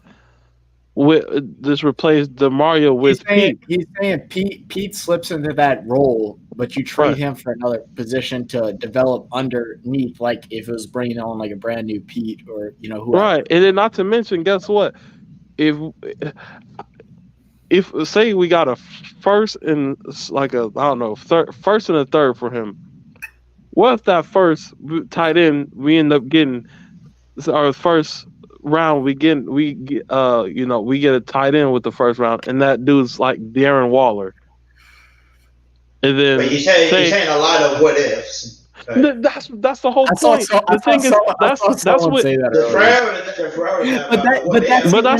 But that's about football too. You're saying a what if is if he's gonna get better. We can drop all the way back to Kevin White. Kevin White, like we said, he had a good college tape. He had all the potential in the world to be one of the best wide receivers coming out of college. What happened? Nothing certain. My thing is, you act like certain. We don't know if the Mario could end up getting hurt this season and ending his career. First round picks: Cesar Ruiz, trash. McCoy, trash. And you know who picked those? Sean Payton. The reason why I said this is the reason why. He's not getting early The draft. reason why I say I don't think we're gonna trade nobody like DeMar is because of the culture. We are a win now team. I don't think we do either. So we're gonna find better. No, yeah, I know we're not. I'm just saying it'll be a smart move. Not saying once DeMario is done playing, he doesn't have nothing left in the tank. We got to get rid of him. He's going to be off your contract. He's going to be off your team. People weren't steps in that spot. And we also might find a good veteran, maybe like Fred Warner. Mike, didn't you say a whole bunch of what ifs? No, I'm telling you, I'm taking a younger player that's already good. In a few years, will be like a DeMario Davis who's played in the league a while and is good at it. How do you? That's a what if as well, ain't it? I don't think we start investigating any type of trade things with him. We see how this year rolls. If you want high value for him, then you got to trade him next year. If you want medium value, then it's the following year. If we don't trade him within the next 2 years, if you know, and go with what God's saying is, then you just let his contract roll out, and then you just let him do his thing. I mean, I don't know what the average year for like linebackers stay in the league, but obviously I think it's like 34, 35. I don't even think it's that high. I think it's probably more around 32 because there's so many talented players that come in and out because defense is all about speed. Right, speed and right. Yep. Go ahead. No, I was just about to say it's all about speed, and you're hitting each other so dang much. It's like your brain is like, I need a break. Oh yeah. I mean, you're getting hit every play. You get hit every play. Fact. I mean, like I said, that's one thing that DeMario does differently is that he doesn't get hit every play. He hawks. Like I say, he's a hawk. Right, so and like he you stays said, away and he just lays the tackles down. I mean, but one thing I didn't like that we dropped because he started developing. Y'all might hate me for this. I love the way Manti Te'o was playing 2 years ago or 3 years ago, whatever it was. Who was it again? That dude had we were watching Manti Te'o. He had like 11 tackles in one game. Oh, the linebacker. Is he even in the league anymore? I don't even think so. He was. I know he was undersized, but like. Right, and then not to mention, like you said, I like players like a Micah Parsons at linebacker. But Michael Parsons, that's a one in a generation talent. It's luck. It's luck getting a guy like that. I mean, are we going to act like people that enter the league are all shit? No, we're not talking about shit. But there's a difference. We're talking about the best couple hundred guys, or a couple, 300-400 guys in the world, or at least in the United States. But guess what? What they say? You miss 100% of the shots you don't take.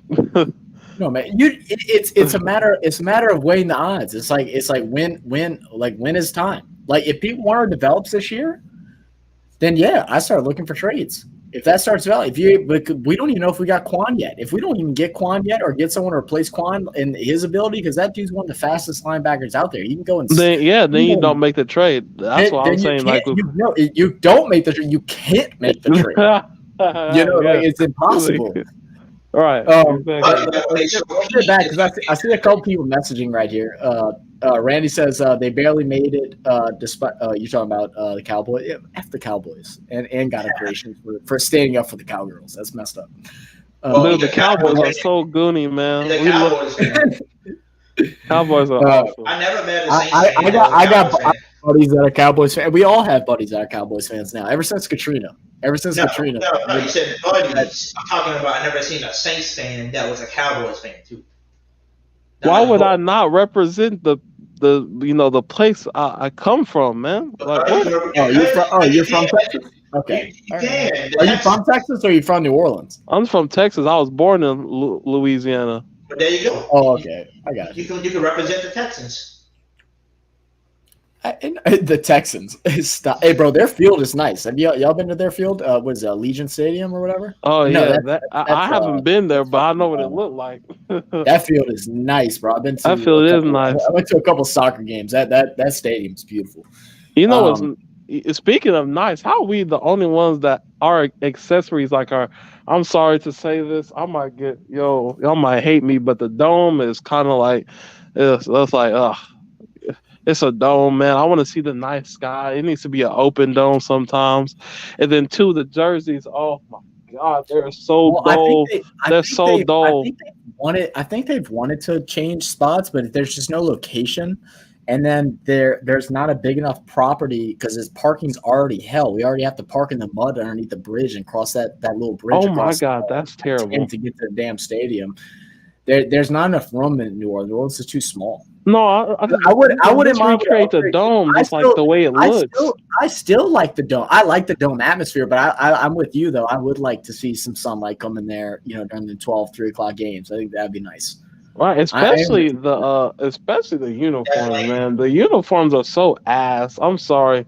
Like our uniforms are just they could do more, but the hard thing like they're so blank. Tries to keep it clean. They don't want to venture off too much and start looking like AFL or CFL or any of that shit. That's good. And that's the thing is people don't fashion is a thing, man. And we're not in the damn 80s to where we got. It's not the NBA though. Like it's we're not. What do you mean it's not the NBA? This is a uniform. You might as well not have a uniform then. I mean, but look at. I mean, it's just a different style. They prefer that just clean look. You get certain colors. That's why there's so many restrictions on. Well, look at this. There's no excuse to why ours look so basic, but Atlanta Falcons have fire jerseys. Panthers have fire jerseys with their colors. Panthers jerseys are clean because they're colors. And then our gold and black is better than blue and black. Like, come on, like this is better. And then not like literally even Bucks have better. Everybody in our division has better looking jerseys than us. But not you can't tell me you like Tampa Bay's jerseys. That like shit brown color they got going on. I like their gray and the gray and when they're like gray and Gray's red. Not bad. The gray's not bad. the gray and the red that go hard. But that all just comes down to limitations and stuff. I see. Let's see, who was it? T Dirty says he loves the all black look. The all black look is clean, right? Then, I could. JL says the 1996 style uniforms. Yeah, what's up? What you hear last night when I showed the Michael Thomas with the gold jersey and stuff? Did I show you that? Or you were not in here? Man, I was like popping in and out listening because I was doing the video. So while I was editing, I would have a headphone. I think I missed it. Look at this. Tell me this shit don't look so damn good. Hold on. I love his background though. The little bricks in the back. Now look, it's connected. It's connected with pins. Little. His name is Hoodie GRF on Instagram, and he does like that. It's connected with these little shits. Oh, okay, I see. Yeah. He does these edits. Look at this. Tell me this combination. Tell me this combination doesn't look so beautiful. Let me see. JL said gold jerseys need to come back. Agreed. Except that we don't need to do old. You don't need to be so leave shiny, that though. 1960s stuff out the window. You got to reinvent. I agree. Kind of just reinvent it in a new way. Because that's crisp. Yeah, see, that's crisp. That's clean as fuck. The thing is, my critique was I don't like the white outline against the numbers. Take that shit out, please. No, you need that. It's contrast, bro. It's contrast. No, you don't. Why do you need it? It looks so much smoother when you can transition the gold to the black. No, it's smooth. I'm telling you. No, man. The white outline, what is it there for? Like, what is it there for? It's contrast. It's to make the numbers pop. You want the numbers. It doesn't make it makes the numbers look so ugly. Like, oh God. So I think I missed y'all's stream on the helmets. I know a lot of people hate the fleur-de-lis down the middle. They say it looks too college and stuff like that. I enjoy the fleur-de-lis. I actually thought that was my favorite part. I was mad they didn't do the matte black, but I did see someone say that the matte black tears up after a couple hits. So that's why they didn't do it. And then the white helmets obviously would have been clean as shit. But oh my god, it's so BS that we're not able to wear those helmets with anything other than the color rush. Because if we knew that, why would we design those helmets for the color rush? Because they don't look good with the color rush jerseys. They don't. They don't. They look good with the black jerseys. All black, they popping with that, but they do not look good with the color rush because the gold is different. That was the biggest complaint. The gold is different on the color rush jerseys and the helmets, so it offsets. It looks goofy. You know what I don't like? I just don't. What the thing is, people. A lot of the people that are like, "Oh, don't mess with the jerseys," are the old people. Look, old people, y'all.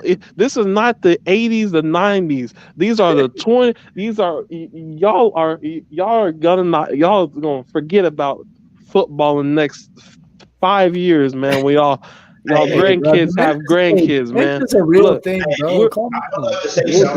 It's here for the future, for the current let everybody people. know something. Old people, we love you, and I love y'all. Don't listen to God of creation; He's full of baloney.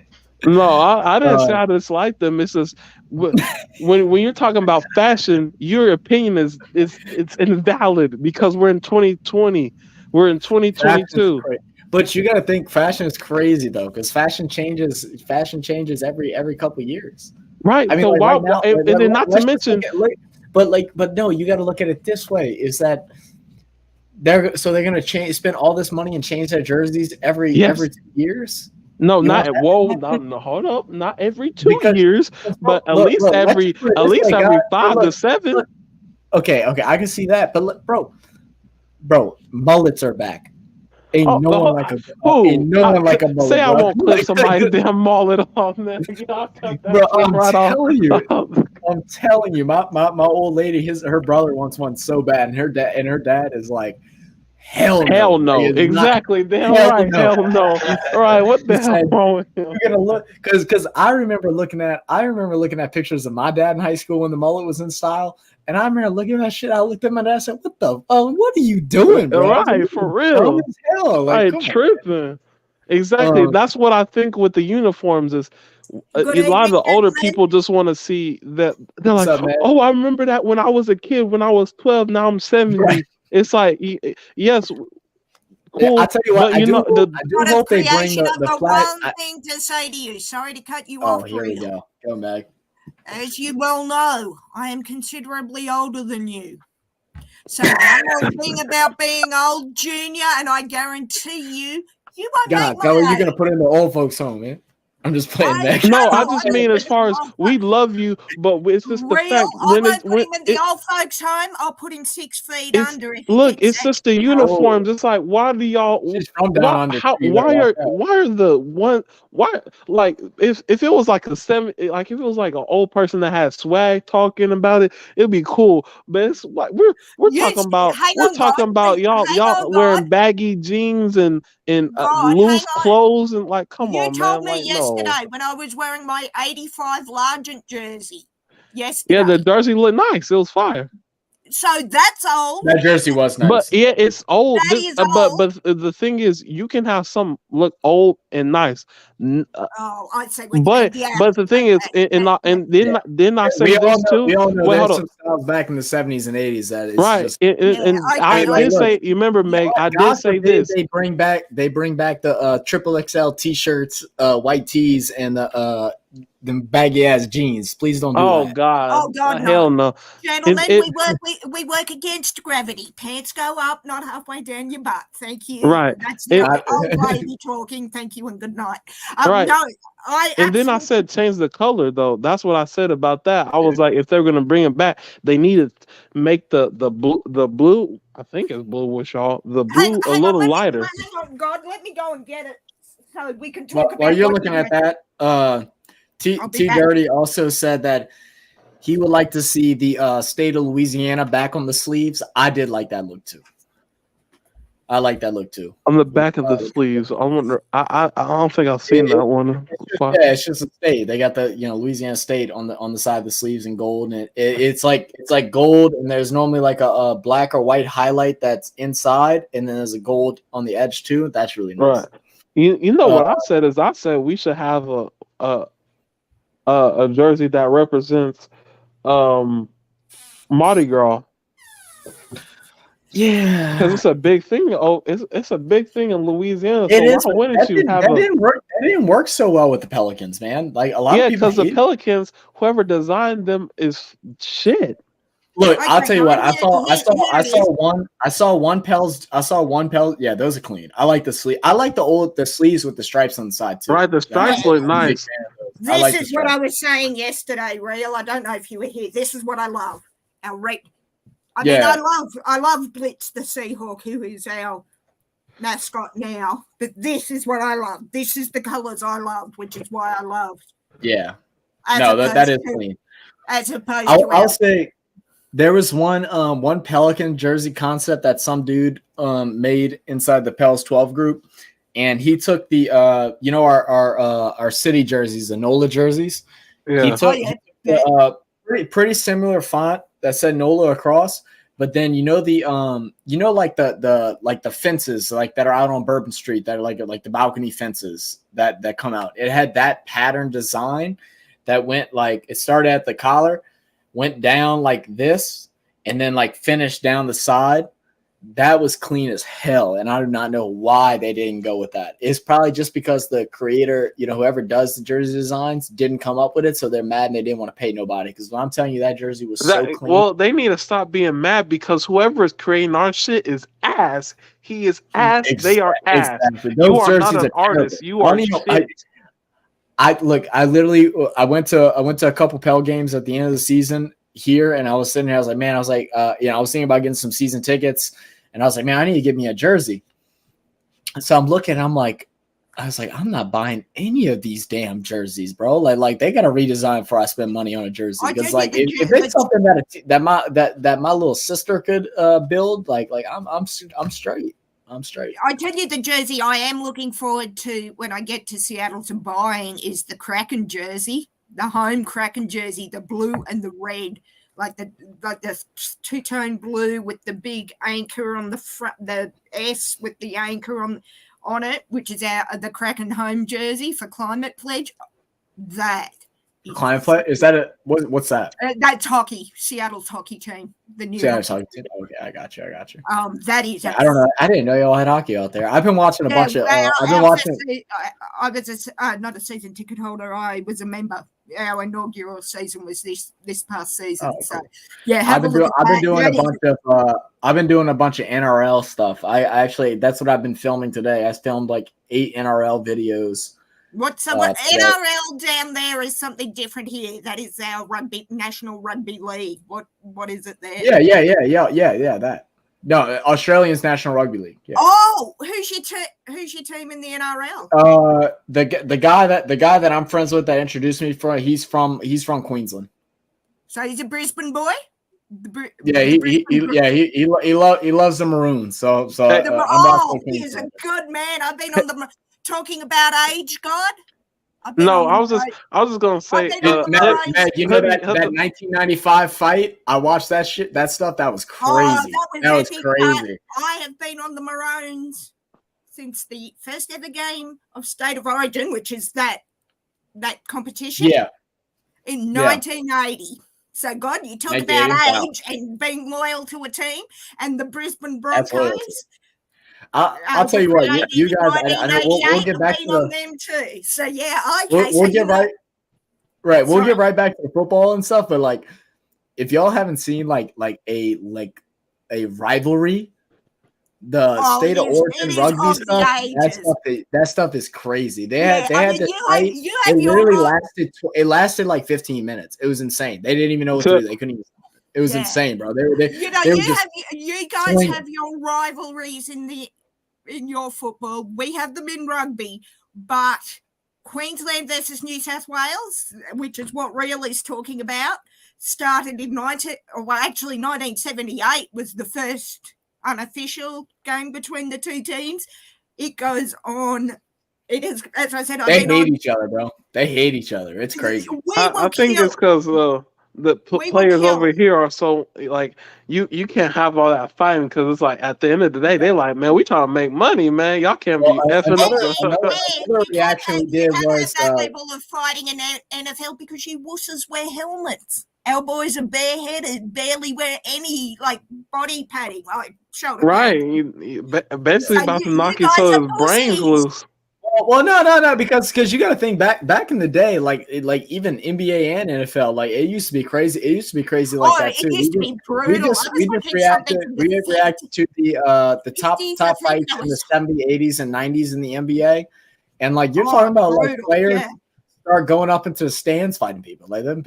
Well, did you see? I don't know if you guys are baseball fans. Fined like $1,000. Now they get fined like if they would go into the stands, they're not even getting fined. They're just getting kicked out in their contract. Did you see the Mariners brawl a couple of days ago at the baseball? I had someone tagged me in it. With the Angels. Yeah. With the Angels, holy, people going left and right.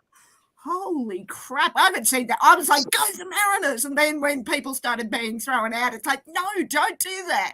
Like, yeah, we're very heavy on control in our games. Like, if that crap like at the Mariners happened in a game of cricket, I mean, it wasn't a different game, or like rugby. You have two players. Just to get off of this, because I know people aren't watching the rugby stuff. Sorry, I'll talk to you about it later. You're good. Yeah, we'll talk about it later. T Dirty, just to chop back a little bit, he said, "I don't care if they're wearing rabbit pajamas. I just want to see them winning. That's all that counts." Yo, facts. Facts, Dirty. Fair. I'm not gonna lie. I need to see them winning in fashion. In fashion. In fashion. Yeah, see, that's it. Because like I saw there was I'm going to show you my age by saying that is such a young person's thing to say. They got to be cool. They got to look good doing it. I don't care if they win or lose, but they got to look good. No, I don't care if they win, but just look good doing it. Because if you take an L and you don't look good, how you know what I'm saying? You're supposed to look good taking an L and winning. So if you don't look good in general, how you gonna not look good and you taking the L? That's ridiculous. But so hang on. Lester said Miss Benson sewing the uniforms together at the stadium with their sewing machine. You gotta ask her to change. That's a fact. I saw Miss Benson. That is harsh, but fair, possibly. I saw Miss Benson at the Pelicans game. And so I was like probably like 4 rows up from where she was sitting, and I yelled. I was like, I said, everybody wants you to sign a check. I just want you to sign my shirt. She looked at me and started laughing. Hang on, but let's be fair though. Miss Benton is a busy lady. Would she be sewing designing and sewing the jerseys, or would she delegate? No, she would. I hope not, especially because it's the most simplistic designs. And Hoodie, I sent you a photo of what our jerseys should look like a type of thing our jerseys should look like with the Mardi Gras colors, because you know. I honestly think if Mardi Gras is such a big deal, which we know it is in Louisiana, why wouldn't you just embrace it with your team? Because if you look at Atlanta, all their national sports teams have red. You know what I'm saying? Have like red and black, or red and something else. You know, so it's like how the Saints have gold and black, and then the Pelicans. Well, I think does that have something to do with different ownerships? Because the Hornets are owned by someone different before.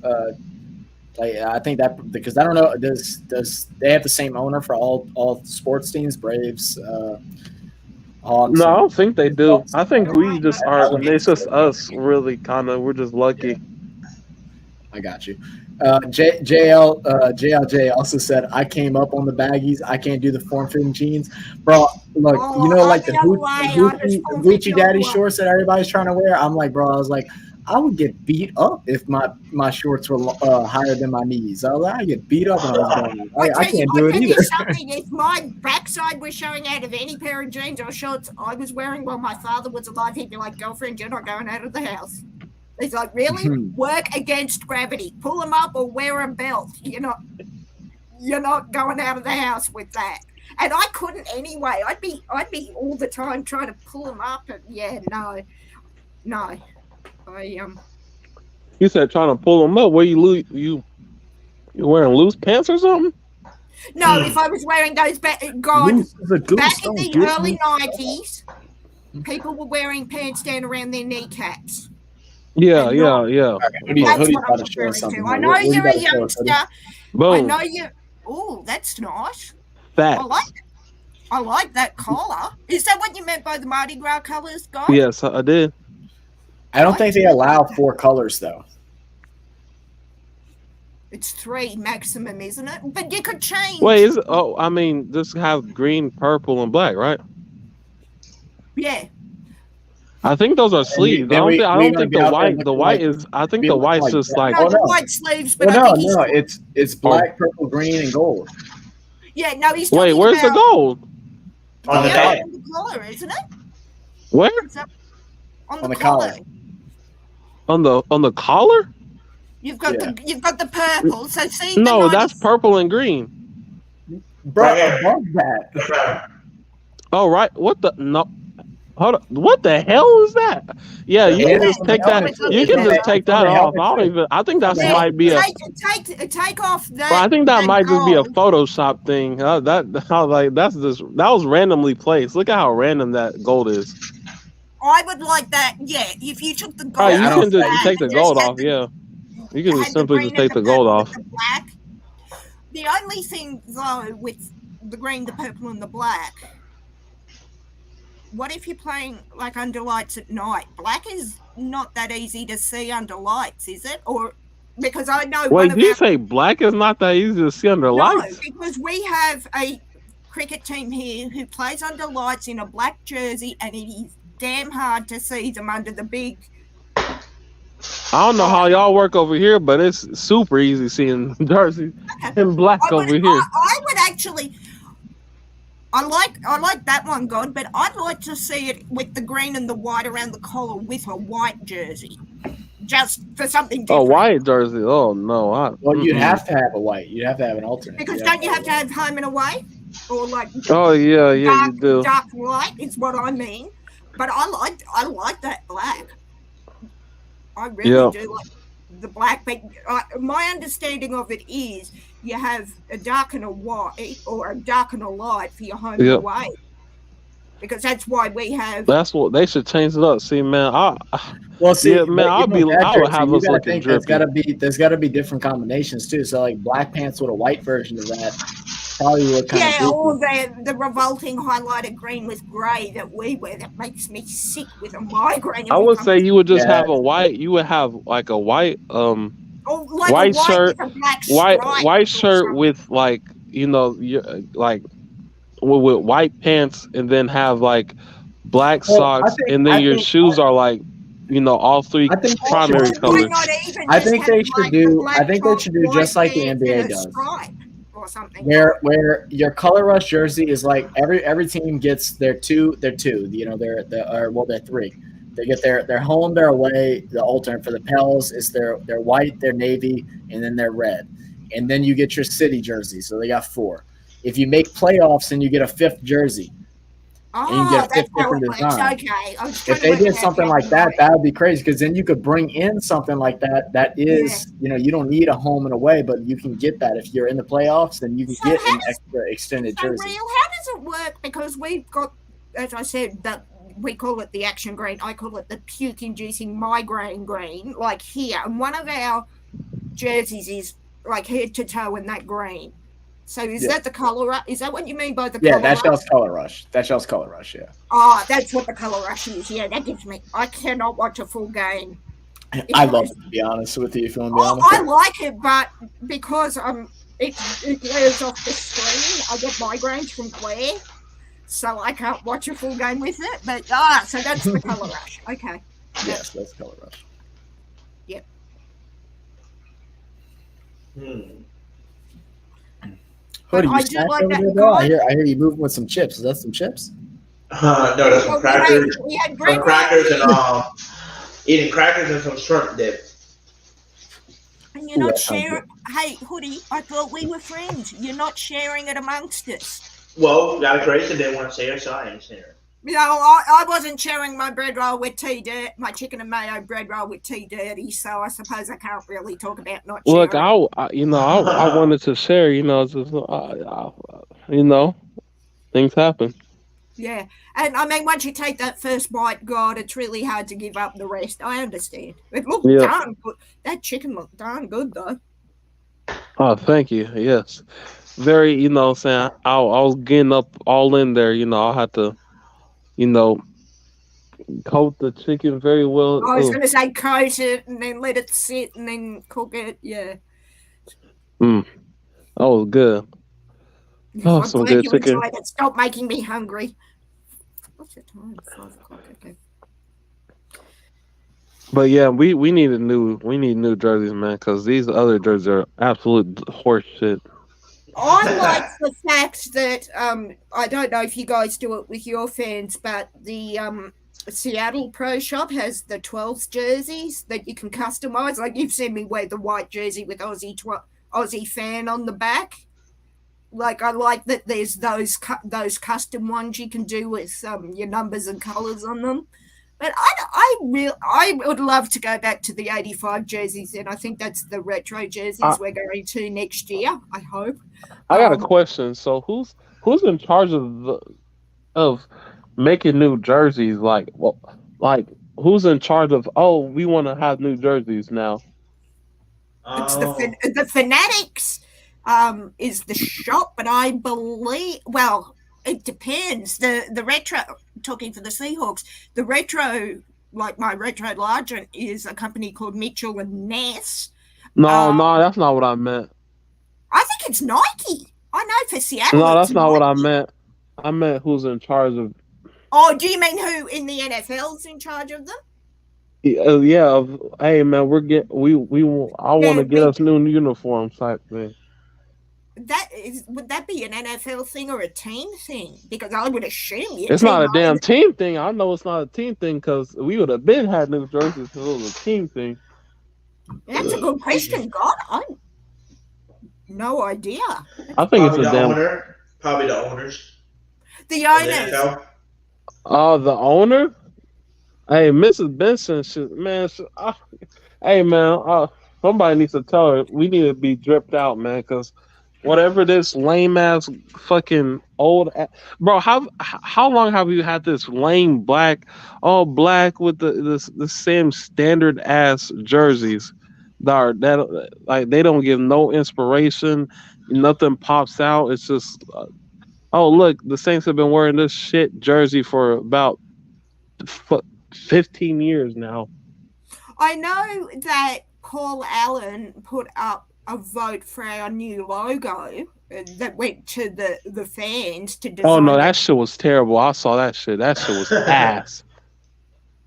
You talking about the one that was like it had Seahawks, but the only difference was it was all white and it had dashes. Actually, no, I'm talking about our current logo. Actually, known as Blitz the Seahawk. I know the one you're talking about, and that was but ugly. I agree that shit was terrible. No, I was like, the one that's like, actually, where is he?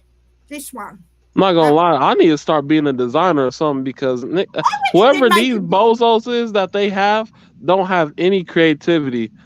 I'll have us looking like the drippiest team. People are like, holy shit, we just came here to see the Saints dripped out. I'm like, hell yeah, you did. No, but I like the black and gold and simplicity. I understand what you're saying from a design point, you want more on it. But why can't simple work? To me, simple works when it's not like simple, like you can have like, okay, for instance, okay, I'm gonna use you can have like a simple lady, right? You can have she's nice, she treats you well, she does things, she's not over let's party. But then when you have, there's a difference between that simple and having bland. Bland is like she don't you no inspirations. Like you try to talk and she's not on the same wavelength as you. That's what I get from the jerseys. I'm just like, when I look at that, like I want to. So you're saying simple is frown. okay, but you want a step up from simple. You don't want to go backwards and be bland and boring. You're right. Exactly, because that's exactly what it is. Like I don't see whenever you look at the jerseys. Do you look at something like, oh, they just that's cool right there? It's like, no, you don't. It's just a damn black jersey. There's nothing cool about the same jersey besides the damn logo. The logo is 10 times better than the jersey itself. But so, okay, let me ask you a question. The fleur-de-lis, like Blitz, is what your logo. What if you say Saints? First thing you think of is black and gold and the fleur-de-lis. You think of Blitz for the Seahawks. So when you say you want more than that, do you mean more of a design? More of the design, color? yeah. Like both, anything works. It could be more design. It could be different colors. Like I said, personally, I would love to go and have Hulk colors, and we just like Hulk. We got the purple and green, and at that black, The black. T Dirty's got a good point. That black means dominance. Black is dominant. Black is dare I say, using Darth Vader as right? That's cool. Nothing's wrong with the black, but it's something wrong with the damn jersey. It's not. Okay. It's not anything wrong with the colors.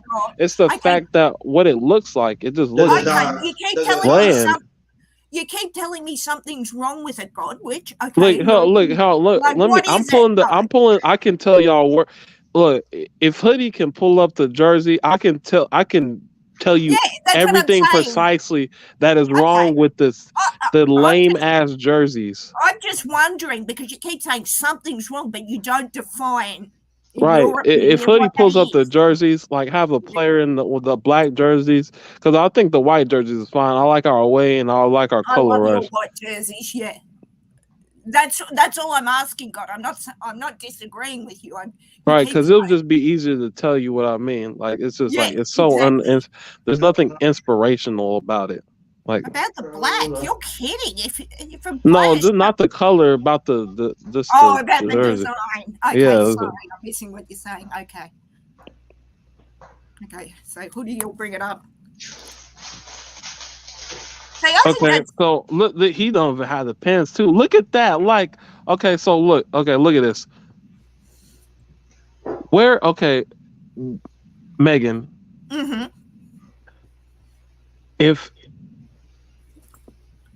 If you were paying somebody, say just say you were paying a designer $100K, right?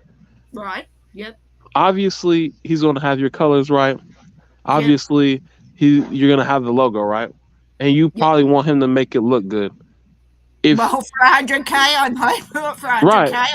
So if he brings you a product that just has black, gold, and a little bit of white and a little bit of white, with no extra thing. There's no design. There's no. Well, you've got the fleur-de-lis. Right, but that's the logo. It's always going to be there. That doesn't count as a design when the logo's always going to be there. It's actually what's called a design element. But I take your point. Yeah, there's nothing more that draws your eye and says that is a good-looking jersey. Right. They're like if you. It just looks plain. It's just plain. It looks like if you took a regular standard jersey and threw the colors on there. It doesn't. There's no inspiration. There needs to be some stripes, some circles, some stars. There needs to be something other than just basically number with color, logo with color, and then exactly. Thank you. What you're wanting, God, if I'm hearing you right, and I may not be, correct me if I'm wrong, it's the new Seahawks jersey with the splash of color, the breakup of the colors. You want right. If it was like a see, and if you go to the if he had the AFC or the NFC, there was the NFC gold jerseys from 2020. Yeah, And the thing I that liked was about nice. that is here. I'm gonna pull it up to tell y'all the Let's see. Let's see. Let me, Pro Bowl I know the one you jersey mean. Right? That 2020. was a, Yeah, I'm pretty sure y'all know the that was a gold good ones. jersey. The thing I like about that is like obviously you got the Pro Bowl, you got the you got the design on the sides, and then you got the little V coming across your chest. You know what I'm saying? And it's very subtle, but looks very slick and nice. And then you got the white pants with it, smooth white. And then you got Yeah, the gold and white socks. Different tinted gold. You know what I'm saying? It just looks smooth. That look it looked like a Saints jersey. You know what I'm saying? It looked like it was a nice clean cut, like and then not to mention the numbers, the color around it.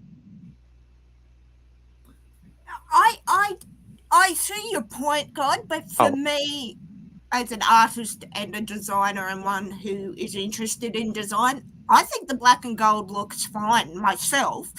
But I can also see it from your point of view, thinking that it does look quite plain. I mean, we've got the block And of I love art. I used to be an artist myself. I used to. Yeah, I mean, I'm not criticizing your viewpoint because it's valid. You feel that it's a bit like, well, meh. Whereas me, I like it. And as I said, I love the retro jerseys. So maybe I'm coming at it being older than you are, as it has been well established.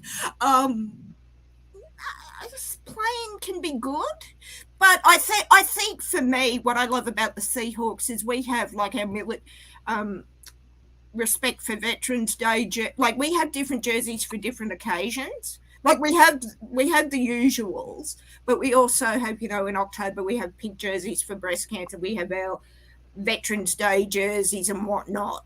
But I personally like the black and gold together. But it's a fair point. As a fan, you think it's like it needs something more.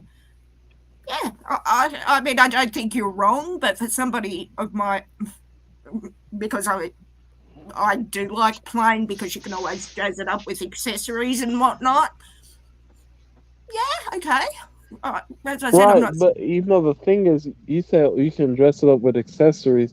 Yeah, that's you as the fan. But when you're out there, I just thought of that when you said it as a play. Well, I mean, your sleeves, maybe your boots, maybe your socks. Right, but you have very limited things. You really can't if something's just terrible, it's hard to make it go from terrible to great.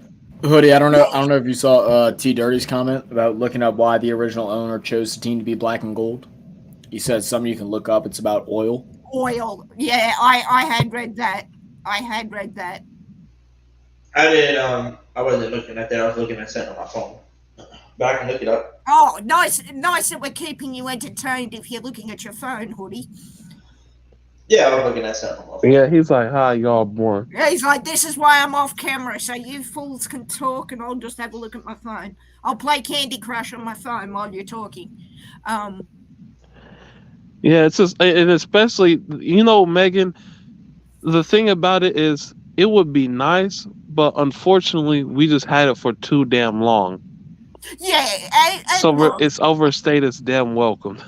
Yeah, and if you've had it since 1996, see, our jerseys, I don't think are that old. They might be. No, y'all changed y'all's consistent. Y'all been consistent with knowing and then not to mention when y'all had a bad jersey, y'all knew it's time to. And you know how we knew that? Our market researchers apparently, I don't know how true this is, and I'm not sure if your team does it, God. Our market researchers they don't keep an eye on what style of jerseys are being sold, what number is going on the back of them, etc., etc. And then it's like, okay, that jersey's not working, so well, maybe we'll they keep an eye on it. Right. So if changes need to be made because they're not selling, they can be made more easily for this game. Well, But no, I think our jerseys sell actually pretty decent. yeah, It's but just it like could be improved. but it's not because of the way the Saints jersey look. It's like who we're picking up. Because even if it looked like I've never, and that's probably the reason why I've never picked up a Saints jersey yet. I still don't own a single jersey. Oh, okay. And it's So like is that this is like I mean, I've only been following them like it's just really like what. recently in 5 Hey, bro, years. if you want some more color, I can get you the girls one that's like I was pink going and to like say, silver and stuff like that. I hey can get you God, one of what's those. your size? I'll It's got send you. sparkles. I'll send you. The sparkles are a little doing too much for me, my boy. But I tell you what, God, send Little me your bedazzle size. name wrong. Send me your size, and I'll send you a bright pink Seahawks beat breast cancer jersey from Seattle while I'm there, my brother. You want color? yes, You got it. I do support breasts. Yes, I that know is the you fact. love your boobs. You love your boobs. One in each hand. We got that yesterday.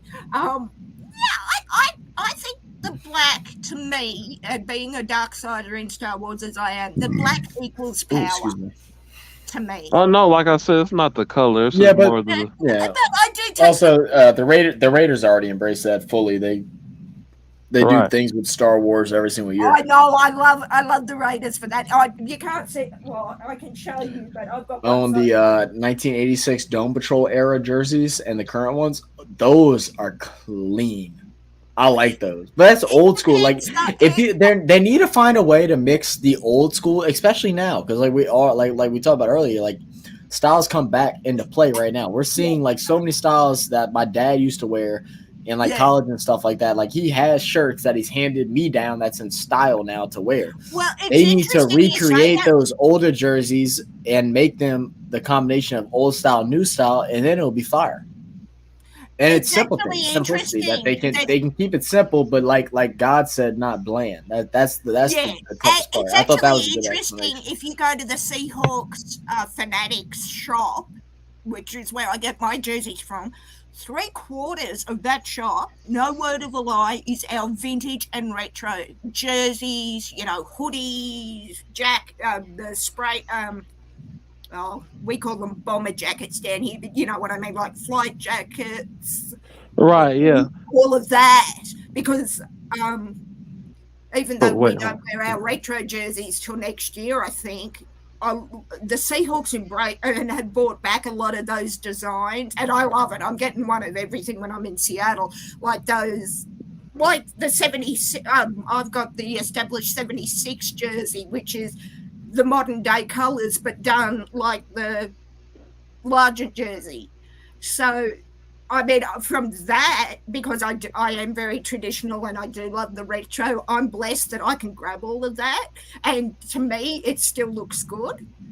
But then again, our colors are green and blue. So, you know, we've got a bit more to work with than just the black and gold, I guess. Right. Hoodie, did you get the picture I sent you with the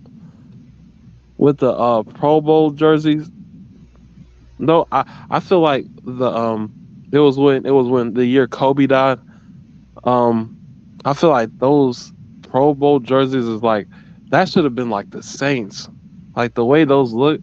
Like if you just slapped our logo on the side and like gave us we can even keep the.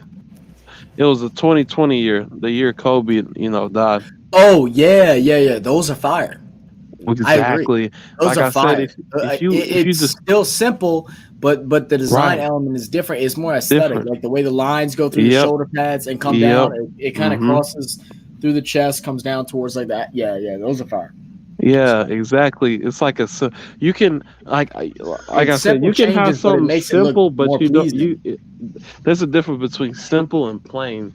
Plain is just uninspiring and bland.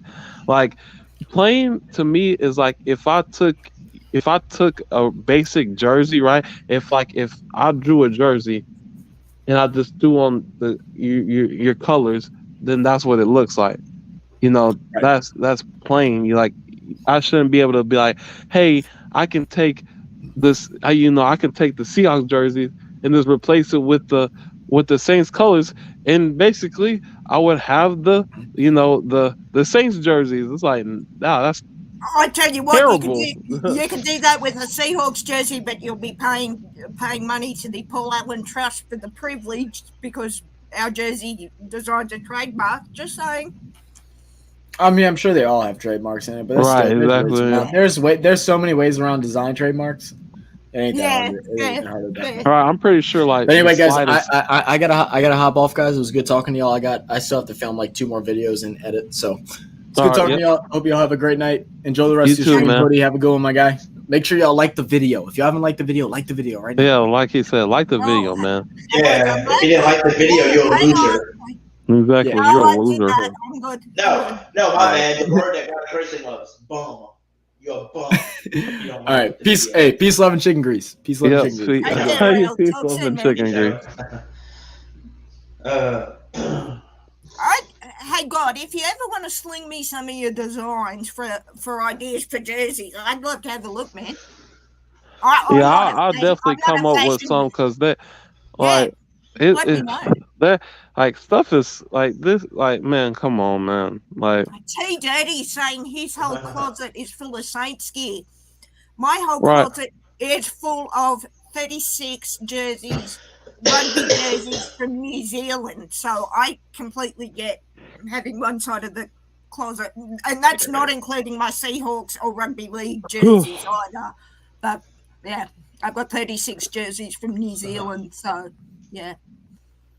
But no, God, hey Jeremiah, God, I'd be really seriously interested in looking at some of your design ideas if you want to send them my way when you get to do them. oh, for sure, yeah, I can. Like I said, like, and unfortunately, like, I feel like I can easily make something that's worthwhile than what they're doing because make something out of nothing. It's just like it's not hard. Like I think like literally my sis, I can probably ask my sister to come up with something that's looks better than what we currently wearing. You know, obviously you'd be like, oh, it looks good because it's the Saints and it has their colors. And no, I'm not going to do that. I'm not going to be that guy. I'm gonna be honest with the team. And it's like, bro, it's so inspirational. It's like it's a 1996 design. Like, really, bro? Like, I get it, but it's like at some point, like, come on, bro. It's almost 30 years since that design has been, you know. Our jersey is fairly simple, but it's got like the sleeves with the different colors on the sleeves, the numbers on the back, blitz on the front. Yeah, look, I'm a traditionalist, God, so I do like those sort of easier, not bland. Well, you call them bland. I call them more traditional designs, but sometimes they need updating, you know, and I think that's your point. It's right, and like I said, I wouldn't have like a huge problem with it if it hasn't been so damn long since we had that jersey. And I mean, your point being almost 30 years or 27 years, whatever it is, since the last update. Yeah, time to update it, and you wouldn't even have to update it. No. The bear is very sleepy. Sorry to cut you off. T Dirty said that bear looks drunk. Are you giving him moonshine? No, he hit the vodka. He's on triple shots of vodka, so I'm not responsible. He did that all by himself. Yeah, and I think, to your point, they wouldn't have to be like massive changes, just a bit more color or something. Right, you know, just to update it, as you said. Right, like I said, like you know, with the whole the thing that I liked about the Pro Bowl jersey, and I keep coming to these because the Pro Bowl jerseys were awesome. It's like it's the perfect definition to me of simple, clean, and inspirational. Yeah, and that's what you want in a jersey. You want a kid to see that jersey and go, "Hey, I want to play for that team one day," Or if I can't play with that team, I want to wear the jersey as a fan. Right. And the thing about it is, okay, when you look at it, like I said, it has the nice V kind of taper line going across the chest, a nice gold look. It got some nice, it looks like a metallic gold.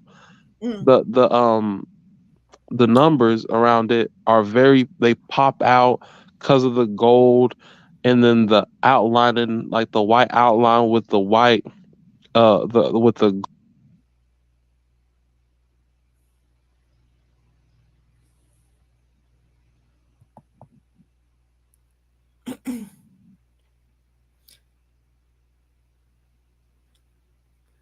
T Dirty, the bear is part Russian, as am I, and gets into the vodka bottle frequently. So, like with this, the unfortunate thing about this one is, the even though I black, love this one, is just he didn't change. The person didn't change the text of the numbers.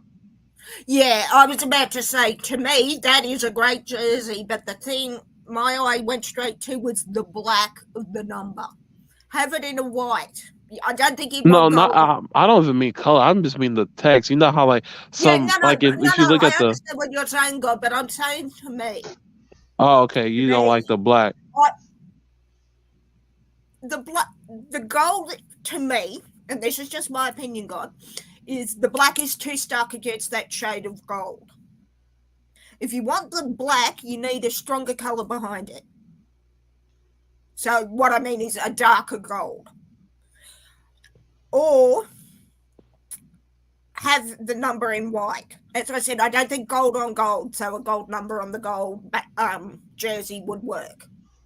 Right, and you're right. They probably for the I can't really tell if it matches the same color as the logo, but I mean, that is what they would still need a to heck of a do jersey. That is is match still a the colors gorgeous of jersey. those.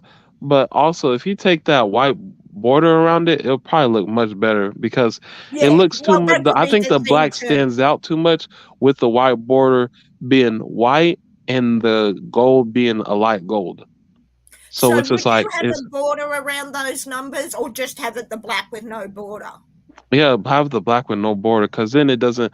Because then it doesn't like it kind of gives a like a like it's meant to be there, like instead of like, hey, it Yeah, just to looks like we me, just stitched a number. I like the border because it grounds the number, so it's not floating in space. But I would have a gold border around it because your eye's not going to go to the border like it does with the white and with the black.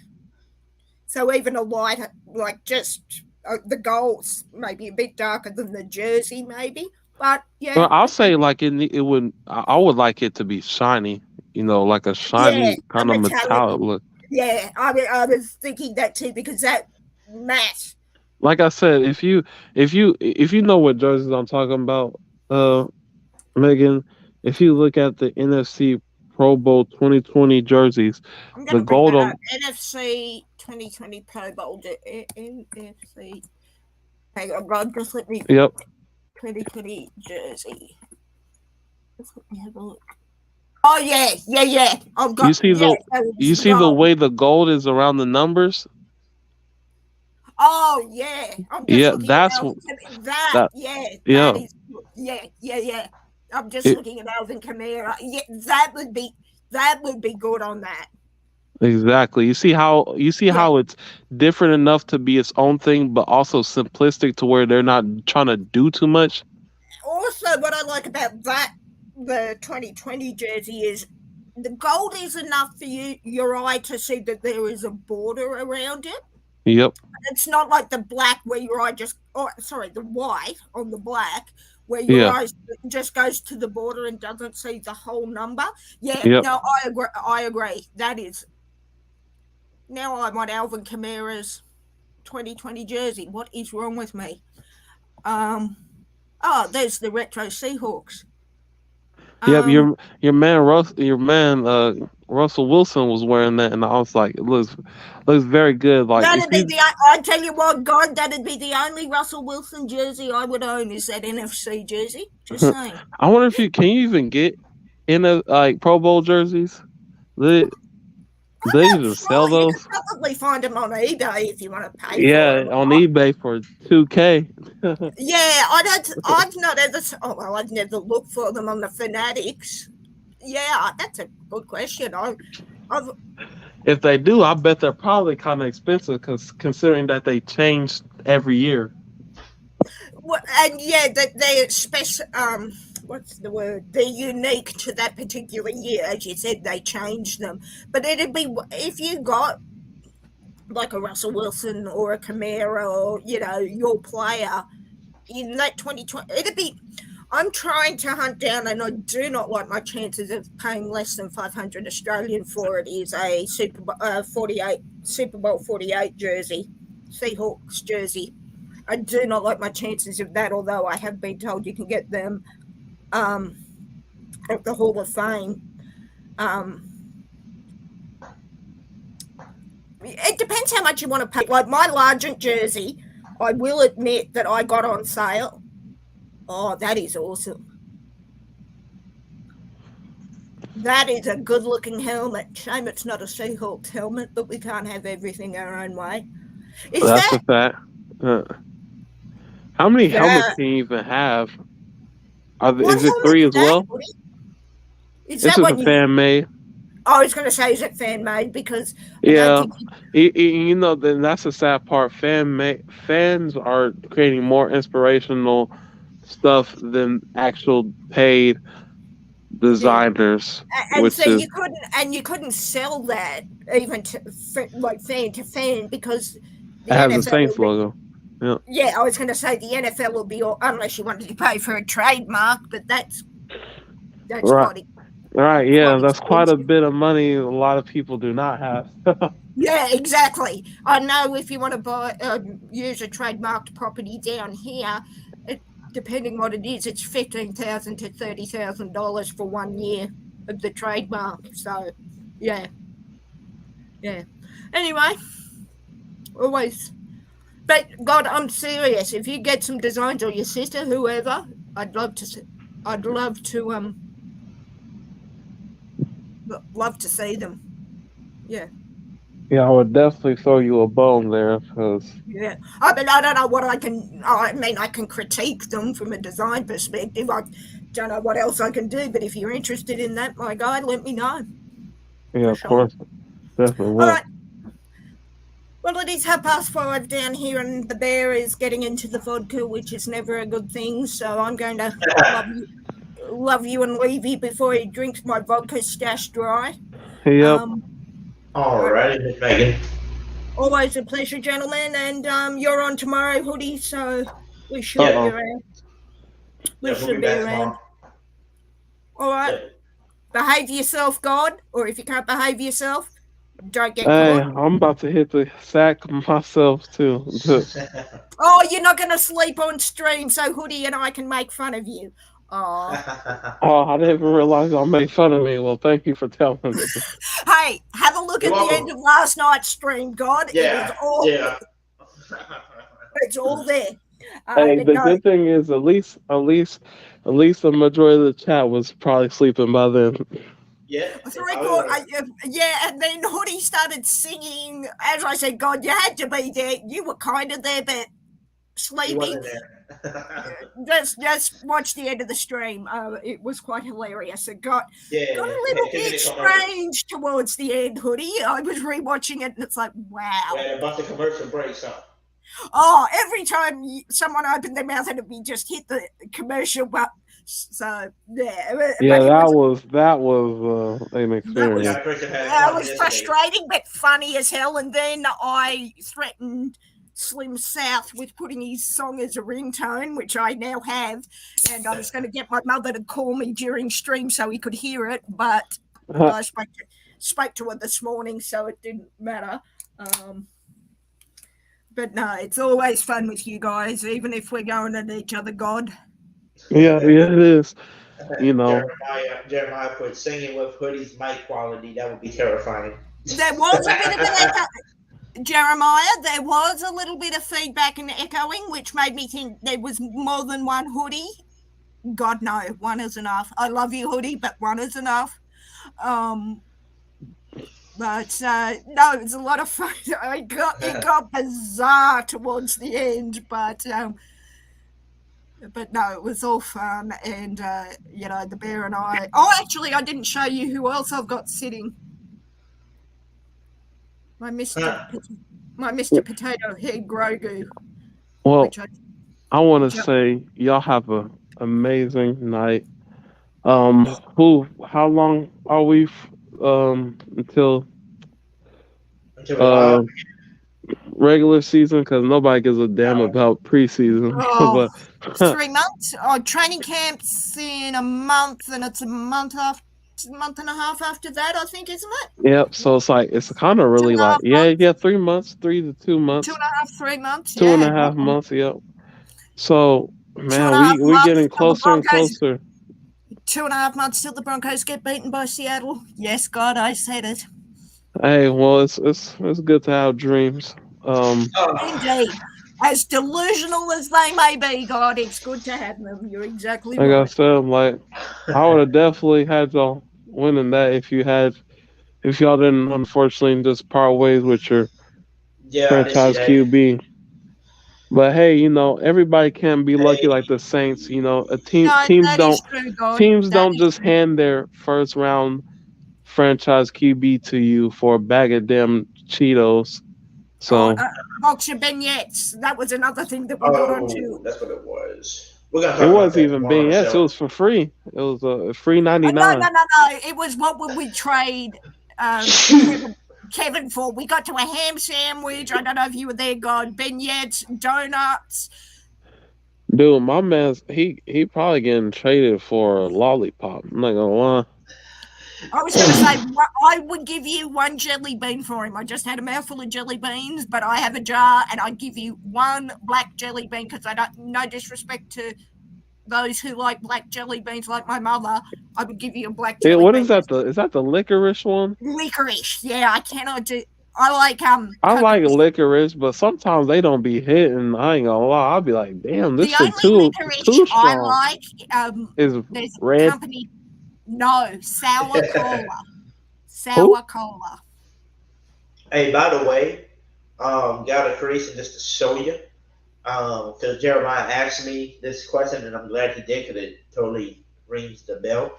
He said, "Did you see what Cameron Jordan was trying to recruit Eric Ebron, man, the tight ends?" I did see that. Yes, that was. I did not see that. That would be nice.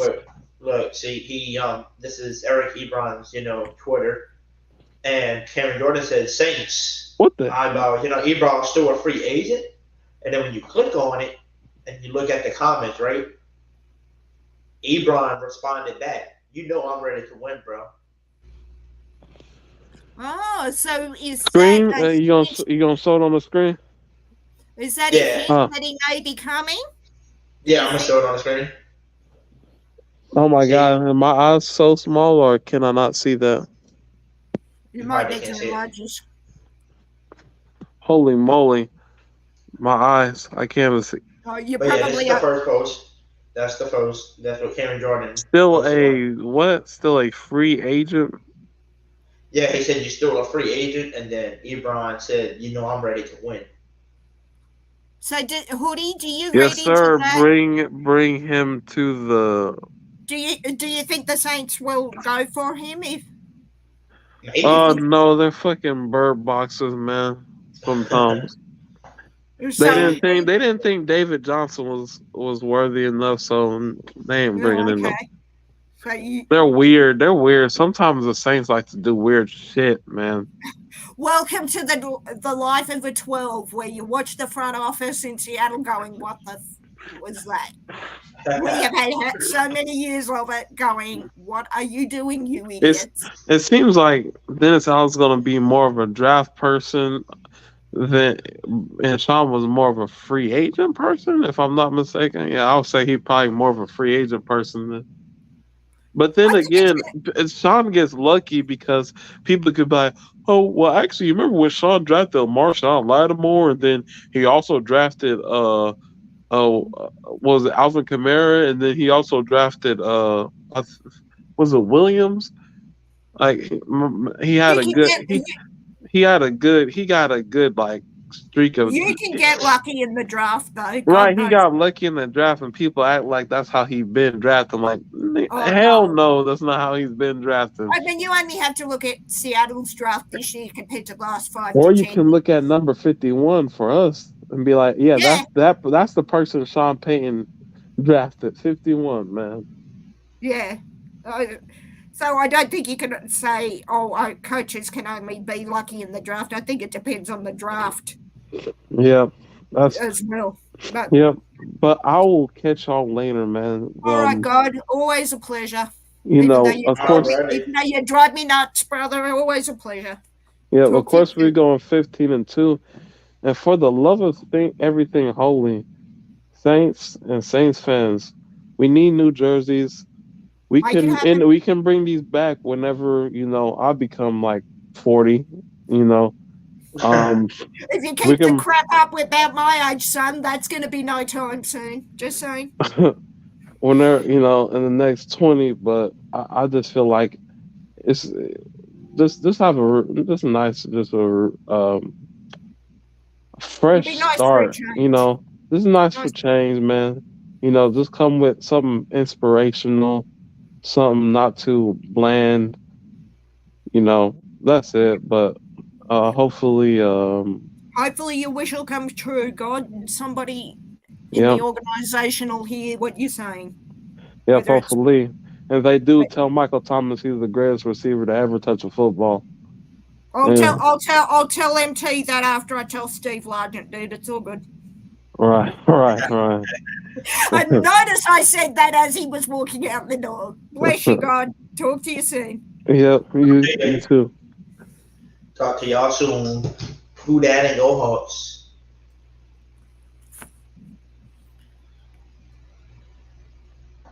Alrighty, everybody.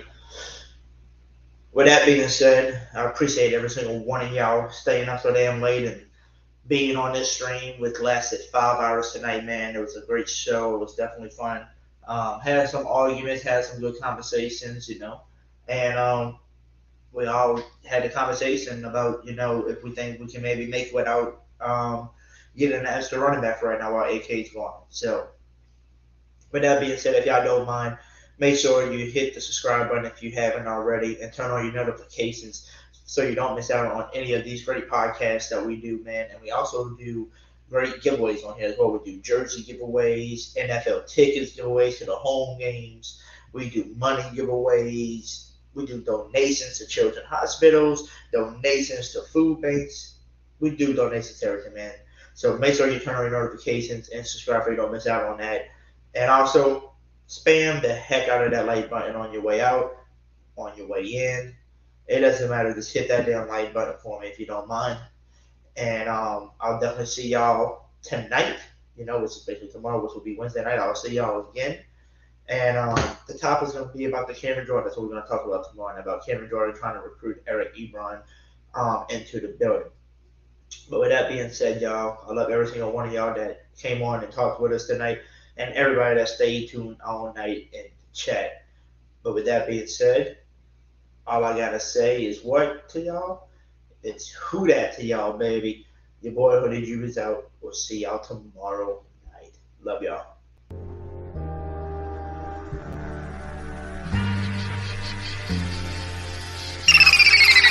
Your time is up, our time is now. Say Hoodie, you can't see us, our time is now. You hear me? Hoodie Jube in the building shining now.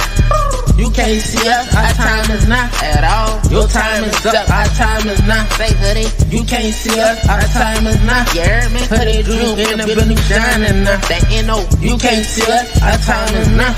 Saints going to the Super Bowl, talking black and gold. Cameron Jordan on the field, about to take a QB soul. Ever Camara break a tackle, so you know he bold. Mike Thomas catching everything, so you know he cold. The defense elite, D. Davis coming through the line. Boy, take a seat, let him more in the backfield, so you know that's me. Them boys with the Florida leaves, yeah, they gon' eat.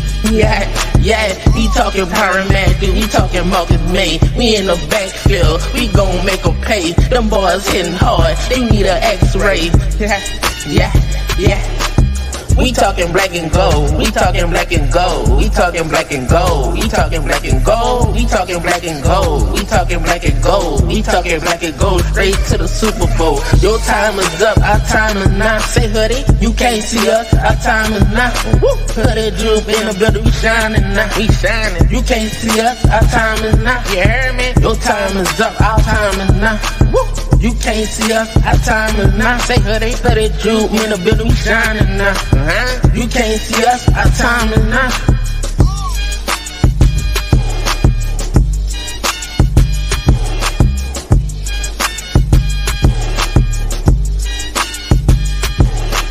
Hoodie!